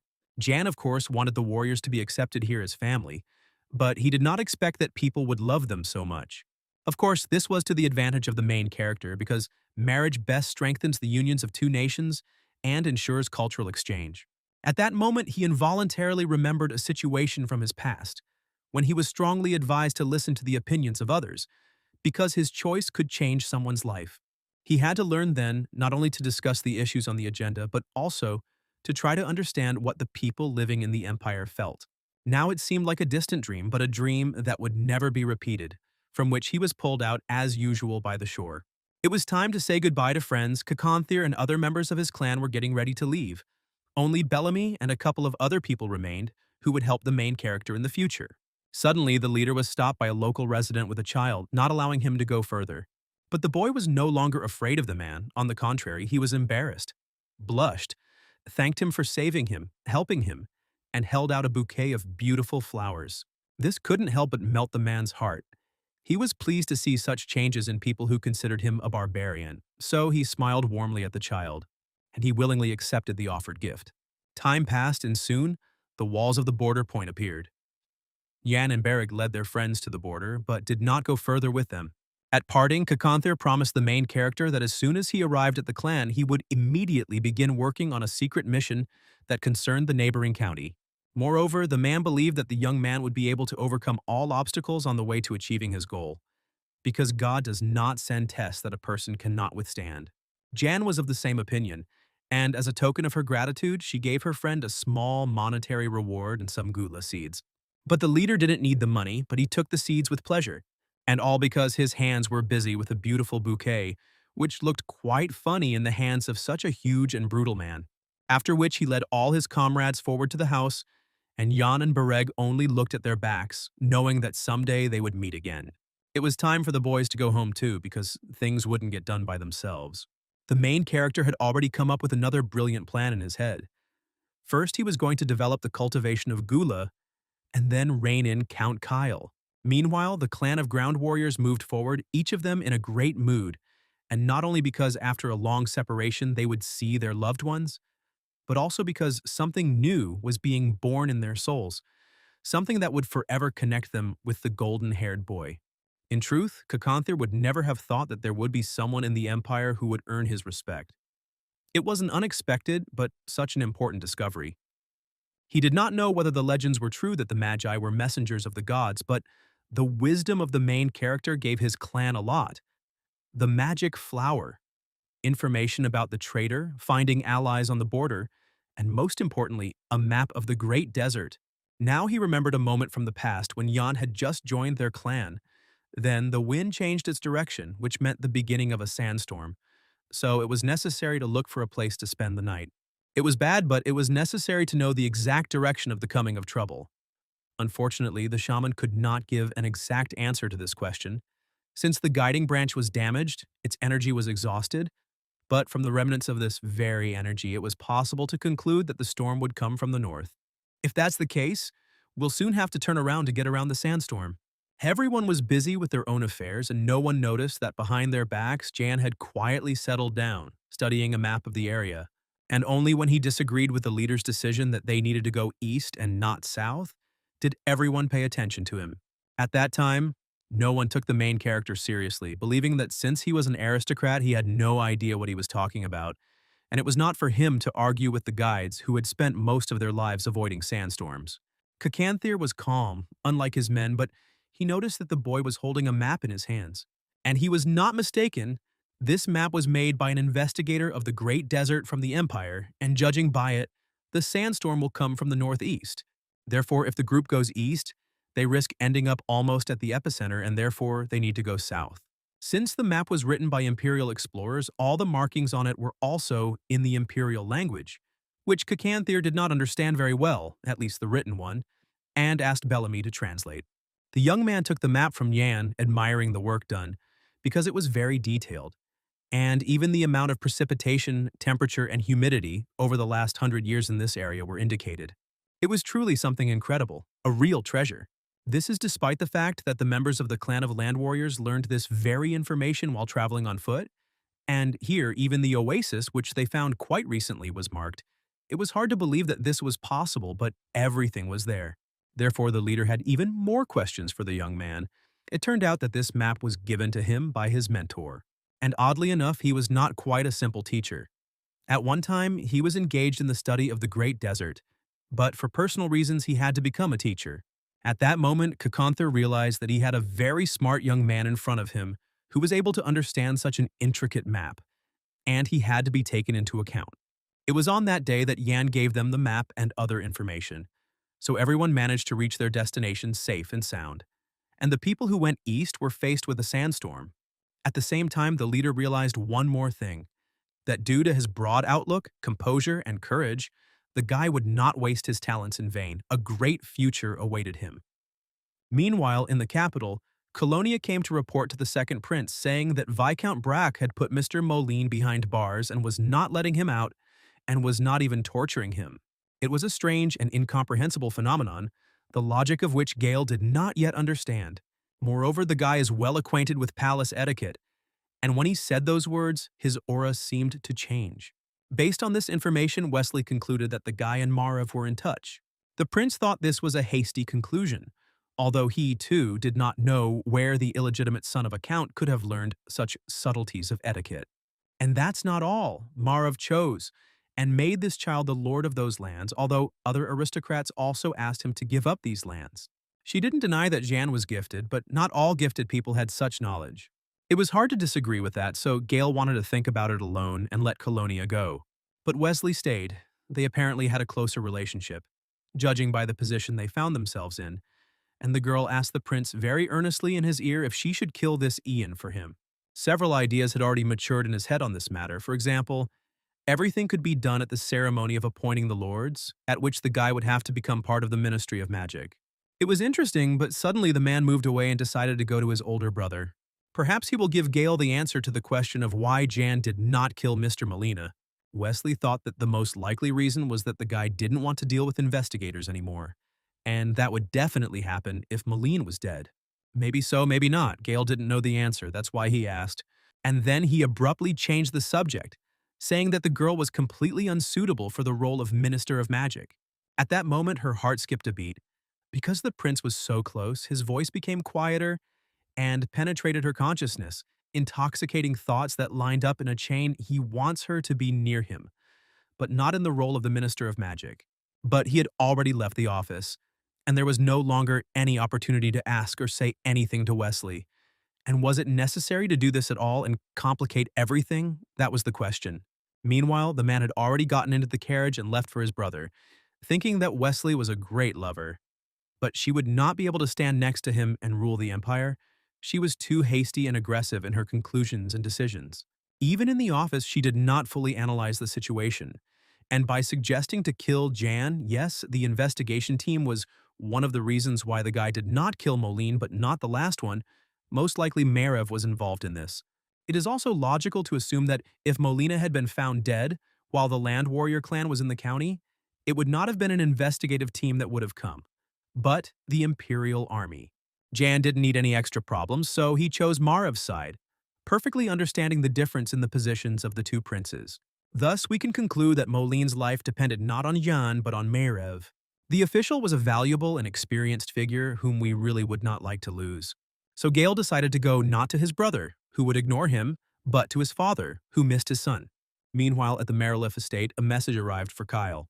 The man had to read all the letters that had accumulated since yesterday and answer them. Most of them were about nothing, but one was special, a response to congratulations. But Kyle didn't know that they were sending something to the new Viscount Brash. Okay, the man was ready to put up with this, but suddenly he noticed a letter from Yan to his wife, a personal letter. So he read it, but there was nothing criminal in it, although it was about some kind of gift. And the butler confirmed this, saying that he personally chose the thing that no one uses on the orders of the lady. But the man didn't finish his thought because Rian was already standing behind him. She took her letter. She was upset that her husband didn't trust her so much. But she didn't find anything criminal in the letter either. She just didn't know whether to worry or be happy that the guy liked her gift. But now it was already late, and it would be time to have lunch, so the girl asked to convey to the kitchen the wishes about the dishes, and to try not to mess anything up this time.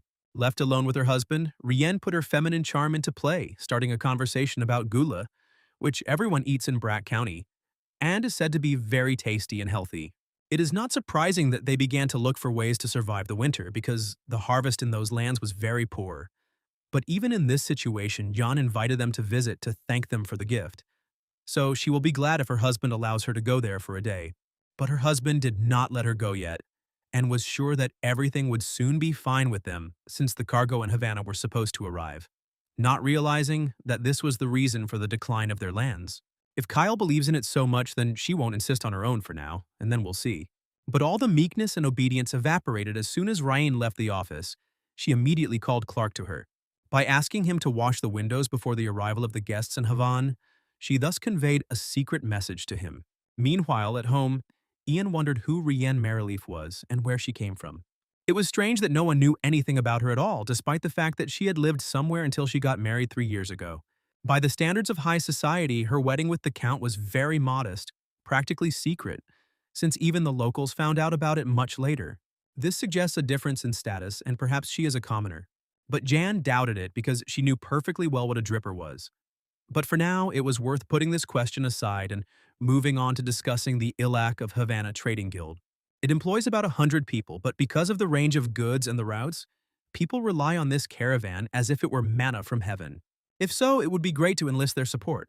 We need to emphasize that they can always turn to Barch for help, and that they will always be helped, protected, and warmed here. At that moment, something strange began to happen. Everyone fell silent and the roar became louder and louder. And just a minute later, Sue burst into the office screaming. The girl did not want to become a spy in the caravan. It was too cold there. And she loved warmth, and she would not find the way to them and did not want to go anywhere. She screamed and rolled on the floor until the moment when Ian came up to her and said that Cacanthir trusted her completely and considered her an excellent warrior. She is also the fastest warrior he knows, and if he has to retreat, she will do it better than anyone. So there is no better candidate for this task than her. It was pleasant to hear, and if Sue could have blushed more with embarrassment and pleasure, she would have done so. But as it was necessary to listen to the details of the mission. Evening had come. The caravan had been on the road for several hours already, so it was time to make a stop and rest. Sue had already infiltrated the team and was helping the old lady in the kitchen. Despite her outward fragility, the girl did not complain and worked on par with everyone else. So they began to respect her, little by little. Therefore, they did not pay attention to her actions, and she secretly added gula powder and yellow scorpion poison to the food on Jan's orders, after which she would need to delay the caravan in the gorge. Meanwhile, the situation in Mare life became worse. Cold weather was setting in, and there was absolutely nothing to eat. Some blamed the Bracks for this and believed that the counties should pay them compensation, forgetting that someone from Mare Leaf had tried to kill the Viscount. And no one would be surprised if Kyle was involved in this, because he doesn't care about ordinary people. He's in no hurry to help them. And instead, he raises taxes every day. While in Brack, people eat gula and do not suffer from hunger, even the imperial experts and family members eat it. Meanwhile, morning came in the forest, but the caravan did not set off, as everyone had stomach pains and no one could move normally. This was the first time something like this had happened to them, so all they could do was wait for the doctor who was supposed to arrive from Mare Leaf. People were getting worse and worse. They were writhing in pain and asking for at least warm water. Sue seized this opportunity to leave the infirmary as she could no longer stand being there. Moreover, she hoped that as soon as the doctor arrived, she would try to persuade the caravan to return to Havan. But something went wrong and she was caught red-handed by a man when she tried to add some powder to the water. Sue had no intention of showing her hand, calling the man who grabbed it a real pervert. But even if she didn't want to do it, she had to. And the man noted that on the back of her hand and wrist there were scratches typical of those who often use their fists. Therefore, the question arose as to why the girl was pretending to be a cook. He also noticed that she put something in her pocket and wanted to know what it was. But the girl did not give up her position, refusing to obey. And then she hit the young man in the solar plexus with all her might, so hard that he almost lost consciousness. The characteristic sound brought other caravan employees running, and they saw a young man lying on the ground with a fragile girl standing next to him. She understood that she had gotten herself into a very unpleasant situation, and it would be quite difficult for her to deal with all the men who could potentially attack her. But the most interesting thing was that at that moment, Erica appeared in the clearing along with her soldiers. They looked rather shabby in appearance, and Sue decided to put on a show calling the people who appeared robbers. This was enough for all the caravan workers to decide to grab their weapons and attack those who arrived. Erica tried to explain something, but no one wanted to listen to her because fear has big eyes. Meanwhile, while there was a fuss and bustle downstairs, Sue decided to run away. She knew perfectly well that in the darkness no one could tell who was a friend and who was an enemy. Half would die, half would run away. So she could deal with this caravan before the doctor arrived. Time passed, the confusion ended, and the boys who survived the skirmish came to Marylift County. The only problem was that there were 3 of them and the cart was empty. Kyle did not expect such a setup. The butler reported that the caravan was attacked by bandits, as a result of which they lost everything, including their lives. Moreover, the man personally checked the veracity of this information. There were many dead and wounded guys in the clearing when he arrived there. The head of the caravan suffered the most. They say he returned to the kingdom of Havan and the rest of the survivors came here. The situation had escalated, and the count had no idea how to sort it all out. But the flash of rage died down rather quickly, leaving behind an emptiness. Something had to be decided. So he began to discuss with the butler options for purchasing food, but the prices were too high. But there was nothing people could do. They were already hungry and on the verge of rebellion, so they had to buy at least a little food and distribute it among the population. But for the first time, the butler decided not to listen to his master and suggested an alternative, to seek help from the neighboring county of Brack. The man explained his position. It is colder in Sharon than here, so the snow will start earlier there. Because of this, it will be difficult to transport the cargo. It would be logical to try to get some gula, which everyone eats in Brack. But the Count had no intention of doing this, as he considered such thoughts to be the sheer delirium of a madman. He wasn't going to pay money for weeds that even pigs wouldn't eat. But the butler could not watch the death of his friends and acquaintances, so he personally wrote a letter to the main character. The man was desperate. He asked the young man to help him and his family and the citizens in general, and to start trading in gula. This is his personal request, and it has nothing to do with the Count, but if the guy agrees, then he will offer all efforts to persuade Kyle to accept this situation. It was interesting, but Ian knew perfectly well that if the butler had written the letters with such a request, then it was obvious that Kyle was looking for other alternatives for obtaining food. There was no point in thinking about this alone, so the young man decided to go to the dungeon and visit the prisoners. But before that, he asked the Coast for one cookie to lift his spirits a little. He reached his destination fairly quickly and entered Colin's cell, who was no longer looking his best. Jan saw that it was very difficult for the guy to be in prison, so he offered him a small deal. Now he would give him a cookie, after which he would get a job. Colin did as the protagonist said. Now he had to listen to him very carefully. Now he would get freedom and return home, after which he would get a job as a hired worker in the group that went to Sharon. And then he will have to use any means his sophisticated imagination can come up with to disrupt the deal. The boy didn't understand how he could do something so cruel, but he didn't fully understand the situation he was in because if he didn't do as the main character said, he would die right now. Then Ian began to intimidate the young man in every possible way, instilling in him the idea that a serious poison had gotten into him along with the cookies. But with the help of magic, the guy was still controlling its spread.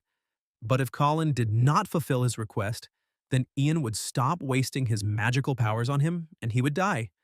But if he did everything right, he would become free.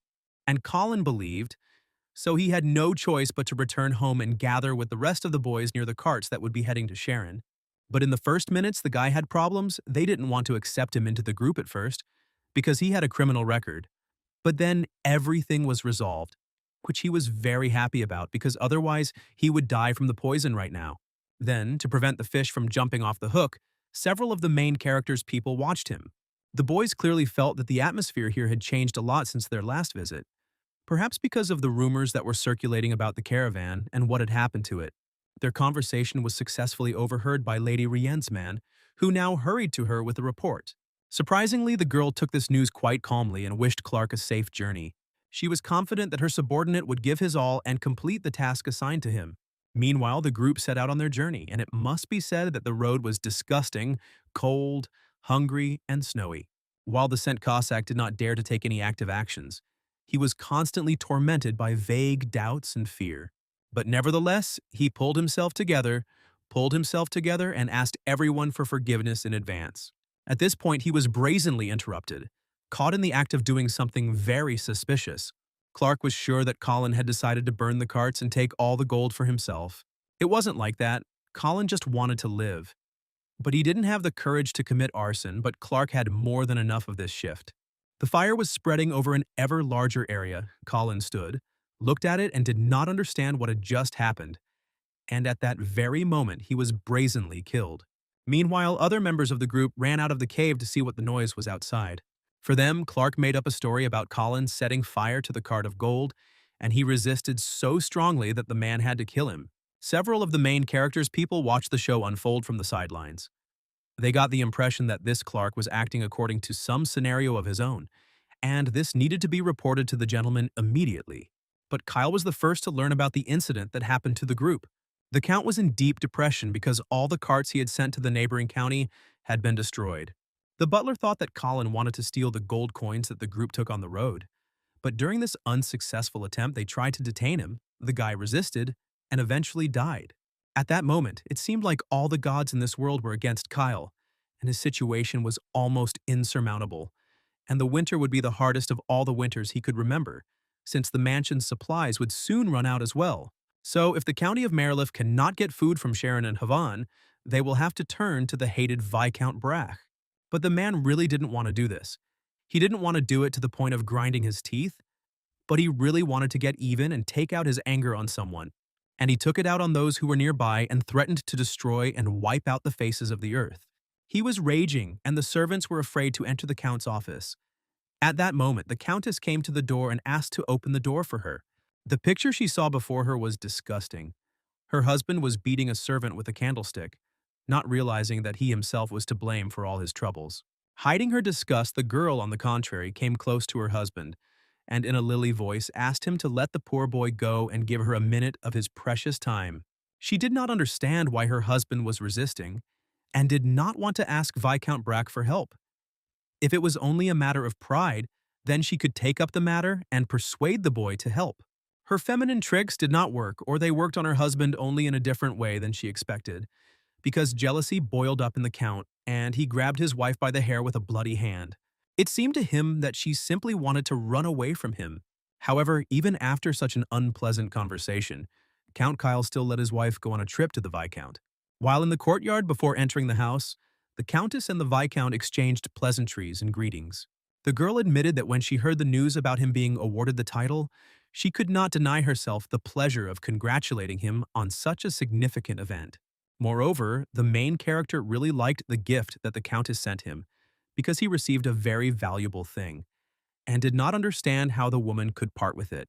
But Rienne wasn't going to admit that it was her idea, continuing to play the role of an obedient wife who only fulfilled her husband's wishes. From this short dialogue, the main character made only one conclusion.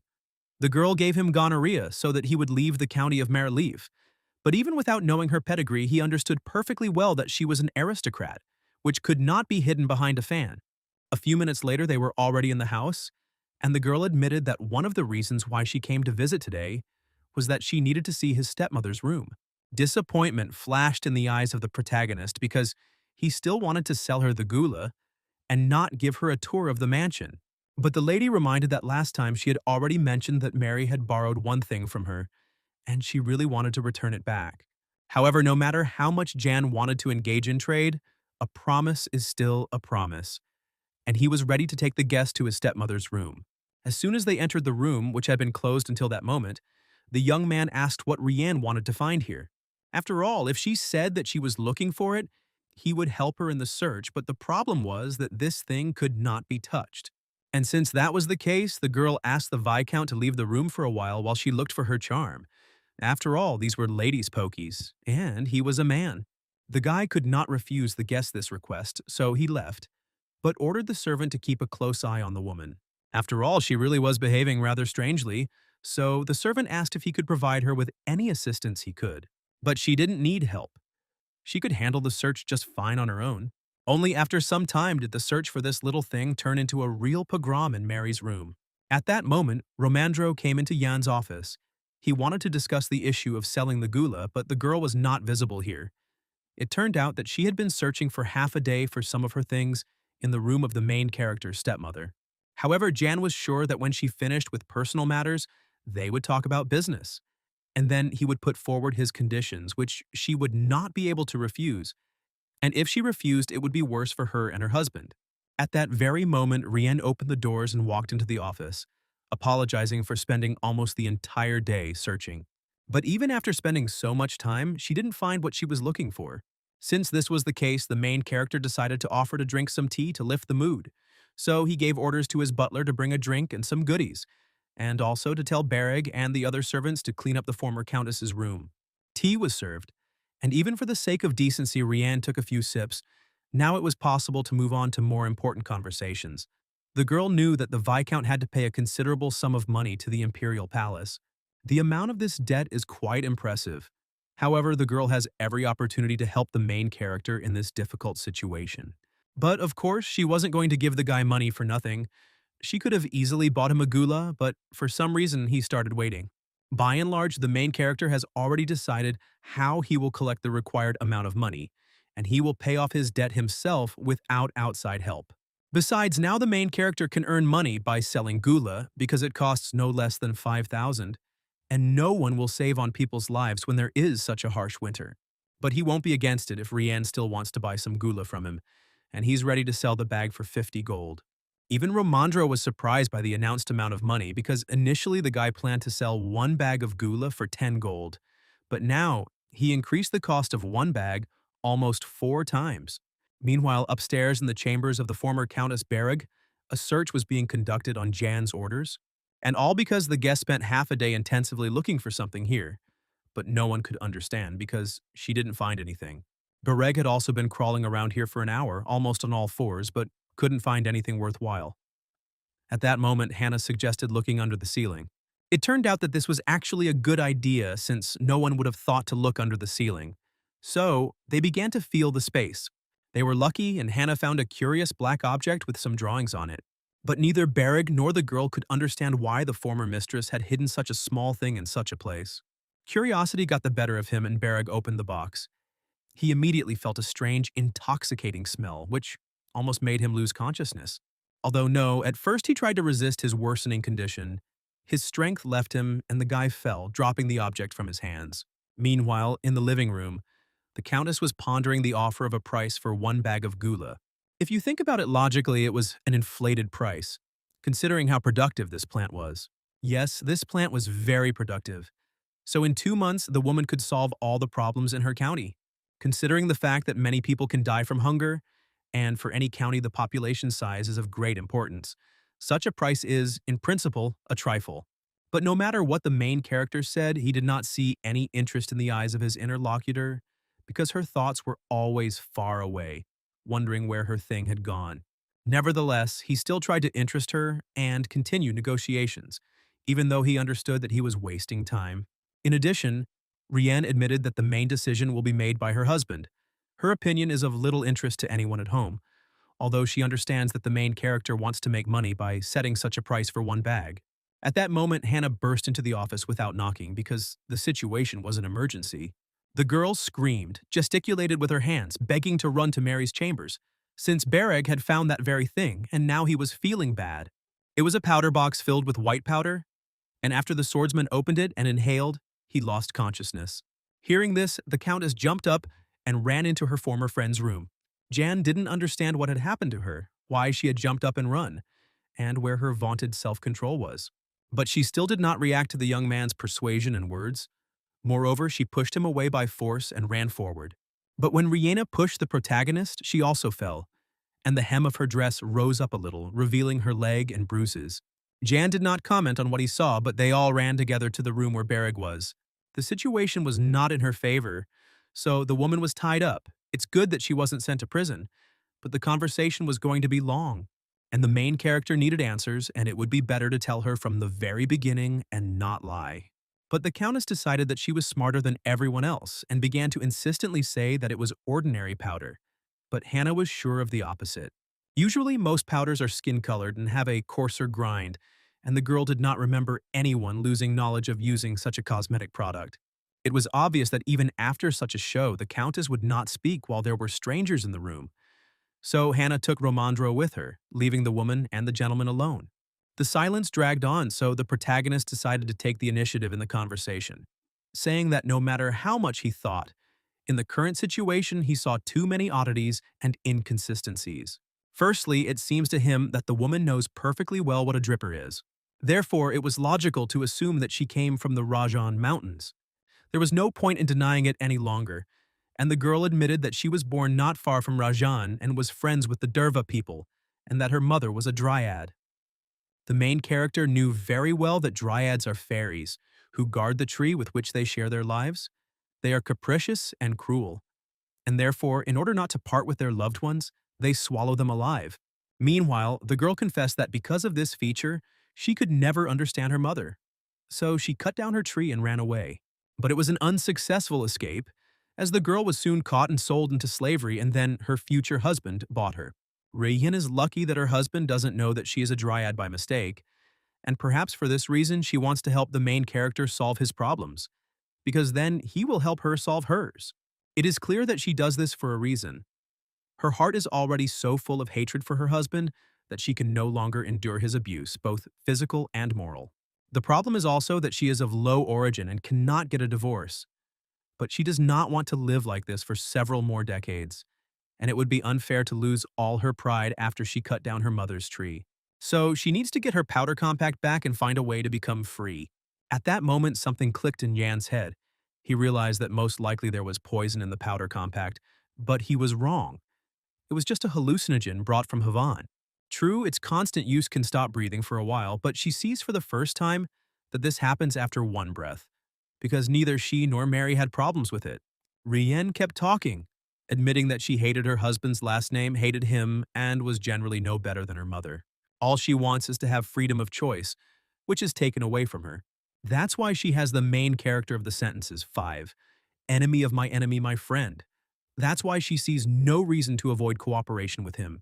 If the guy helps her more precisely, if he closes his eyes to some things, then she will help him pay off his debt to the palace and will continue to help him in any situation. Yan hardly believed what he heard. After all, he had made inquiries and knew that Kyle had younger brothers, so the girl would not see her title, but she didn't care. The main thing was that she would be free. It sounded plausible, of course, but the guy doubted it. He didn't know what was best to do, and it was already evening outside and it was high time for Rien to go home, but he still wouldn't let her go. And when I had already decided to accept her offer and send her home, I heard some noise and fuss from the corridor. Yes, it is impossible to think about anything like that. So Jan decided to check what is going on and rein in those who are preventing him from doing things. It turned out that Carl was trying to get through to Rien, but the main character's servants wouldn't let him through, so Jan decided to smooth things over and asked the guy to be a little quieter. He would see his mistress soon. But as soon as he saw that the woman's hands were tied, his face turned purple with anger, and he was ready to rush at Jan with his fists. But Ian was not the type to tolerate such treatment in his home, so he used magic on the guy. The noise and shouts began to affect Bereg, and little by little he began to come to his senses.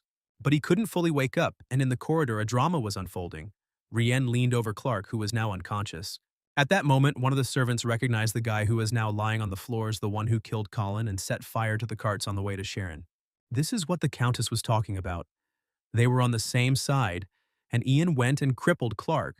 Only she forgot that her servant was the first to attack the Viscount, and he was simply defending himself. The girl found out pretty quickly that Colin was a decoy. He stood out from the others, and he disappeared from the gambling house the day before the attack on the young man, and then suddenly returned. It is clear that there was a reason for everything. The Count paid no attention to anything then or now, and Jan could not understand this either. It would have been strange to continue the conversation in the corridor, but the girl was sitting next to the man, so John ordered him to be taken to one of the rooms. Then they would continue the conversation in another place. It was hard not to notice that Rianne was not indifferent to Clark. That's why she looked at him like that. And that's why she started this mess with the attempt on her husband. But she denied it.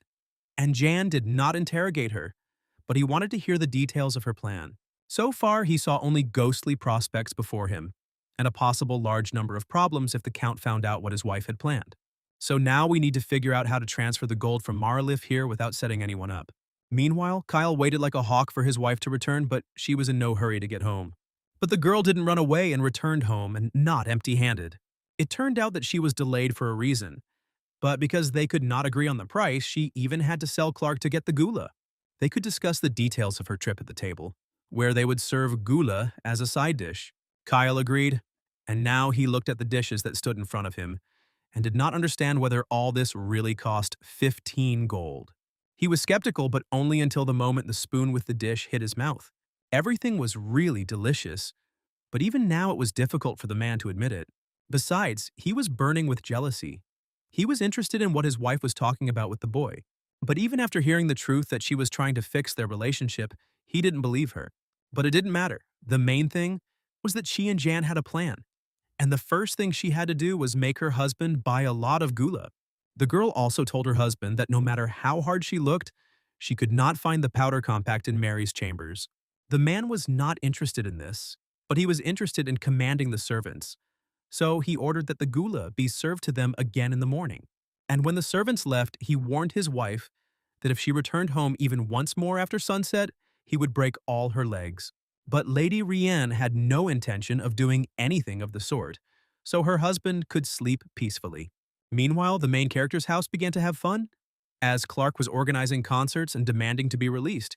And in general, the Viscount is a terrible person, since he offends his dear mistress. The guy was overcome with anxiety. He did not hear what John was telling him, and only begged him not to harm Lady Rianne. It's already hard for her to live with the Count, and she also helps people in the mansion escape her husband's wrath. So she doesn't deserve punishment from the Viscount either. The girl did not tell the main character about this, but he reassured his prisoner, saying that his mistress had returned home. Clark is now acting as a guarantor that Rianne will keep her word given to Ian a few minutes ago, so the guy better behave quietly and not interfere with doing great things. A few minutes earlier, Ian had escorted Lady Rianne to her carriage and promised that his men would escort her home. The girl was confident in her decision, and there was no need to worry about her because she had been waiting for this opportunity for several winters, so a couple more days would not matter, after which she went home. This girl was delightful, but at the same time caused a vague alarm. Besides, Bereg was still sleeping, but in general his life was not in danger. Nevertheless, he needed to be kept under close surveillance, since he had inhaled a hallucinogenic drug, and who knows what he might imagine. You need to be prepared for the fact that the shore will talk in its sleep or even walk. It was the first time that Jan had been in such a situation, so he didn't know how to behave with his friend, who had already opened his eyes and was trying to figure out where he was. But he didn't remember anything, and besides, nothing hurt, only there were strange sensations in his body in general. He could tell reality from fiction, but it made him feel disgusting. True, he didn't recognize everyone. For example, he looked very intently at Romando, and then he mistook him for a cute little dog and tried to catch him to play with him. Another week passed in such fuss, and Count Maralif was ready to conclude a deal to purchase the gula. But if he thought that everything would be simple, he was wrong. Jan was ready to sell him the gula, but for each bag he wanted 50 gold coins and not a coin less. If the Count agrees with the price, then the Viscount will forget and forgive all the insults to the man. But there was nothing to do. They wanted to eat every day, so Kyle and Ryan came to visit Ian, who understood that today everything would be decided. The negotiations began with an exchange of pleasantries. But that was all, and John quickly moved on to the main part, realizing that the Count had come to buy some gula. Everything was exactly like this. The Count needed about 100 bags of gula, but he wanted to personally ask Jan why the price for one bag was so high. Instead of John, Ramondo intervened in the conversation. He explained that the gula would not spoil, so there was no point in rushing to sell it. And if the Count was not satisfied with something, he himself knew where the door was. Besides, they don't sell wild gula found in the forest, but rather the one they grow in a greenhouse, which is why the price is so high. Ian was not going to give in, as he understood that this was probably his first and last such large deal, because after today, Marleaf would be able to provide himself with gula independently. So now he needs to either sell more gula or ask for a higher price for it. Based on this, and the Emperor's desire to restore the Bracklands, Jan has no right to lower the price. To allow Kyle to digest the information, Ian left him and went about his business. The man didn't want to give in, didn't want to spend so much money, but the situation in the county was really critical this year. Now, while there was no one in the room, the husband and wife could discuss the situation and how much money they could afford to spend on this purchase. In fact, the man wouldn't even pay 1 gold coin for the bag. Nevertheless, the Count agreed to pay 35 coins for one bag, but Rien understood that this was not enough, and began to persuade her husband to agree to buy the gula for 40 gold coins, because then they would not be able to buy the gula at all because it would disappear in the snow. A few minutes later, Jan returned. He was sure that the client was already ready for an important step.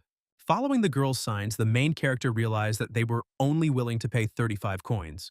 Now it was time to stage a performance of price bargaining. The challenge was accepted, and Jan finally lowered the price to 40 gold coins per bag. But Kyle will have to sign an agreement that he will never interfere with the economy of the land of Brack. The man did not take this seriously, believing that even if he signed this document, he could always turn the Viscount over to the authorities.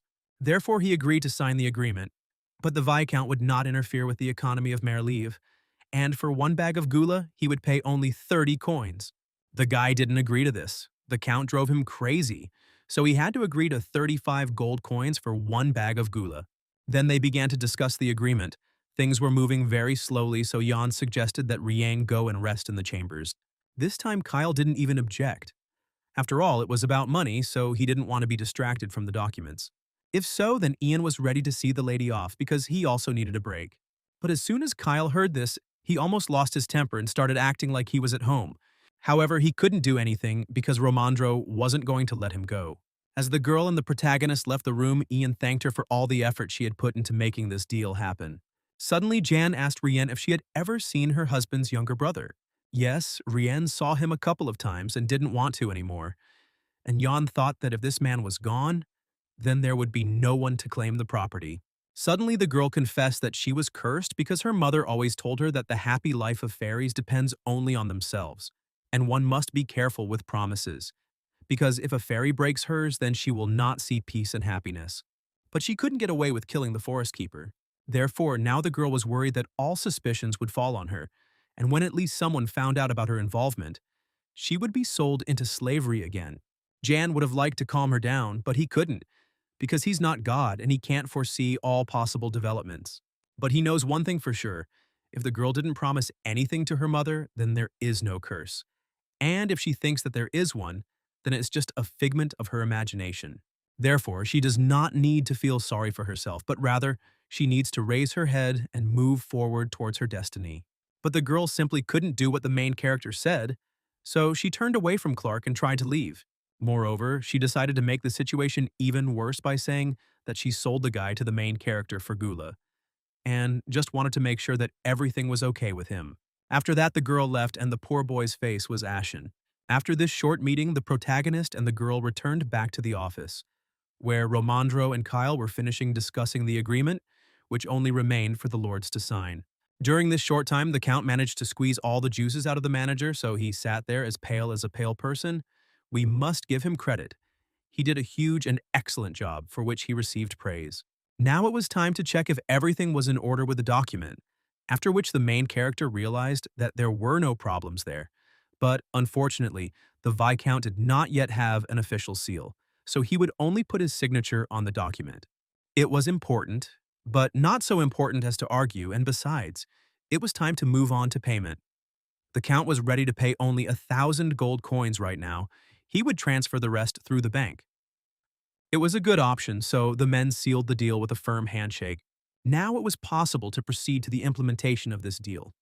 While the workers would collect and load the gulu, Lord Yang could go to the bank. Perhaps Jan agreed with this, and he also asked Bereg to supervise the loading and tell the servants that they could put as much gula as they wanted into the sacks, and also let them prepare a carriage. And as soon as John checks the authenticity of the gold, he will send it to the bank. Everything happened exactly as the main character expected. The gold was genuine, so he took it and went to the bank where they were already waiting for him. The manager had already heard about the deal with Count Kyle and was not surprised by the chest of gold. There were exactly 1,000 gold coins there. At that moment, a guard approached the chest with gold and said that he would take it to the vault. Bereg looked at this man with wide eyes because for the first time he saw armor made of magic stones that could crush a human head. And most importantly, neither a sword nor magic could do anything to him. If you think about it, even thieves wouldn't even dare come here just because of the sight of this armored guard. And they will do the right thing because this man will kill any thief before he starts acting. He will not allow the bank, which is a kind of shrine for the empire, to be insulted. So even during the Civil War, no one attacked this place. That is why, in those troubled times, it was at the bank gate that many people gathered, seeking refuge there. Time passed unnoticed while they talked, and the manager led the protagonist and his companions into a small room, where she prepared snacks and tea for them to enjoy while she counted the gold. When the company was left alone, it began to discuss pressing issues, namely the debt, which could not yet be covered even if taxes were increased. And this is without taking into account the problems that they will have next year, as well as the costs of travel to the capital before the New Year celebration, the costs of maintaining the mansion, the costs of food for the coast. All this costs a pretty penny. But they would talk about this later, and it was necessary to start planning a trip to the capital now. And Romandro suggested that Jan and Bereg live with him for some time. Yes, he got married, but this would not affect his proposal in any way. But then, right now, they returned again to discussing the same old stuff, namely the debt. And Romandro suggested options for saving expenses, realizing that this would hardly give anything either. Because you need to understand perfectly well that now people are busy preparing for winter, but when spring comes, they will be overcome by one negative thought after another. They will begin to have a negative attitude towards the main character, since he will go to the capital and will begin to demand an increased tax rate from them. But overall, the man didn't have to worry about the main character because he found a very effective way to make money. And all thanks to Hannah, who gave him some good advice because the residents of the territory will soon want to sell gula, and he needs to come to terms with this. She was worried that the people in the neighboring county would start growing their own gula and then selling it. So she suggested allowing them to only fry it and sell the finished product, and to include this in the agreement. At that moment, the bank manager entered the room, having finished counting. Since the verification was almost complete, it was necessary to sign the certificate. The protagonist signed the papers without any problems and said that Count Kyle had to hand over another 2,500 gold coins within 3 days, and he hoped that the manager would be able to check them in advance. The woman was ready to fulfill any wish, but she was surprised that the Viscount was well versed in financial documentation, and this despite the fact that he came from the lower strata of society. Evening had come, the business at the bank was also finished, and the main character and his friends were getting ready to return home. But he had one more small task for Bereg, namely, the guy had to find out about the younger brother of Count Merryleaf, and as quickly as possible. Romandro also decided to hold off on going home for now, as he needed to stop by a couple of shops to buy gifts for his wife and future child. Suddenly, the main character stopped him and asked if there was any news about Mr. Molina.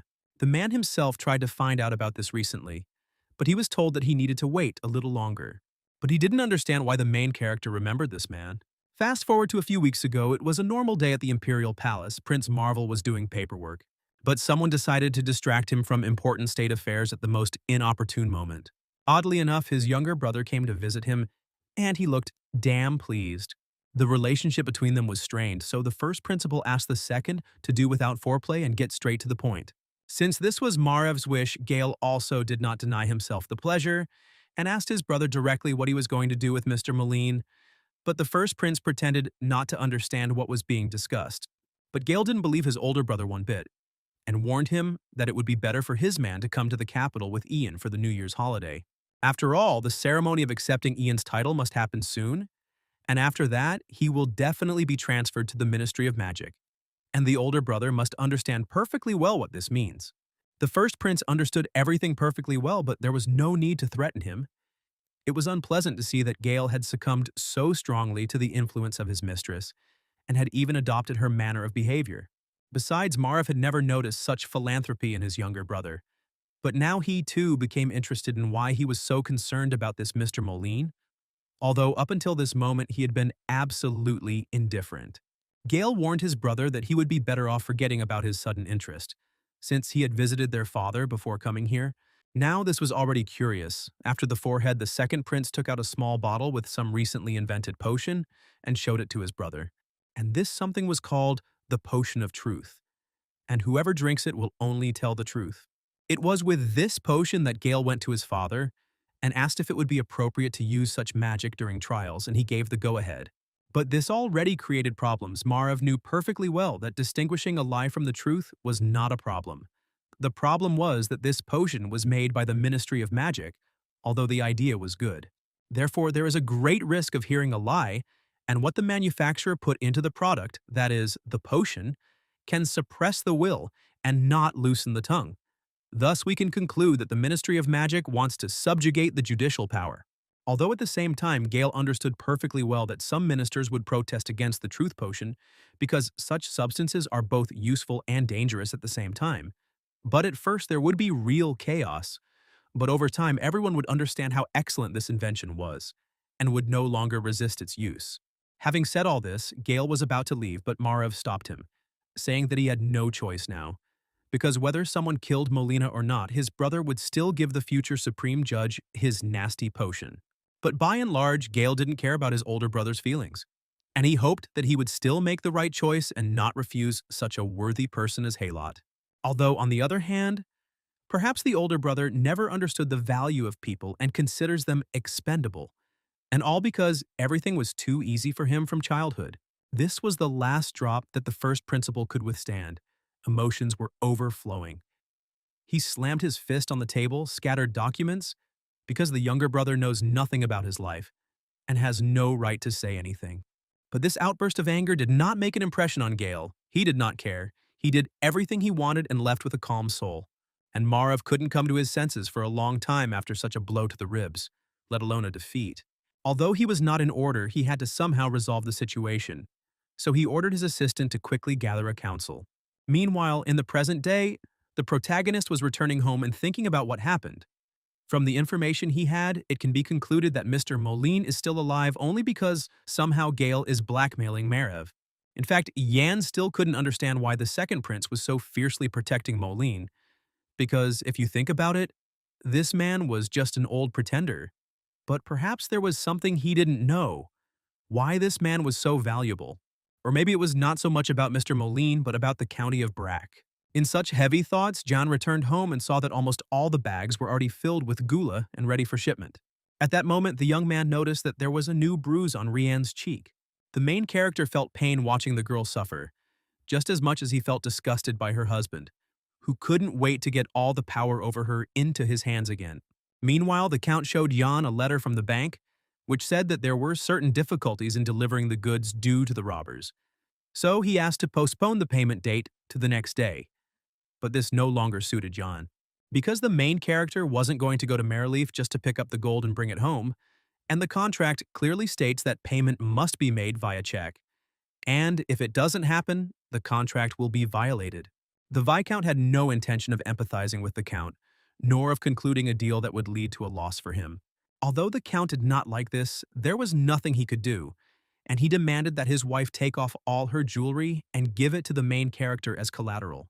Jan watched what was happening with his eyes wide open because he couldn't even imagine such a thing in relation to a woman in his worst nightmare. And at the moment when she took off the ring, the main character saw a stone in it that was identical to the one that was in his obesity. Ryan noticed Jan's reaction and asked what was wrong with him. The guy did not hide that he was interested in the name of the stone in her ring.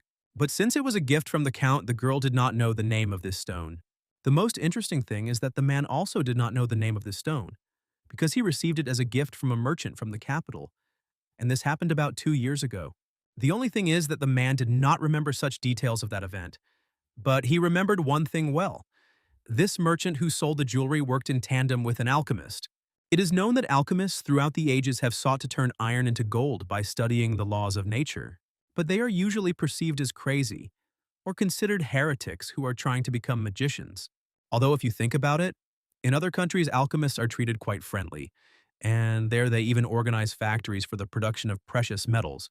So trading organizations often enter into contracts with them. The man had never personally had any relationship with alchemists, but he was then interested in seeing their work with his own eyes, so he bought this ring for his wife as a gift. Meanwhile, the main character was not eager to take the ring for himself, but it was very useful for him to get new information about the stone. However, no matter how much he did not want to accept the jewelry, but he had to do it, the young man nevertheless promised that as soon as he received a check for payment, he would return the jewelry to the girl. Meanwhile, the servants loaded all the sacks of gula into the carriages. It was time to say goodbye, and the Countess thanked Yan for today, which meant so much to her. Yes, maybe now he only has to wait 30 days, and what they have been waiting for so long will definitely happen. The Count, as usual, did not like that his wife was paying attention to someone other than him, so he got angry, and it was obvious that a debriefing was waiting for her at home. I didn't understand why he looked at the main character and his wife that way, but Jan didn't worry about this because he would only be glad if the Count didn't send him a check tomorrow. Then he could file a complaint with the palace for non-compliance with the terms of the contract and get on the nerves of this terrible person. But when the guy was almost at the door, he turned around and ordered Breg to go to the square, call the people and allow them to sell only prepared gula, and to give a tenth of each sale as a tax. Yes, now everything was clear with this. Now it was necessary to decide what to do with Clark since the Countess no longer needed him. Then he needed to come up with some kind of occupation. But unfortunately, when the morning came, a messenger brought Yan an envelope containing a check from the Count. But the main character was not going to take his word for it. First, he had to check the contents of the envelope, and only after that was he ready to give the jewelry to the Countess. Therefore, while the check was taking place, the messenger Salmon could sit down and rest a little. When the man sat down, Jan began a very interesting conversation. He realized that it was the man who wrote him letters on behalf of the Count, so he offered him to work for him as a teacher. Of course, in this case, Salmon will have to get permission from the Count, but the work will be interesting and the student who needs help is very hardworking, so he will like working here. Of course, all this will not happen for free and the tutor's services will be well paid. The man could not make such a decision on his own. He needed to consult with your master, so it would take time to answer. Meanwhile, Hannah brought into the office all the Countess's jewelry which she had left as collateral. At this point, Saman finished his business at the Brock estate and was about to go home, but the city streets were too busy, and he did not understand the reason. The man nevertheless returned home and laid all the jewelry in front of his mistress. But the Count was skeptical and asked his wife to check if everything was in place. But she didn't do this. She simply took her favorite ring and put it on her finger. And this movement seemed too suspicious to the Count, as did yesterday's conversation between the Viscount and his wife. It felt like they were clearly hiding something. Suddenly, Salmon spoke up and said that on the way back home he learned that Sir Jan had told the inhabitants of the lands about the deal. At that moment, something clicked in the Count's head, and he realized that all this time the inhabitants of Brack had been selling gula to the inhabitants of Marilov, but they had been doing it secretly. But all this time they were selling ready-made gula. It can only be eaten, but it cannot be grown, so there are no problems with that. Besides, the people of Marilov had no problems with food now, so there was no reason to be angry. But the Count was still furious. He was worried that everyone would start selling the gula at a lower price after his men dropped it off. It was clear that this should have been thought about from the very beginning when economic ties were discussed, but Jan managed to get everyone wrapped around his finger. The Count was getting more and more angry, so Rien intervened in the conversation. She asked her husband to think about this situation from a different angle, because they still had a lot of time, and they did not know what exactly John was trying to achieve. Suddenly, Salmon interrupted them and said that the main character asked him for help in training his butler. Moreover, the guy promised to pay generously for this service, and if the Count wants, the Viscount can return Clark to the county. No one could understand why there were such complications, what the main character was trying to achieve. So the Count ordered the butler to write the Viscount an invitation to a dinner party. And at this dinner, Kyle planned to show where the main character's place is. Meanwhile, in Brack County, Berrig looked in amazement at the chest full of gold, not believing that they had earned so much money in one day.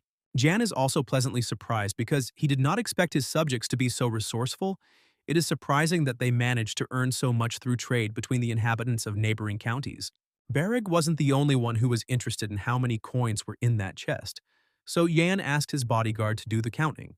But if the guy can't handle it himself, he'll have to ask someone for help, for example, Clark, with whom the boy has become closely associated. But before he started counting the coins, Bereg looked at the main character and asked him if he would take him with him to the capital. Jan did not answer this question directly, saying that he might take it or he might not take it. It all depends on the desire of the bodyguard himself. But if Bereg decides to go with the main character to the capital, he can learn a lot there. For example, everyone knows that there are many shotbirds in the palace. Moreover, someone once told him that even the best warriors from the north could not compare with the captains of the Imperial Guard. At that moment, the boy realized that he almost told his friend about what would happen in the future, because the battle in the north of the empire had not yet taken place, when the descendants of Atan, known as the Blood Name, were defeated by the captain of the Imperial Guard. Bereg continued to count the moments, listening to his master, and then asked how many captains of the Imperial Guard there were, and John happily answered that there were usually 3. Besides, there are experienced people not only in the palace, but throughout the capital, and the border is not called the border for nothing. The coast should remember this. They worked in complete silence for some time, after which the bodyguard broke the silence and said that he also wanted to go with the main character to the capital. After all, if he visits the capital, he will be able to rise 1 level higher than he is now. At this point, Yan thought that it would be nice if Bereg joined the Central Army. He would make an amazing knight. At that moment, Hannah entered the office and said that a message had arrived from Marleaf.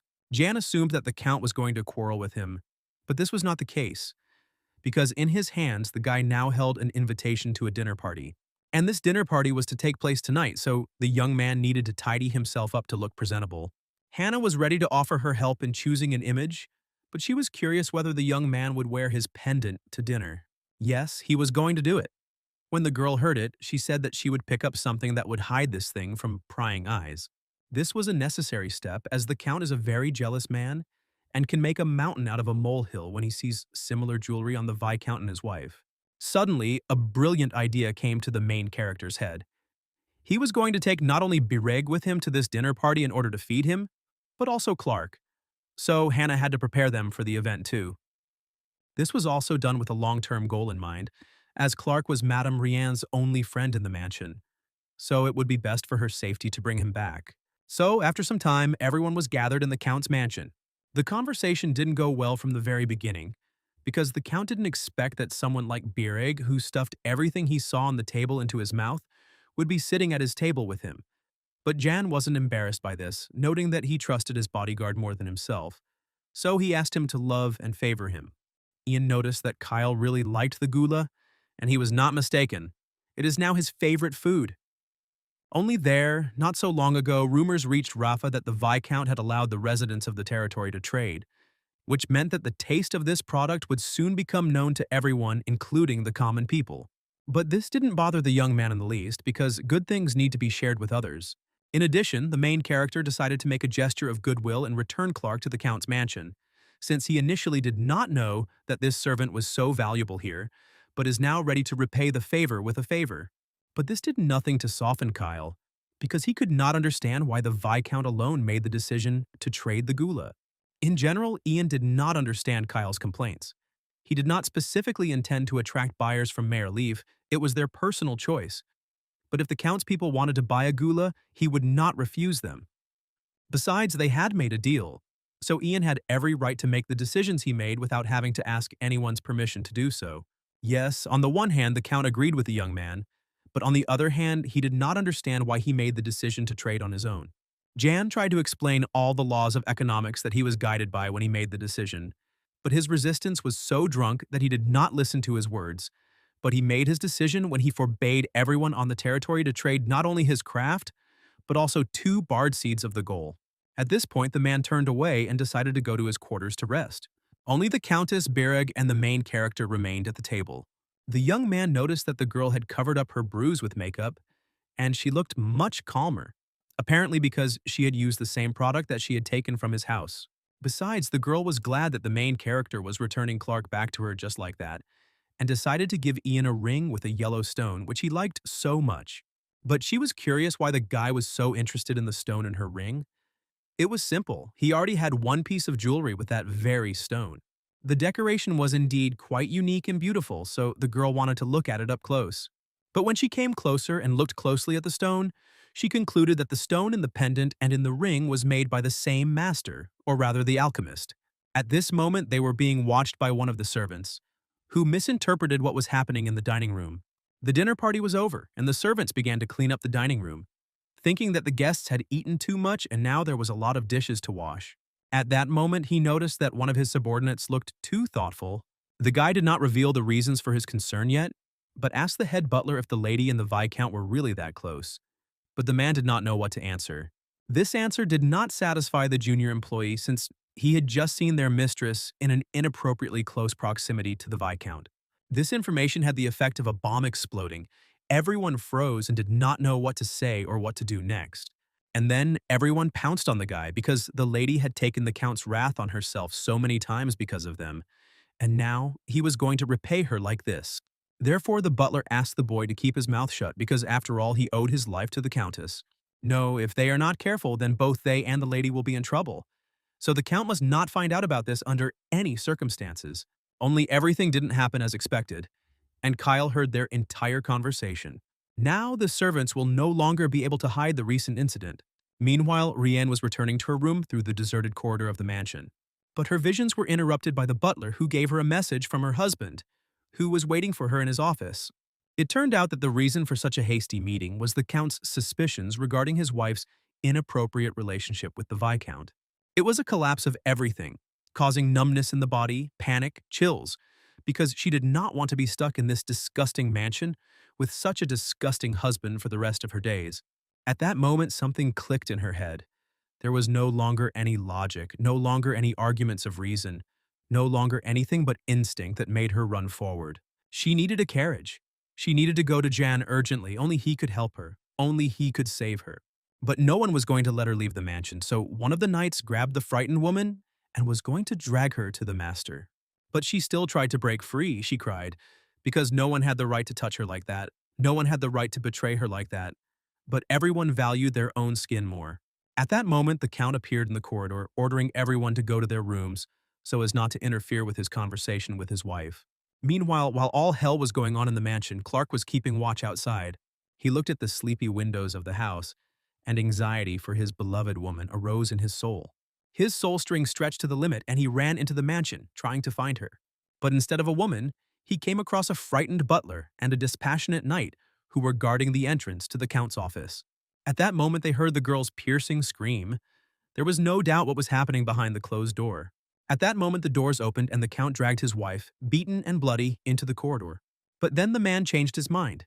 He dragged the girl into the office again and ordered Clark to go there too, because today he was going to finish it off completely. No matter how scary it was, the young man crossed the threshold of this ill-fated office, even though the girl asked him to run away from here as far as possible. The doors closed behind him, and the butler and the knight stood there, pretending that it didn't concern them. Morning came, and the main character received another letter from Marleaf. Only this time it wasn't an invitation to dinner, it was a notice of the Count's death. Defending the woman he loved, Clark killed the Count. The main character and Barrick got ready and rushed to Marleaf as fast as they could, and in just a few hours they were there. Rienne pretended to be a grieving wife. Knight stood in a circle, not allowing her to take a single step. Jan, of course, came. He couldn't help but come. But looking at the Countess, he realized that it had been a hot night, and her husband deserved to die. If you looked around, you could see broken dishes, broken furniture, and pools of blood. All this spoke of a desperate struggle for life. By and large, Yan did not expect to see something like this because the girl planned to use poison to kill her husband in order to avoid criminal liability. But fate had its own plans for this, and everything happened as it did. At that moment, one of the knights who was guarding the doors at the time approached the main character and introduced himself. His name was Punulu. This knight summoned the Count Viscount Brack to the estate in order to conduct a thorough investigation into the circumstances of his master's death and, if possible, punish the guilty. But the main character cannot be frightened by such speeches and looks. Meanwhile, the knight began his interrogation, asking what kind of relationship connects the protagonist and the lady. Ian was even a little taken aback, not understanding what he had just been asked about. So Rihanna explained to the guy that the knights believed that there was a great and bright love between them, which smoothly flowed into a horizontal plane. It sounded like complete nonsense. And besides, Ian needed to talk to Clark now, but Punaloo refused to bring him since the guy was in prison. Moreover, this man did not want to follow even the Countess's orders until the investigation was completed, which surprised the Viscount. He had to remind himself that these were unworthy people in front of him in order to keep his cool, but his patience was not made of rubber. So Jan ordered the knight to tell him what had happened in that damn room. But the girl spoke up. She believed that her husband had answered for his cruelty, and the knight, who was now boasting of his position, was incapable of anything, and stood, watched, and did nothing while their master was dying, and now believed that he had the right to be rude to the aristocrat who had come to visit them. This was more like the truth. And besides, the main character suggested that the girl fire such worthless knights and hire new ones. Puknulu got angry, but as soon as he took a step towards Jan, Bereg covered his master with his body, pointing his sword at the enemy, warning him against rash actions. The point of the situation was that these guys could really push the fragile girl out of the mansion, so he ordered Bereg to get rid of the trash. But the guy misunderstood him and wanted to kill them.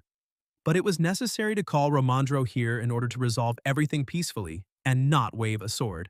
The girl also kicked the servants out of the room and only asked the butler to bring tea. Only when everyone left did Ryan give in to herself, and it turned out that she was going crazy and that she could no longer withstand such wild tension. But now was not the time for tears and panic. The girl had to keep the Count's seal with her until Romandro arrived, because whoever owns the seal owns the mansion. But if suddenly the knights betray the Countess, then Jan will defend her and provide troops. This was all well and good, but the girl wanted to know what the guy would demand in return for his help. The problem was that he didn't know what he wanted. Maybe she would make some donation in his county. Nothing else came to mind. But it would be better if Jan's imagination worked. Nevertheless, the girl had to think for him, and she decided to give the guy a ring with a chemical stone. Jan was in no hurry to take the ring. Bereg did it instead. Moreover, the guy managed to put the ring on his finger and then noticed that it didn't want to come off because it was too small. The bodyguard tried in every way to pull the ring off his finger, but he couldn't do it. Despite the fact that the main character warned him not to take other people's things, eat, drink, or open strange objects. But Bereg didn't listen, and now he needs to cut off his finger to remove the ring. But as soon as the guy heard this, he ran out of the room. Now the Countess and the Viscount were left alone in the room, and the girl asked him what would happen to Clark. The problem is that the main character had only one answer to this question. The guy was facing the death penalty because he killed an aristocrat, which was considered a particularly serious crime in the Empire. Unfortunately, in this situation, John could not help in any way, because he himself would soon have to leave for the capital. Besides, he did not understand how he could save from death a slave who killed an aristocrat. There had never been such precedents. But for her, this was not an argument, because Jan had already done the impossible once. He was his father's illegitimate son who crossed the border, survived, and led the people. For him, nothing is impossible. At that moment, a smart thought dawned on the girl's mind. She must definitely become the mistress of these lands. But this idea was also crazy because there was not a drop of Maraleaf blood in her, and this idea could only work if she carried the Count's child under her heart. But now that the Count is dead, she automatically becomes an outsider with no right to power. Therefore, the Earl's younger brother is the rightful heir and will oppose her getting anything. But if she wants to become lord of these lands, she needs to change the Maraleaf law on inheritance. At that moment, it dawned on her that if she became a lord, she would never gain the freedom she longed for. Yan looked at this girl tenaciously and did not understand her experiences, but it would be very beneficial for him personally if she ruled these lands. After all, no one can know what will happen while he is in the capital, because if the younger brother of the deceased becomes the Count, or even one of the knights, then he may have certain problems, which he would not want. Therefore, there was another way out of the current situation. It was possible to simply capture Maraleaf, but this would give Gale a reason to act, but at the same time prove his value to Marev. The task was difficult, but first Jan needed to meet with the younger brother of the deceased Count. Now was just the perfect opportunity because someone had to pass on the news of his older brother's death to the man, and Jan decided to do it himself and see who he would have to deal with. The young man found the right house very quickly, since it was impossible not to notice it. The inside of the house was as gloomy as the outside, and occult signs and amulets added color to the place. Ian was accompanied by Salmon, who asked the local butler to escort him and the Viscount to the younger Dave. After wandering through the corridors for a bit, they came to a library filled with books. It was clear that the person who lived here had an unhealthy craving for knowledge. At first, Kyle even considered this craving a blessing, but then he realized that it was more of a curse. It turns out that Dave once read a forbidden foreign book, which is what started it all, and they say that this book told about the god of the underworld. At that moment, Dave appeared in the library folding his hands in prayer, saying that he was lucky enough to receive an answer from the god of the underworld. The man immediately guessed that most likely they would talk about someone dying. Salmon didn't beat around the bush and told Dave that the Count had had an accident the previous evening and had died. The man remained completely impartial, and only noticed that he himself did not come alone, but was the main character, who immediately introduced himself. The men shook hands, and the protagonist informed Dave that the Countess was asking him for help. She wants to meet them and discuss the affairs of the mansion. She really needs help, but she is in too much anxiety and limbo to come here. Yes, he ignored the words of the main character, but nevertheless went to get ready and go to the mansion. And just a few minutes later, Dave and Ian approached the mansion, where Romandro had already arrived to help solve the lady's problems. Indignation and they met, but definitely didn't like each other. In principle, the situation in the mansion was quite depressing, and it gave off a sense of hopelessness since Clark was the killer, which was not to their advantage. Plus, the Knights were causing concern because they would most likely want to seize power in this territory. On top of that, the Count's younger brother Dave believes in the god of the underworld and does not inspire confidence. Beric had never heard of the god of the underworld, so he was interested to know what it was and what it was eaten with. It turned out that it was a new religion that arose among common people abroad. Initially, the official church considered the offshoot of the religion to be heresy, but over time it became much more influential than anyone could have imagined. Besides, if Romandro remembered correctly, this religion was one of the most aggressive and repulsive, with which people do not want to deal, sane people do not want to deal. Therefore, the best option would be if Rian became the lord of these lands, because if a heretic comes to power, it is unknown how things might end in the future. Therefore, it was necessary to come up with an effective and fast way to make the girl the mistress of this mansion, and Berg had such a way because he could have simply killed everyone. But this could not be done, since they did not have enough power for such actions, so everything had to be done quietly, quickly, but without bloodshed.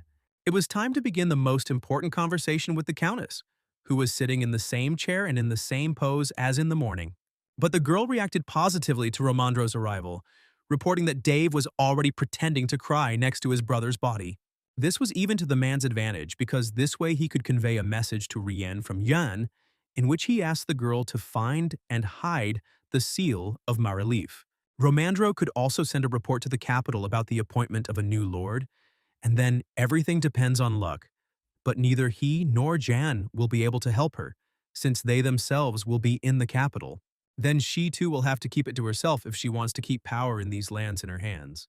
The seal was already in her hands, and the girl realized that she had no other way. Since she is firm in her intentions, she needs to remember the next step. When the first dust settles, she must dismiss all the knights. In this way, she will untie Jan's hands for further actions, which are not of the most moral nature. That leaves only Dave, but the girl doesn't have to worry about that as Ian will take care of him. But Rian must promise a payment of 5,000 gold coins and promise that her number of soldiers will not increase. If she agrees, then they will make a contract. The girl had no other options, so she agreed to the Viscount's proposal. But there was one more point regarding Clark that they absolutely had to discuss. His situation was extremely difficult and there was practically nothing that could be done. But there was one option that would suit everyone. But Romandro didn't have time to voice him because Dave appeared in the room, playing the role of the grieving brother. The girl was not particularly surprised by his behavior, but only noted that he had ignored her all day. But now, he finally noticed when the palace expert appeared next to her. The man began to deny it, hiding behind his brother's death. But Romandro was not fooled. Nevertheless, he peacefully asked Ryan and Dave to calm down and sit down, since there was a lot to discuss. The man believed that they had nothing to discuss, since his brother's killer was still alive and breathing air, and it was the same as being in a dungeon. Romandro ignored this attack, saying that he would send a detailed report to the capital about what had happened here, and would also raise the issue of succession to the title. Only then did rumors reach him that Sir Dave believed in the god of the underworld. The man in the picture became confused and began to deny this fact, claiming that he was being taxed and that he was not doing anything like that. After all, he knows very well that in the Empire this is considered heresy. Nevertheless, the situation was becoming extremely unpleasant, so he asked to arrange a conversion ceremony of the title inheritance, so that he could arrange his brother's funeral with peace of mind. Ramandra was not ready to do this, because first it was necessary to organize the funeral, and then deal with the inheritance of the title according to etiquette. Dave didn't like this very much and tried to hide his irritation, but the capital expert began asking him questions, the answers to which would be written down in his report. Meanwhile, Rian was thinking that she needed to survive by any means necessary, and then she would give up everything and start over, even if she had to give up everything, even if she has to rip Clark out of her heart. She was so deep in her thoughts that she did not hear the questions of the capital's expert. Therefore, he had to ask the girl several times whether she had managed to inform the inhabitants of the county about what had happened to their lord, and if not, then it was necessary to do it right now and take care of all even small matters in the mansion. But Dave didn't understand why the affairs of the mansion had to be handled by a person who would soon leave it, because now he had to handle the affairs, and his daughter-in-law had to take care of her health and peace of mind. But the girl doesn't owe him anything, and besides, even if Dave wants to get down to business, he won't understand anything because he was expelled from the estate a long time ago. Moreover, she is surprised that Dave does not actually feel a drop of sympathy for his brother, because the funeral has not even happened yet, and he is trying on someone else's skin. The man lost his temper and wanted to hit the girl sitting in front of him, but Romandro managed to stop him. But even in this situation, Rian continued to speak, pointing out that even though the man had been banished, he still believed that he had the right to raise his hand against her, which was further proof of his relationship with Kyle. She even became curious about what Dave would say about his brother, who married her, whether he was crazy, because the same blood flowed in both of them. The knights watched everything that was happening calmly and had no intention of intervening, believing that they were not obliged to protect the woman until the truth about the death of her husband, to whom they had sworn allegiance, was revealed. In vain, they gave her such an answer to the call for help. Therefore, they left her no other choice but to fire them all, because until the burial of her husband, all power in the mansion belongs to her, by order of the palace expert. But her answer was only a nasty grin on the knight's face, who was sure that she had lost her mind from grief. But she was sane and had a clear memory, and help had arrived in the form of Berg and one of his friends from the clan of ground warriors. Meanwhile, a very interesting picture was unfolding in the courtyard. The knight stood and stared in shock at Bereg, who was holding the corpse of his comrade, saying that he himself offered to kill himself, so he killed him, and now he can move on. Following Bereg, Jan appeared, who was glad to see Rien in full health as far as possible. The knight was almost gnashing his teeth because he had hoped that the Viscount would not interfere in the current situation, but everything went to hell. Moreover, all these knights actually insulted the protagonist very much when he rushed here at the very moment he learned of Kyle's death. And the Count's knights tried to accuse him of an indecent relationship with Madame Rien. It touched the most delicate strings of his soul because, for the first time in his life, someone dared to insult him in such a way, so now each of them will die. Meanwhile, Mr. Dave was hiding behind one of the knights and shouting that people were proving their innocence in other ways, that this was outrageous. But he picked the wrong guy. Jan had completely different plans, and he believed that in order to prove his innocence, he first had to survive by any means necessary. And in order for offensive thoughts to disappear from a person's head, he must be deprived of this head. Therefore, the main character gave his personal bodyguard the right to deal with everyone who dared to insult him, at his own discretion. After this, Jan went into the office and Bereg remained to administer justice in his own way with a bloody fire. Meanwhile, another scandal broke out in the office. Dave accused the Countess and the Viscount of all mortal sins, tried to hit her again, and all because barbarians came to his house because of her fault. Such behavior was unworthy of an aristocrat, however. Jan still asked the man in a good manner to calm down, but he did not hear him. Since this did not work, the main character asked his counterpart if he could cope with what would happen in this room when the doors opened and Bereg entered, who was given the order to kill everyone who insulted women and him. Now, this had already worked. So Dave became quiet and began to pray to his dear God for it all to end soon. Meanwhile, 2 of the 3 knights had already been dealt with, leaving only one who was outside the mansion, so Jan was going to send people to search for him and capture him or arrange for him to disappear. In this simple way, this part was finished. Now the main character was ready to begin discussing the proposal that he had prepared for Dave. But before that, Jan apologized for the inconvenience and disorder caused to the Countess. However, he understood perfectly well that Rian and Dave Nareen did not want and could not peacefully coexist under the same roof. In that case, he understood that it would be more correct for one of these two to abandon Marleaf in favor of the other, after which he would leave the Empire. Personally, the protagonist hoped that this someone would be Mr. Dave. Such statements and behavior enraged him again, but this lasted exactly until the moment when the doors opened, and the head of one of the warriors appeared in the opening with a colorful view of the bloody corridor. Since the dead Count's brother was not particularly brave, he was shocked by what he saw and immediately lost the desire to be indignant. Jan continued, saying that it would be wonderful if there was no one left with the surname Marleaf on these lands. But even so, some difficulties could arise. Obviously, an expert from the palace will come here soon and recheck the whole situation. Then, like Yana before, the Emperor will give the girl the title, but this is a rather difficult process that can drag on for a long time, and you need to be prepared for this. In that case, Mr. Dave would have to stay for quite a long time anywhere but in the Empire. It was absolutely ideal for a man to go to the homeland of his underground god, and in principle it was a good idea, but still, in Rienne's heart there was a worry that this man might return. But she didn't need to worry about that. After all, he will be walking the entire way under the supervision of escorts from Havan, even though he will have to spend a certain amount of money on this. But that's later. Right now they're still in the mansion, and Dave needs to make a decision right now. After some time, evening came. Romandro and Jan returned to their mansion. But the business was still unfinished, so no one went to bed, and the emotional background would not have allowed him to fall asleep. Because even in the capital, versed in all sorts of stories, today's story would have caused a resonance because a slave kills his aristocratic master, and his younger brother turns out to be a heretic. In addition, in the capital, they were also still extremely skeptical about trade deals with the Gula. But this was already interesting because until this moment, Jan did not know that letters were coming from the palace. By and large, this was one of the first letters that could have interested the main character, because it said that the prince insisted on Molan's return to the palace. It was sad to hear this and to realize that his bet did not work this time, and he lost this chess game. On the one hand, of course, it was a pity to just let Mr. Moline go, but on the other hand, Jan understood that he couldn't do anything about it yet, so he would prepare a carriage for him and send him off to the Four Winds. But there was still an open question regarding Rian and trade deals. It was necessary to open free trade in different types of gula, and then they would be able to collect the necessary amount of gold coins to pay off the imperial palace. So they only had to sort things out a little, and they could go to the capital. Besides, Jan didn't have to prepare anything special. The only one he would take with him would be Bereg. On the one hand, this was understandable, but Romandro was interested in the question of what the young man would do with his mother. Here, too, everything was extremely clear.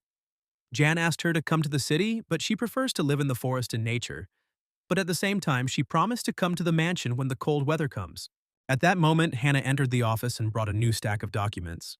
And before the young man forgot, he told her the important news that from tomorrow she was going to Marleaf and would study to become a butler. At first, she couldn't even believe that they were going to promote her, but she saw her master's kind smile and realized that it was not a dream. The girl burst into tears at this news and went out for a minute to collect her thoughts, and the men got back to work, discussing the fact that Bereg still hadn't returned home. But Jan wasn't particularly worried about this, since if something bad had happened, the guy would have already sent a falcon and reported it. However, he himself was beginning to worry a little, as it was taking too long. Time dragged on slowly. The men came to the conclusion that it would be better to leave a few trusted people here who would help Hannah in managing the estate for the entire time they would be in the capital. At that moment, they also noticed that a falcon had arrived, which meant that the coast was in trouble. It was necessary to understand which ones exactly, and it's good that the note was safe and sound. The message was short, but even from it, it was clear that things had not gone as planned, and Bereg had fallen into a trap.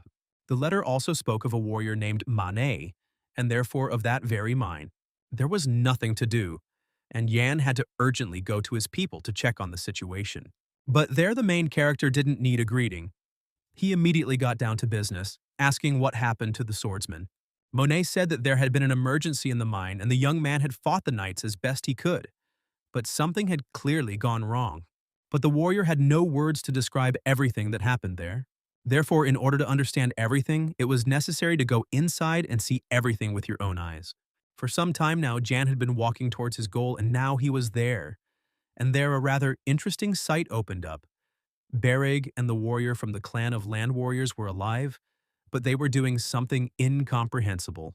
Moreover, at their feet lay a man chained in crystal, and Bereg tried to cut the stone with his sword, but nothing worked. No matter how hard he bludgeoned with the sword, not a scratch appeared on the stone. Suddenly, the swordsman turned around and was glad to see Jan, but the main character also had no explanation for what he had just seen in front of him, although one assumption still crept into his soul. Judging by the echo of energy that emanated from this crystal, one could assume that it was a magic stone. It was a special kind of stone that has unusual qualities because of its energy. They can be used for different purposes, such as a listening device, or to track the location with their help and much more.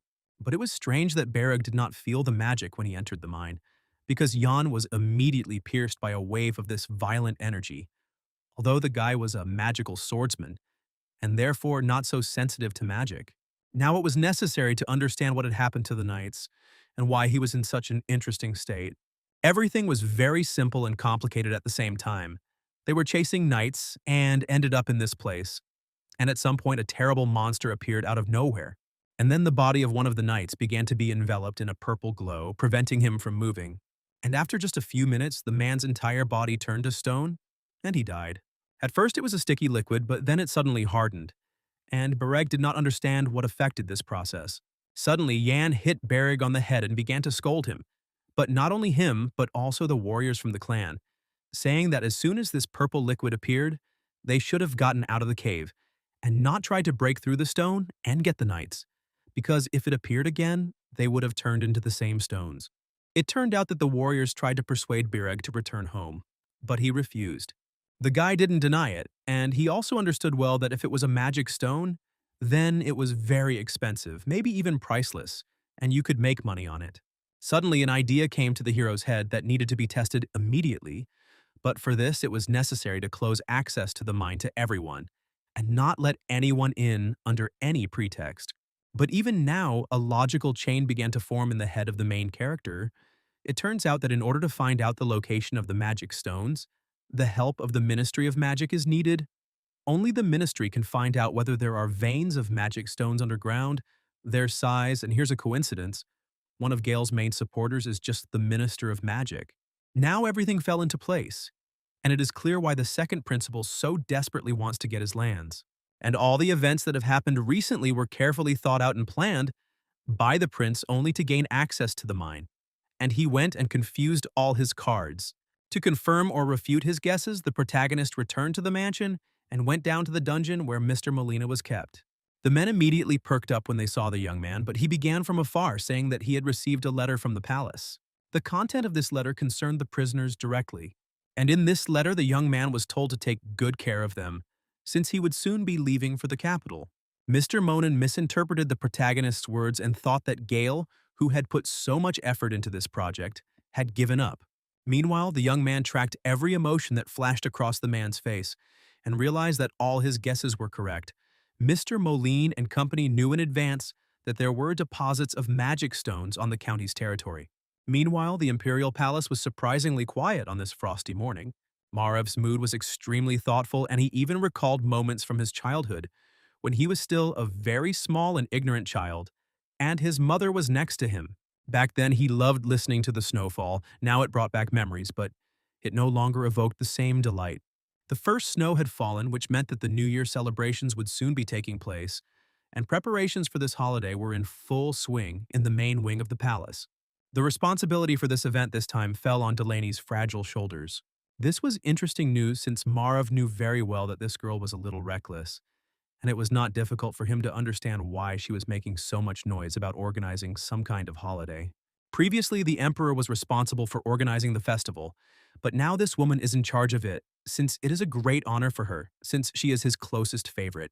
On the other hand, it's good that the emperor's favorite is in charge of all this, because the first prince works late every day, and if he had also been burdened with organizing the holiday, everything could have ended badly for his health. Meanwhile, the prince stared out the window, realizing that as long as he and Gale were there, she would never become empress, even if she really wanted to. It turns out that there had already been several times when the topic of her becoming the new empress had been raised, but due to the fact that the throne was supposed to go to either Marev or Gale, the discussion did not go further. No one can become the new empress while their mothers are alive, and no one can call them sons except their own mothers. At this point, the first prince pushed away thoughts of inheriting the throne and began to deal with matters that brought him back to reality, in which it was important for him to understand when he would arrive in the capital of Yan and when Moline, the second one, had to arrive faster than the first. This has not yet been confirmed, but the administration will probably send Molina on leave, and the prince's assistant will send his man to him in order to control the situation. On the one hand, the situation was going well for the first prince, but on the other hand, everything was complicated by the truth potion, and due to the specifics of the Ministry of Magic, others cannot interfere with their activities. Yes, the prince could study the document and draw conclusions regarding the development, effectiveness, and side effects of this product, but he still had to take his opponent's word for it, which was sad. The ministers were also concerned about this fact, and many spoke out against it, but not all. However, all that was left was to wait until the New Year celebration, and if Ian was sent to the Ministry of Magic, it would be easier for Marav to find out all the necessary information. For now, all that was left was to wait and remember that everything had been different before. That just a few years ago, everyone believed that the Ministry of Magic would inherit divine power and would maintain neutrality. But something had gone wrong. Namely, everything changed when Wesley became the Minister of Magic, and it was then that the balance was upset by her efforts.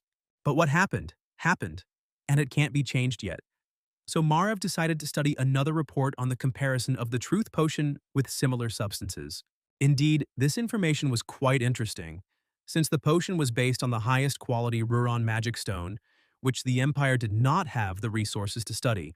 But somehow the report stated that the Ministry of Magic had received 15 kilograms of the stone for their research. On the one hand, it was a lot, but on the other hand, it was catastrophically little, considering that other magic stones are mined in hundreds of kilograms. Only this mineral is different from all the others, and scientists could already say this for sure, although they only began their research last year. The only problem is that it is unknown where the deposits are located, since they are discovered very rarely, and only near deposits of ordinary magic stones. But there is something unusual. They say that it is a liquid mineral, but it turns into a solid state under the influence of magic from outside. The only problem is that if a person touches it, disaster can happen. But so far, no deposits have been discovered that are large enough to engulf a human body. Moreover, the larger the bubbles in the stone, the more susceptible the stone is to magic. But it is still unclear what the magicians do with this stone and what they want to achieve. After all, when the Ruron hardens, it is impossible to scratch or break it. Then the question arises, how to extract and process these stones? Although on the other hand, most likely magic is used for this, and it is logical to assume that with the help of an already hardened mineral, it will be possible to determine the level of power of the magician himself. Meanwhile, in the county of Brac, Romandro, and Bereg, everyone was almost drooling with joy when they learned that there were deposits of magic stones in these lands. To tell the truth, it was difficult to predict such a turn of events because no one even suspected that there was something so valuable in this mine. After all, miners pass here 5 or 6 times a day, but judging by the fact that they didn't tell anyone anything about the strange things in the mine, it's safe to say that they didn't notice any magic stones. So it hasn't been that long since the magic stones appeared here. Moreover, the protagonist had certain assumptions about how a vein of magic stones could have appeared here, but it was difficult for him to determine their type. In his past life, he was only able to see these stones in processed form, so it is difficult to say anything at first glance, since this is the first time he sees unprocessed rock. At the moment when Romanardo decided to report the discovery to the Ministry of Magic, a terrible guess struck him. He realized that Prince Gale only wanted to take over this territory because he already knew about these magical stones. And if we now inform the Ministry of Magic that they know about these stones, the situation will get worse. Jan was of the same opinion, but he was at least glad of the fact that no one else knew about this vein and should not find out. In any case, it was necessary to figure out what this magic stone was doing to oneself and what to do with it next. Since there was also a mine worker with them, he offered his candidacy and services to test some ideas. Bereg watched closely the manipulations of the man who was going to break not the magic stone, but what was around it. The guy didn't believe that the worker would get anything out of it, and imagine his surprise when he did it, and the purple liquid appeared again. Surprisingly, this liquid began to spread, and the guy suddenly came to his senses and yelled that last time it all started with exactly this. Meanwhile, this purple thing slowly crawled towards the swordsman. and he, as if spellbound, watched what was happening, and it would have continued like this if, at that moment, the main character had approached them and asked what they were looking at so intently. It turned out that it was a purple substance that was originally liquid, but as soon as the shore approached it, it solidified. But the most interesting thing was that this substance did not react to the miner in any way, but became solid when the coast approached it. It was really curious, and Ian assumed that all magic stones always react to magic. Their principle of operation is based on a reaction to external magical force, and just like for playing a recording, a special solution is needed. But in order to understand and have a complete picture of what happened, the main character once again asked Bereg to retell in the smallest details the pursuit of the knight. Initially, as soon as the guy found it, he thought that the guy fell into some sticky liquid, but then, when he tried to get out of it, what happened was that he turned into stone. At that moment, Yang realized that most likely what happened to the knight and the liquid was a natural reaction of the mineral to the swordsman's magic. Thus, these magic stones hardened under the influence of magic, and therefore this magic stone was called Ruran. As soon as he realized this, he ordered everyone to move as far away from the stone as possible. Now that Jan knew what he was dealing with, he decided to try to split the rock. In order to do this, the main character did not need tools like other explosives, he only needed to use his magic, which he did. And just a moment later, the block split into smaller pieces. Of course, it wouldn't have done that after such an explosion. After this little bit of advice and noise, Jan felt a little strange. He remembered sending a very weak stream of magic at the stone to see what would happen, but the reaction was massive. So now he couldn't understand why the stones had become so susceptible to magic. Meanwhile, Ramondro began to collect all the stones, as he understood that even the smallest one would be worth a huge fortune. So it was necessary to collect everything possible without missing anything. While Bereg was organizing a broom and other equipment for himself, the protagonist turned to the miner and ordered him to stop using this mine for the time being while he was away. But the man doesn't need to worry because the main character will pay him the same salary as now, and he will also solve the issue of paying salaries to other miners, so there will be no need to worry about money. But the man's main task is to keep everything he just saw in this mine a strict secret. It was impossible not to understand such an order, so the mine was closed. From that day on, the mine was closed to everyone, and only Jan and his trusted servants were engaged in the extraction of magic stones. So far, 10 boxes have been obtained and delivered to the mansion, but they were all very heavy. Jan studied the documents related to the magic stones, and also found out that the mine was still being managed by the person who was with them on the first day. The shore had to convey a message to him so that the man would separate the stone chips from the earth, as they contained magic. Also, Bereg will have to go to the forest today and complete one task. He will have to convey to the main character's mother the information that he is leaving for an indefinite period of time, and she can move to the city if she wants, or go with him to the capital. Moreover, this may be the last time they communicate, since the main character's chances of returning to the estate are extremely small.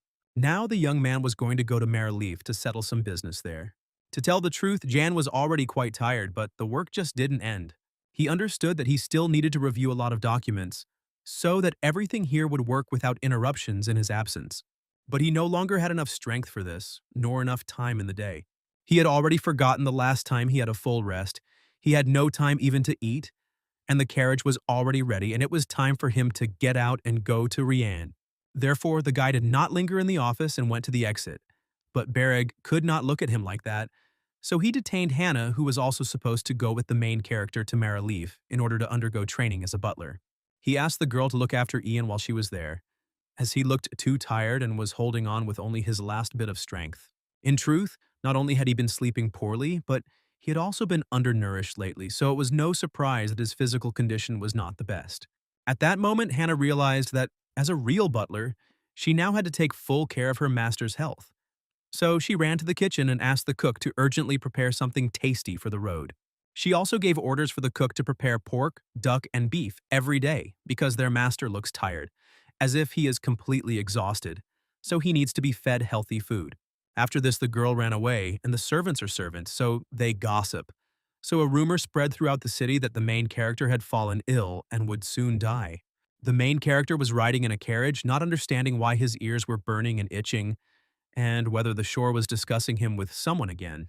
But the young man had no time to think about it, and Romandro also said that he had sorted out other questions regarding the correspondence, but he still had not received an answer regarding how to organize Count Kyle's funeral. Thus, one could conclude that someone really wants no one to know about this event.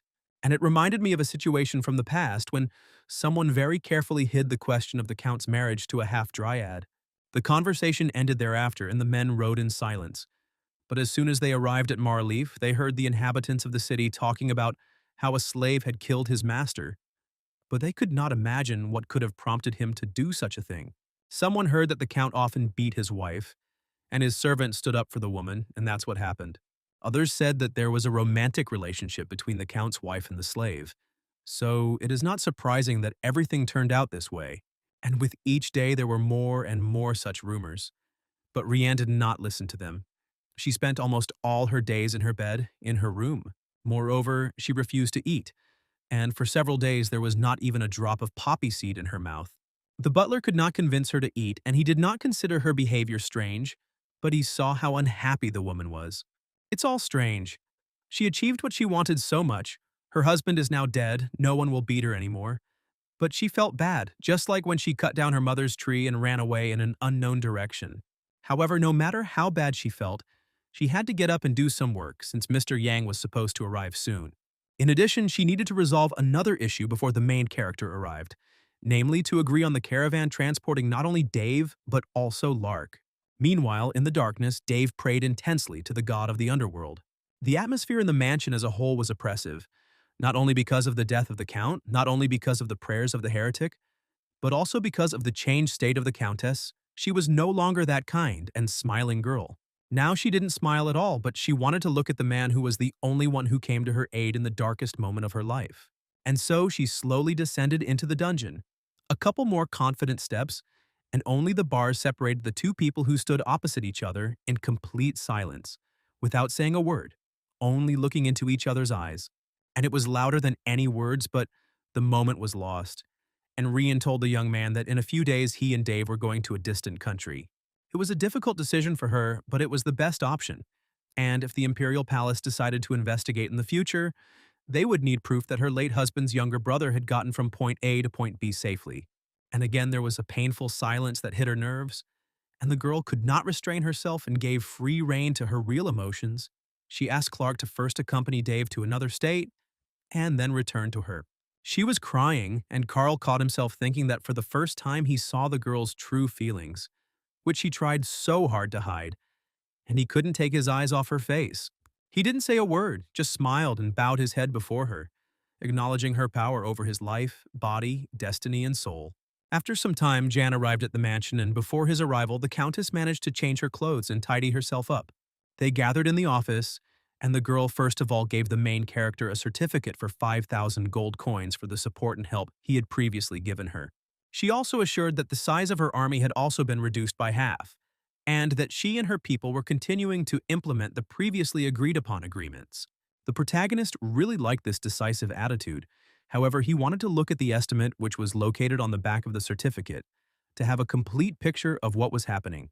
The young man noticed one very interesting detail, and he was curious if the assistants hadn't said anything about this girl. But there was no need to worry about it since there would be no problem with managing the territory. But if the young man was embarrassed by the fact that she had sold some territories, then she assured him that she had paid this amount from her own savings. This was not what John had in mind, but he was used to paying his bills. So Romandro prepared a letter of recommendation to the capital, which he offered to let Rianne read. This text could be read like a novel for bored aristocrats. And this despite the fact that there was not a drop of lies in it, no things that needed to be hidden. Everything was clear, understandable, and to the point. Moreover, if this particular report is sent to the palace, then in theory additional experts should not be required to come to verify the data. If so, the girl confidently put her stamp on it. The woman liked working with documents. It was simple and fast. So she did not understand why her husband spent the whole day on paperwork. After all, what a harmful and ineffective old man he was. Yes, she was definitely unlucky with her husband. But fate gave her wonderful neighbors and friends who do not abandon her in difficult times. Meanwhile, the paperwork was finished and the main character was about to leave. But at the end he asked where Dave was now. It turned out he was in the old outbuilding. And soon it would be time for him to hit the road. The girl has already hired the caravan, paid for the services of the trading guild. It will include 5 workers and 2 representatives of the guild, and she is also going to send Clark with them. All workers except Clark will return home after making sure Dave has left for Havana. It must be admitted that the plan was not bad, and everything was organized well. But Romandro asked the girl to double-check everything, because not only she was at risk, but also he, and most importantly, Yan. But the girl was sure that there was no reason to worry. It was not for nothing that she had spent a lot of time selecting very talented and smart people to carry out this task.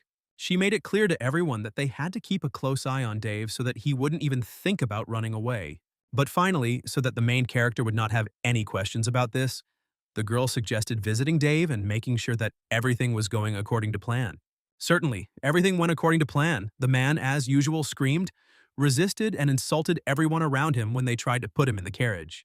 He was sure that he would find a way to deal with the people who had taken his inheritance from him and were now standing and watching his humiliation. Only instead of fear in his eyes, he received in response an obscene gesture from the Countess, which made it clear that she was not afraid of him and would live much better than he did, and very much hoped that in the future their paths would not cross again.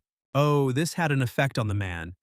He began to shout even louder and to assure her that one day God would punish her for her intolerable character and the insult she had inflicted on his pride and honor. And suddenly, in the courtyard where servants were running around, packing things, time seemed to stop. And Clark saw his mistress again. She too felt his presence and turning around, met his gaze. It was a moment when their souls spoke. And a second later they again became strangers and cold to each other. The farewell was short, and just a few minutes later the carriage was taking away the only person who was infinitely devoted to the girl. The business was finished, so it was time to go into the house and have a little snack. Suddenly, Yan looked at the city and saw dozens of black flags raised. The city was mourning. Against his will, he thought about whether there was something similar in the empire when his real body died in the distant future. Unfortunately, this did not happen because he was an escaped traitor emperor. Nevertheless, Yan decided to wait a little while. Self-flagellation and analysis of what had been and what could be, but what could not be delayed, was the solution to the issues with the Count's funeral, and he asked Riinu about this. She didn't give a clear answer, and the main character returned home with nothing, although during this trip he began to feel strange. And by the way, he wasn't the only one who felt this way. Romandro's vision began to double, and he felt very hot. It is clear that during dinner before leaving the man drank too much, which is why he was seeing all sorts of things. A little more time passed and the carriage arrived at the Viscount's mansion where it was possible to rest a little. But as soon as the guy crossed the threshold of his own house, the servants pounced on him, as they were very worried about his well-being, and almost carried him further in their arms. The young man barely managed to escape, not understanding what was happening in his house, and besides, the entire hall was littered with gifts. Somehow it turned out that the residents of the area knew that the young man was dying, so they sent such a huge number of different gifts to cheer him up. It was a pleasant turn of events, although in reality the main character had no intention of dying, and he thought that since the winter was harsh, there was no point in counting on something like that. Nevertheless, it was very nice to receive all these gifts, and the guy was going to look at each of them, but already in his room. But this had to be postponed for later, since a guest arrived at the mansion. It turned out that the main character's mother decided to visit his house. In a soft pink dress with frills, she looked very fragile and unearthly, like an angel who had descended from heaven to earth. She did not hide her joy, so she ran down the steps and hugged her child tightly. She missed him madly, and now she was glad to see that he was okay.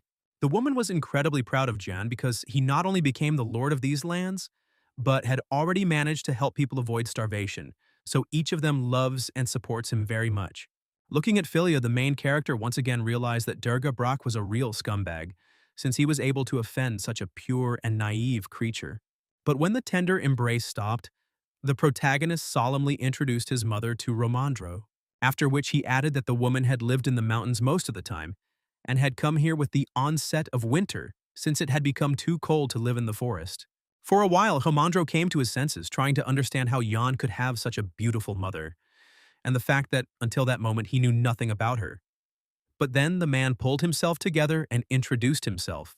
The woman began to cry and shook the man's hand, realizing that although she could not do anything for her son, she would always be proud of him, no matter what happened. At that moment, Bellamy burst into the house. He urgently needed to talk to Ian. But as soon as he appeared on the threshold of the house, he froze in place, seeing the mother of the main character, mistaking her for his older sister, whom the guy hid from everyone. The only problem was that Philia was his mother, not his sister.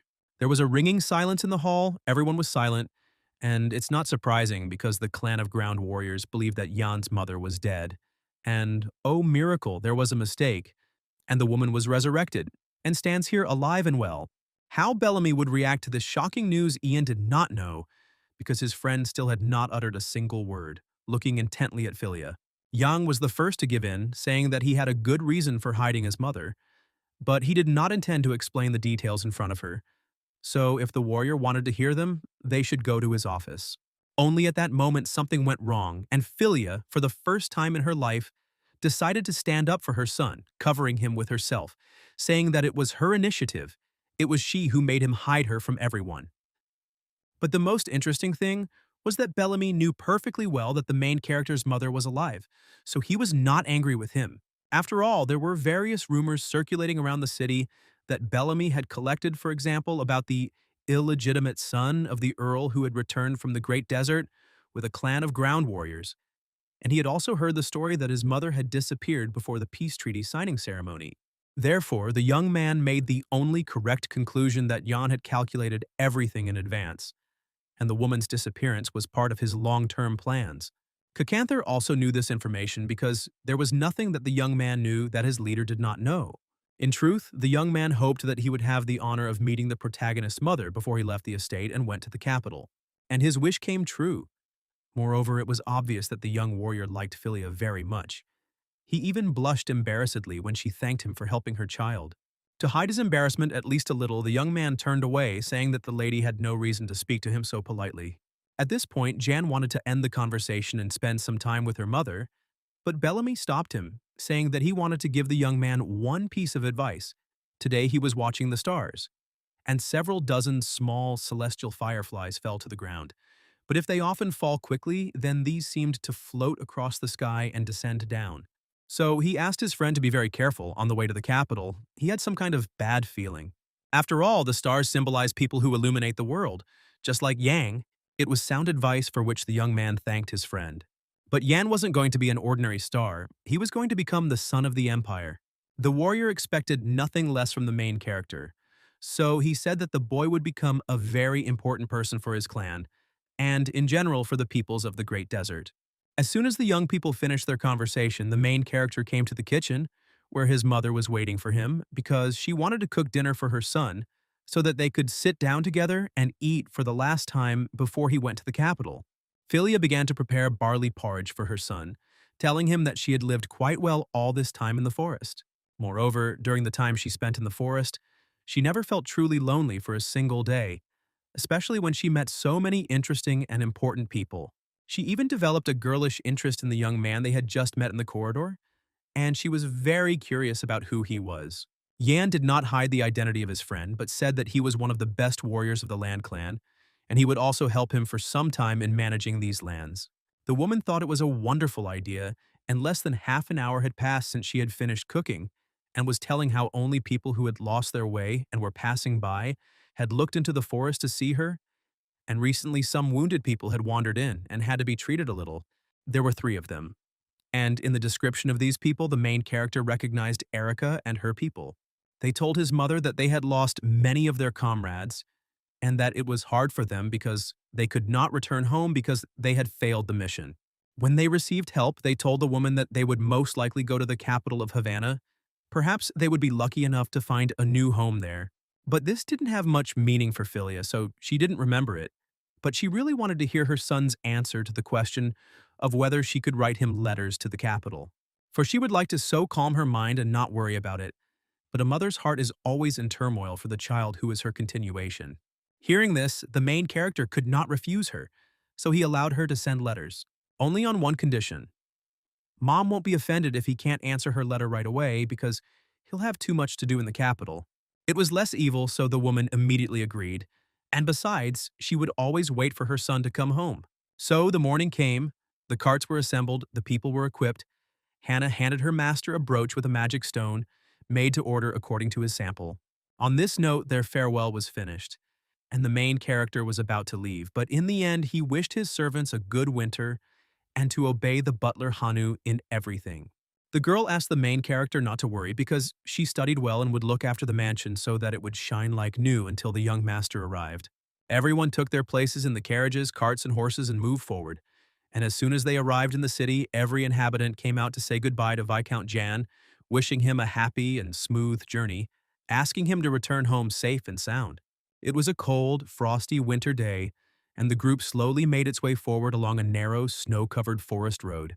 Today, more than ever before, Bereg was bored. He was not used to being idle, and the energy that had accumulated inside him demanded an outlet. At some point, it began to seem to him that he would soon go crazy, which greatly irritated both Jan, on whose lap he lay, and the mentor, who reminded him that there was no time for such complaints. But this didn't work on the guy. He was tired. He was fed up with the road, on which they had already been for 4 days, and there were still 10 more to go, and until that moment, only the trees would be their only entertainment. Nevertheless, Jan took pity on the body saver and his friend, promising that today they would make a stop in a small village, where they could take a little walk. True, the coast should not count on much, since there are no taverns, casinos, or other entertainment for the nobility to be found there. Now, if the man understood everything correctly, checking the map, then they were not far from Karina. The guys had never heard of this city, and this is not surprising, because in fact there was nothing interesting there. And the interesting things were in the 3 large cities that were located nearby. After all, not long ago the main character and his assistants received a message that told about bandits who terrorized travelers on the roads in these places, not giving them the opportunity to move normally, so the guy needs to be extremely careful. On the one hand, it could have been a bluff, but on the other hand, the message and other documents had seals, and it is not so easy to forge official documents. But if the information is true, then there really are bandits on the roads, which made Borrega very happy. Because this would be his first time, his first fight with real criminals, he did not want to miss such an opportunity. And since all 3 cities are close, they will definitely meet these bad people somewhere. Yan wanted to deny it, but there was no point. The bodyguard was right. True, the young man would like not to get involved with the bandits, but to quietly drive past them without attracting unnecessary attention.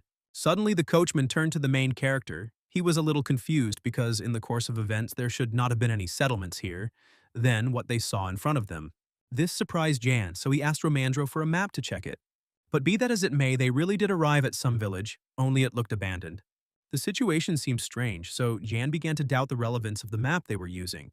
However, the map was made a year ago and the man actively used it for a whole year and no such incidents occurred. And if the situation was stressful for Yana and Romandro, then Bereg didn't care what city they came to. The main thing was that they could relax and walk here. True, the main character forbade him to act rashly, since this settlement was not on the map drawn up in the Imperial Palace, which means that it is private property, and one must be extremely careful. However, both the horses and the people were tired, which meant they needed to rest a bit and then set off again.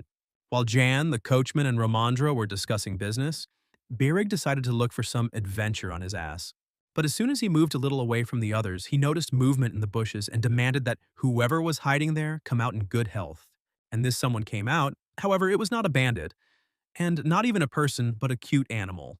The little white dog looked at the big man with puzzlement, curiosity, and a bit of surprise.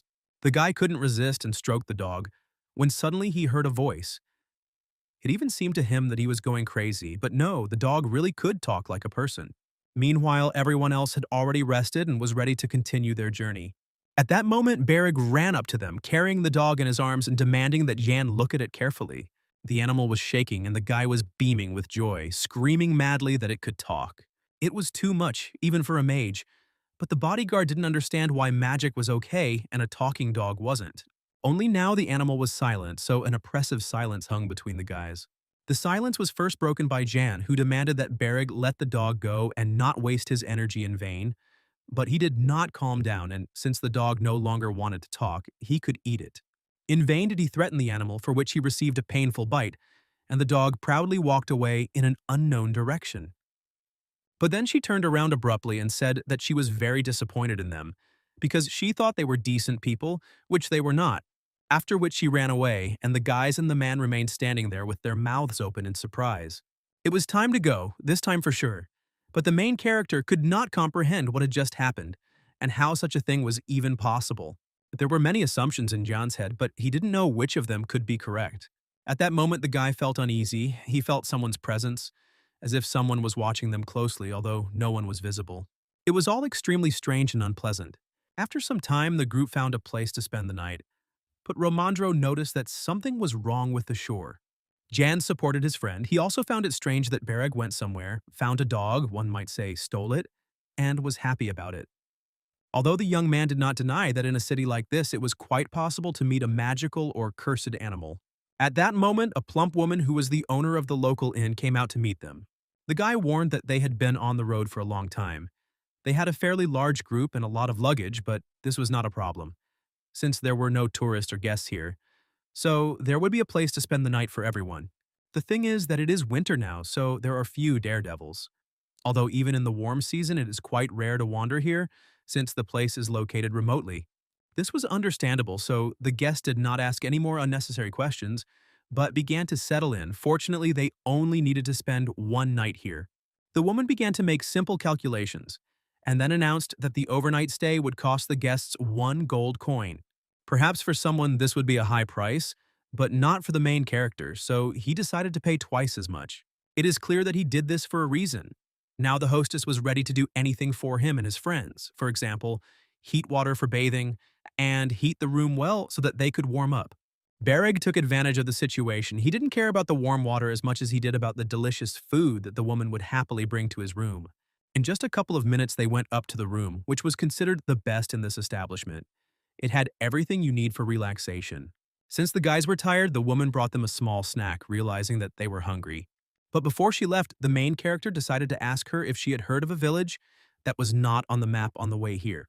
Most likely, they were talking about Dipeniel, a village whose inhabitants all died several years ago and which is now abandoned and deserted. Now this was already curious, so Jan asked to tell him the details of that story. The woman didn't really know the details, but she heard that all the residents were lying on the street in neat, even rows. It seemed like they were sleeping or performing some kind of ritual, but no, they were all dead. Imperial investigators arrived, but they too were unable to determine the cause of what had happened. But what was both strange and interesting was that the Minister of Magic himself arrived with the law enforcement officers. So it would be wrong not to trust his words and conclusions. So soon everyone forgot about that terrible story. True, before the village died out, some magician appeared in the area who was doing something incomprehensible.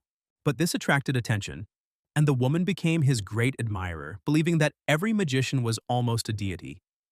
Meanwhile, Bereg looked at the young gentleman and teased him.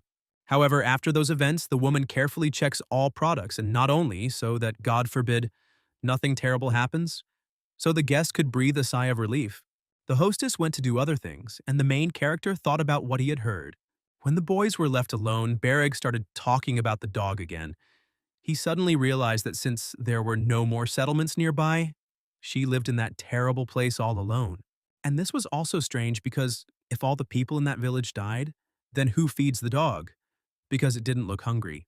Suddenly, Bereg caught Jan's gaze and realized that he had eaten everything himself, and decided to at least share the bread.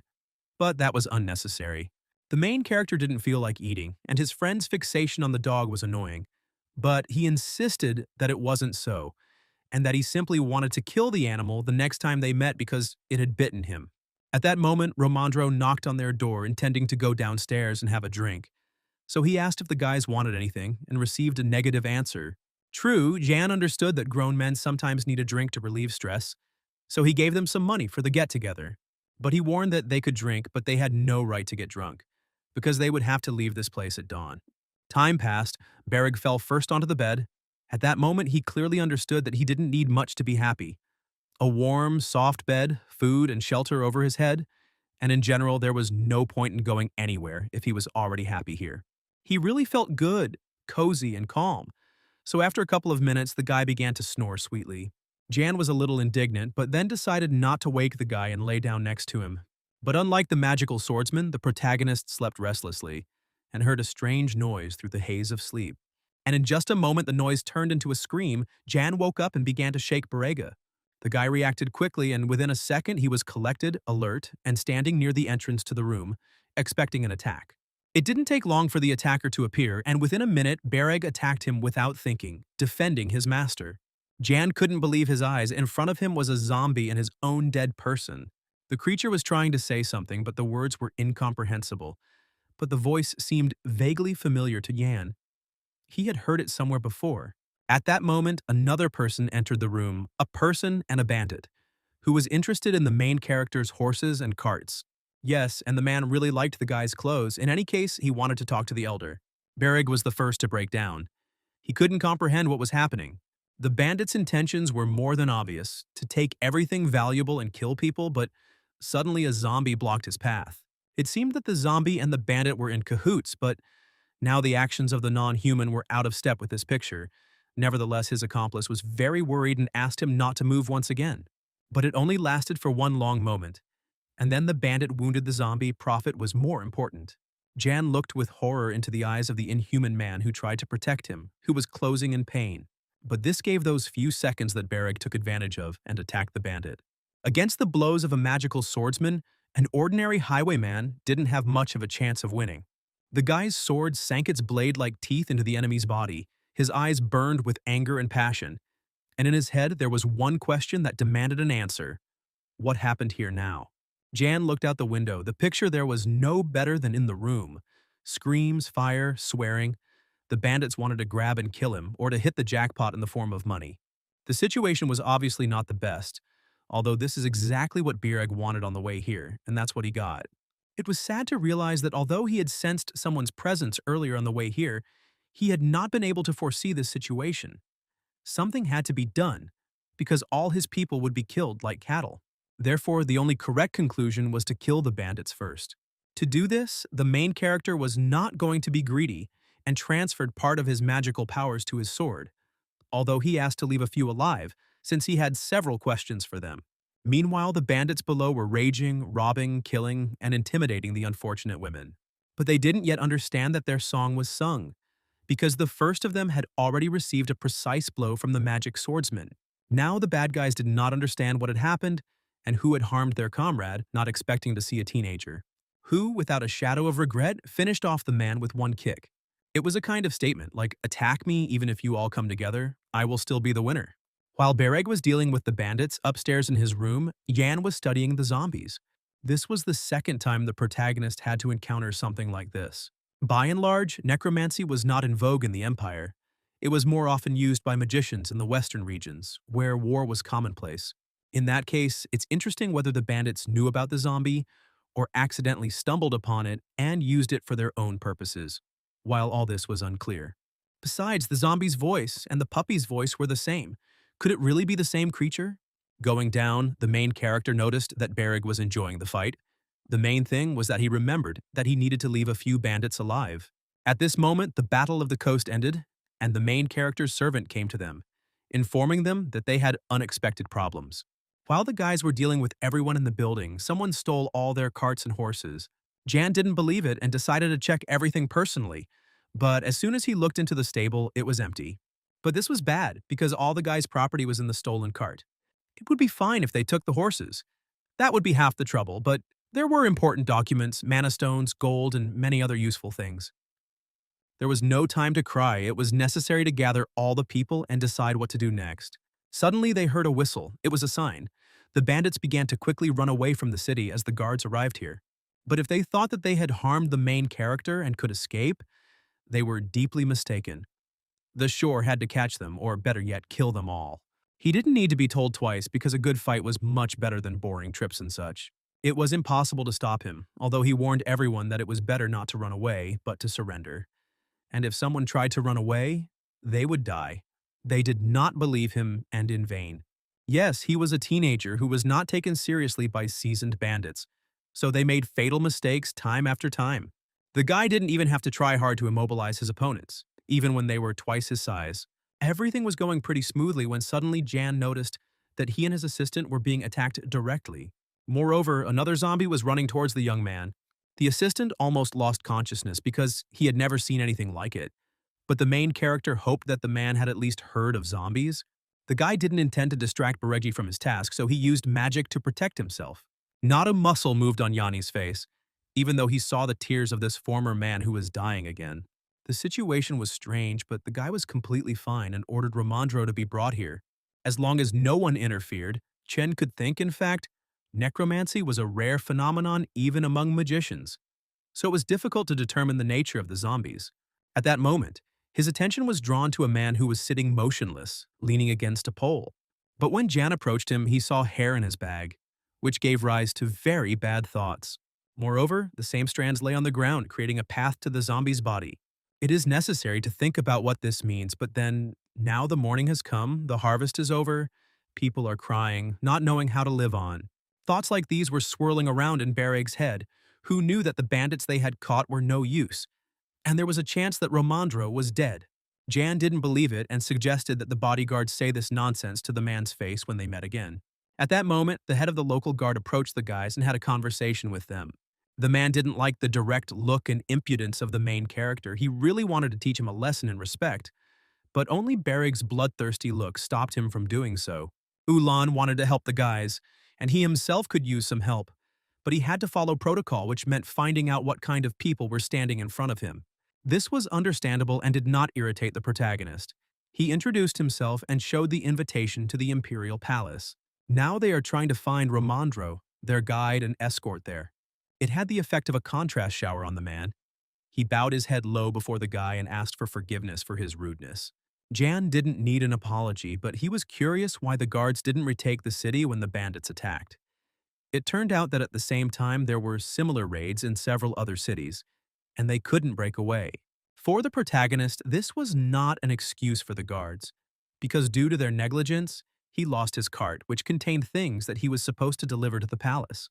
The guy would have continued to terrorize the guard, but at that moment Romandro ran towards him.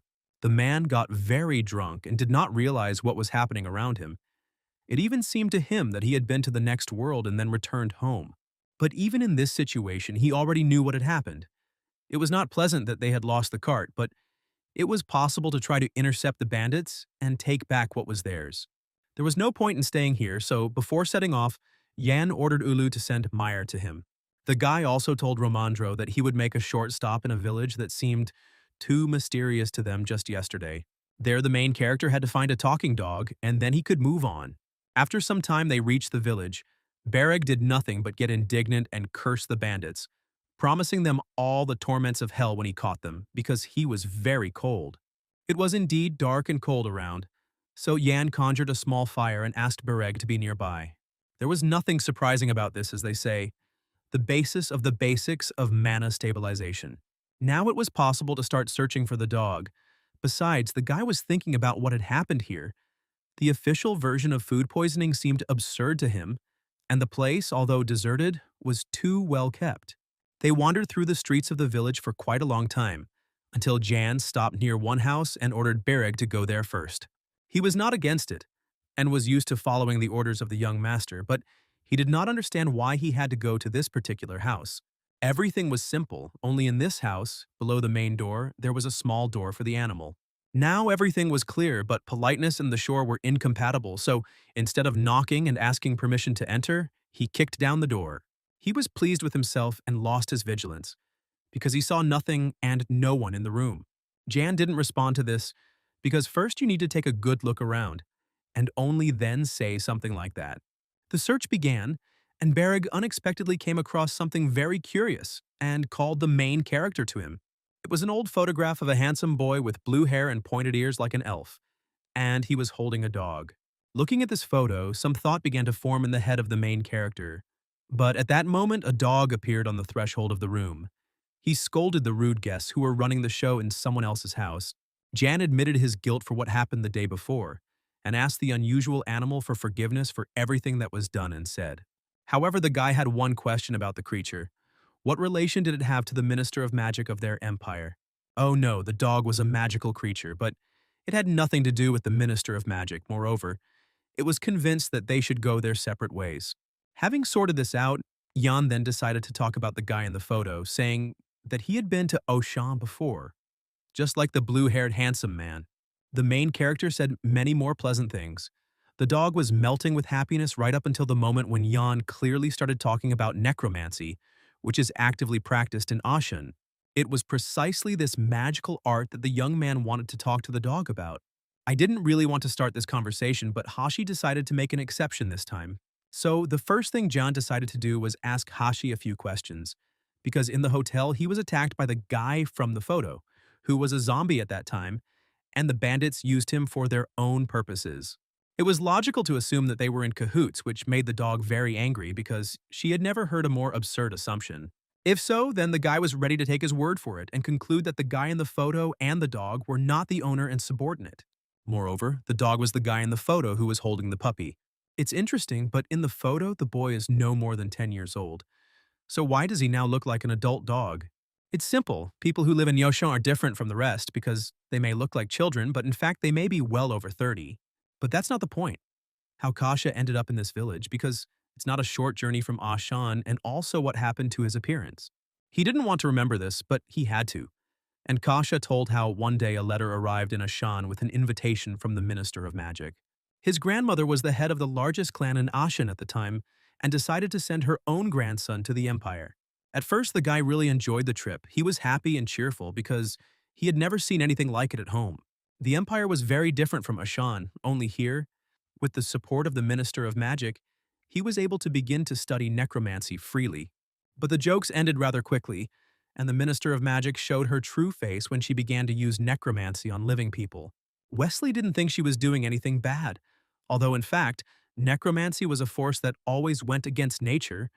Through the destruction of everything that existed, the sorceress didn't understand this. The conflict was growing and did not bode well.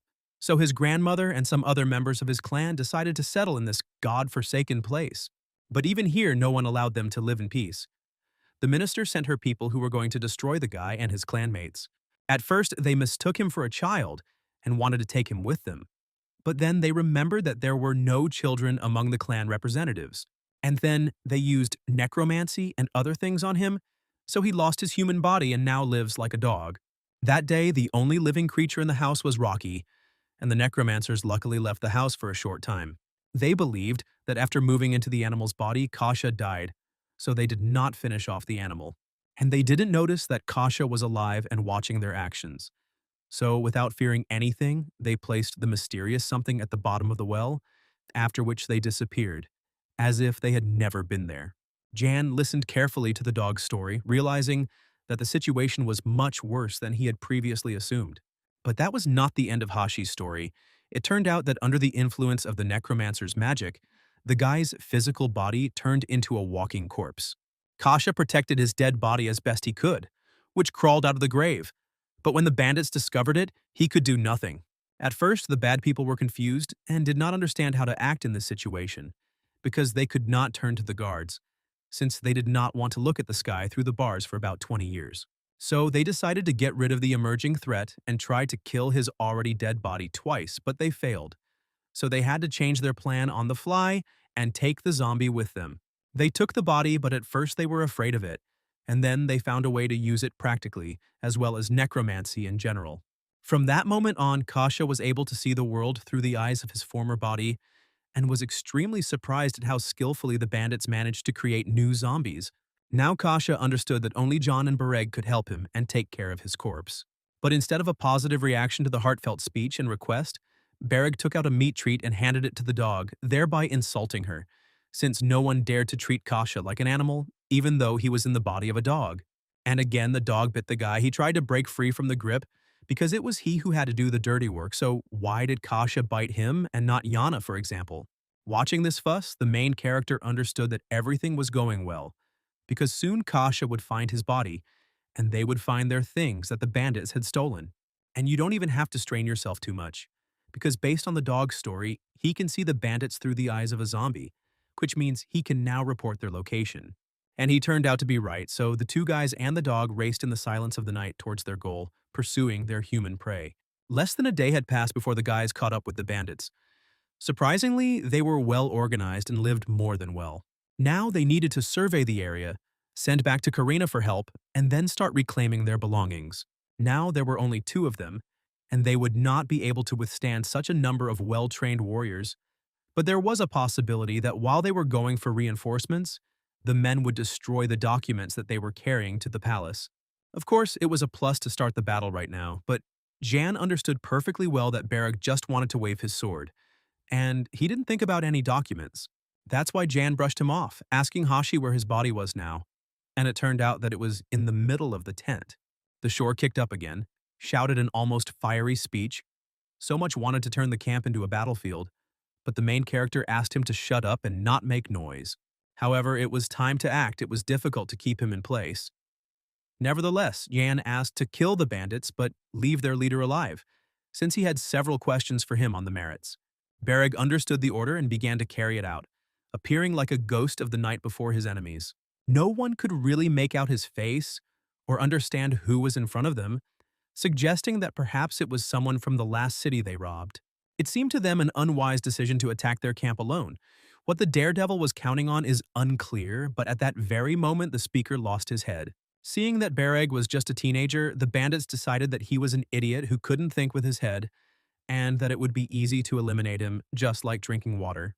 The naive man, Bereg, was faster than lightning, so the man's axe was nothing to him. He dodged, and found himself face to face with his opponent. And a few minutes later, the man fell dead, and Bereg decided to clarify the situation, telling the bandits that if any of them thought about escaping now, they would be signing their own death warrant.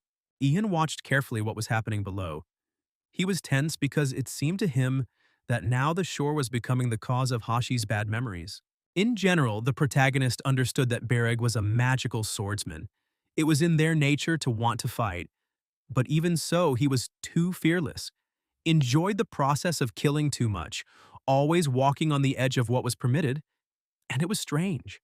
But what is, and it probably can't be fixed, so John set about doing his part of the job, but before heading to the tent to get the dog's body, he needed to inspect his cart and pick up a few things. Unfortunately, at the wrong time, a bandit appeared on his path and had to be sent to the dreamless world. So everything in the cart was in its place and in pretty good condition. And everything was going pretty well, but suddenly the main bandit came to them and he looked scary. Kasha was scared.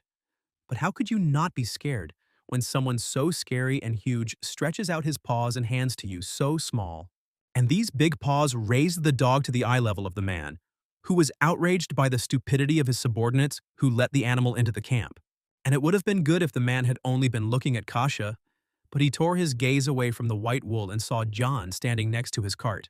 But he never turned his thoughts into words since Bereg was heading towards them, and he was burning with obvious excitement and a thirst for continuing the fight, this time with a stronger opponent. Only a fool would not have sensed his thirst for blood, and he didn't hide it while looking for the boss. But the man still didn't understand the situation he found himself in, and even tried to scream and prove that the guys were in cahoots and how dare they sneak into his camp. And this would have continued for a long time. But Bereg did not have much patience, so he attacked the leader. But the man did not move from his place.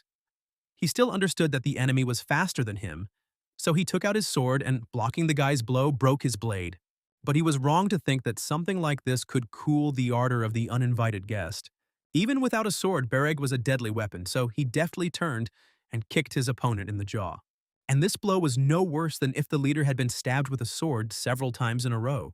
In general, both opponents intuitively understood each other's feelings, because in some ways they were even similar. For example, in the understanding that the greatest satisfaction in a fight comes not when you deal with a bunch of weak opponents, but when your blows reach the strongest. Yes, the bandit understood this, and now his target was the shore. And now the guy is tasting his own blood from his broken lip. Her taste tears off the last breaks, and Bereg grabs the leader by the clothes, intending to knock out his eye. And in his head, the understanding beats like a frightened butterfly. This man is crazy. And only Jan's voice pulls the guy out of the haze of madness. He needs this man alive, and he hasn't yet learned how to have heart-to-heart conversations with corpses. Hoping that Bereg would have enough patience, Jan went to look for Kasha and found him sitting opposite his former physical body. Only now did the dog understand what death really looked like. Jan didn't answer. He understood that there was no guarantee that when they destroyed this body, Hashi's soul would linger in this world for even one more day. The dog didn't have an answer either, but he knew for sure that the body had to be destroyed before one of the bad guys took control of it again. It was not an easy decision, but the only correct one, which Jan respected and was ready to help implement. It only took him a couple of seconds to destroy the body with magic, and now it was falling apart. but it was probably better than what it was, because it was hard to imagine what it was like to die, but live, and when you are used in the dark against your will. Meanwhile, Bareg finished beating up his opponent and dragged him by the legs into the nearest tent. And then his gaze fell on the enemy's sword, which was sticking out forlornly from the ground. And since its owner was practically dead, the item could have been taken for himself, but as soon as Bareg took the sword, he realized that this was not an ordinary item, but something much more interesting.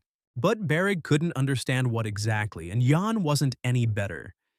He assumed that it might be a matter of the beautiful color scheme, or perhaps the magical stones that were in the sword, but he didn't have a precise answer. But even without understanding what exactly attracted the guy to the sword, he wanted to take it for himself anyway. His sword was broken, and he had nothing to fight with. And this one suits him perfectly. Ian didn't mind, but the bodyguard would have to pay for the item once they returned to the city. Wait, that's not what Barag wanted. He only wants the sword, but paying for a trophy is too much, and besides, he likes not only the color of the blade, but also the way his body moves when it's in his hand. At that moment, the main character realized that his friend had found what every warrior subconsciously sought, a weapon that was destined for him by fate itself. But the boss of the bandits interrupted the guy's conversation, for which he received another beating from Bareg, who was ready to kill him. But it was time for the gentleman to talk to him.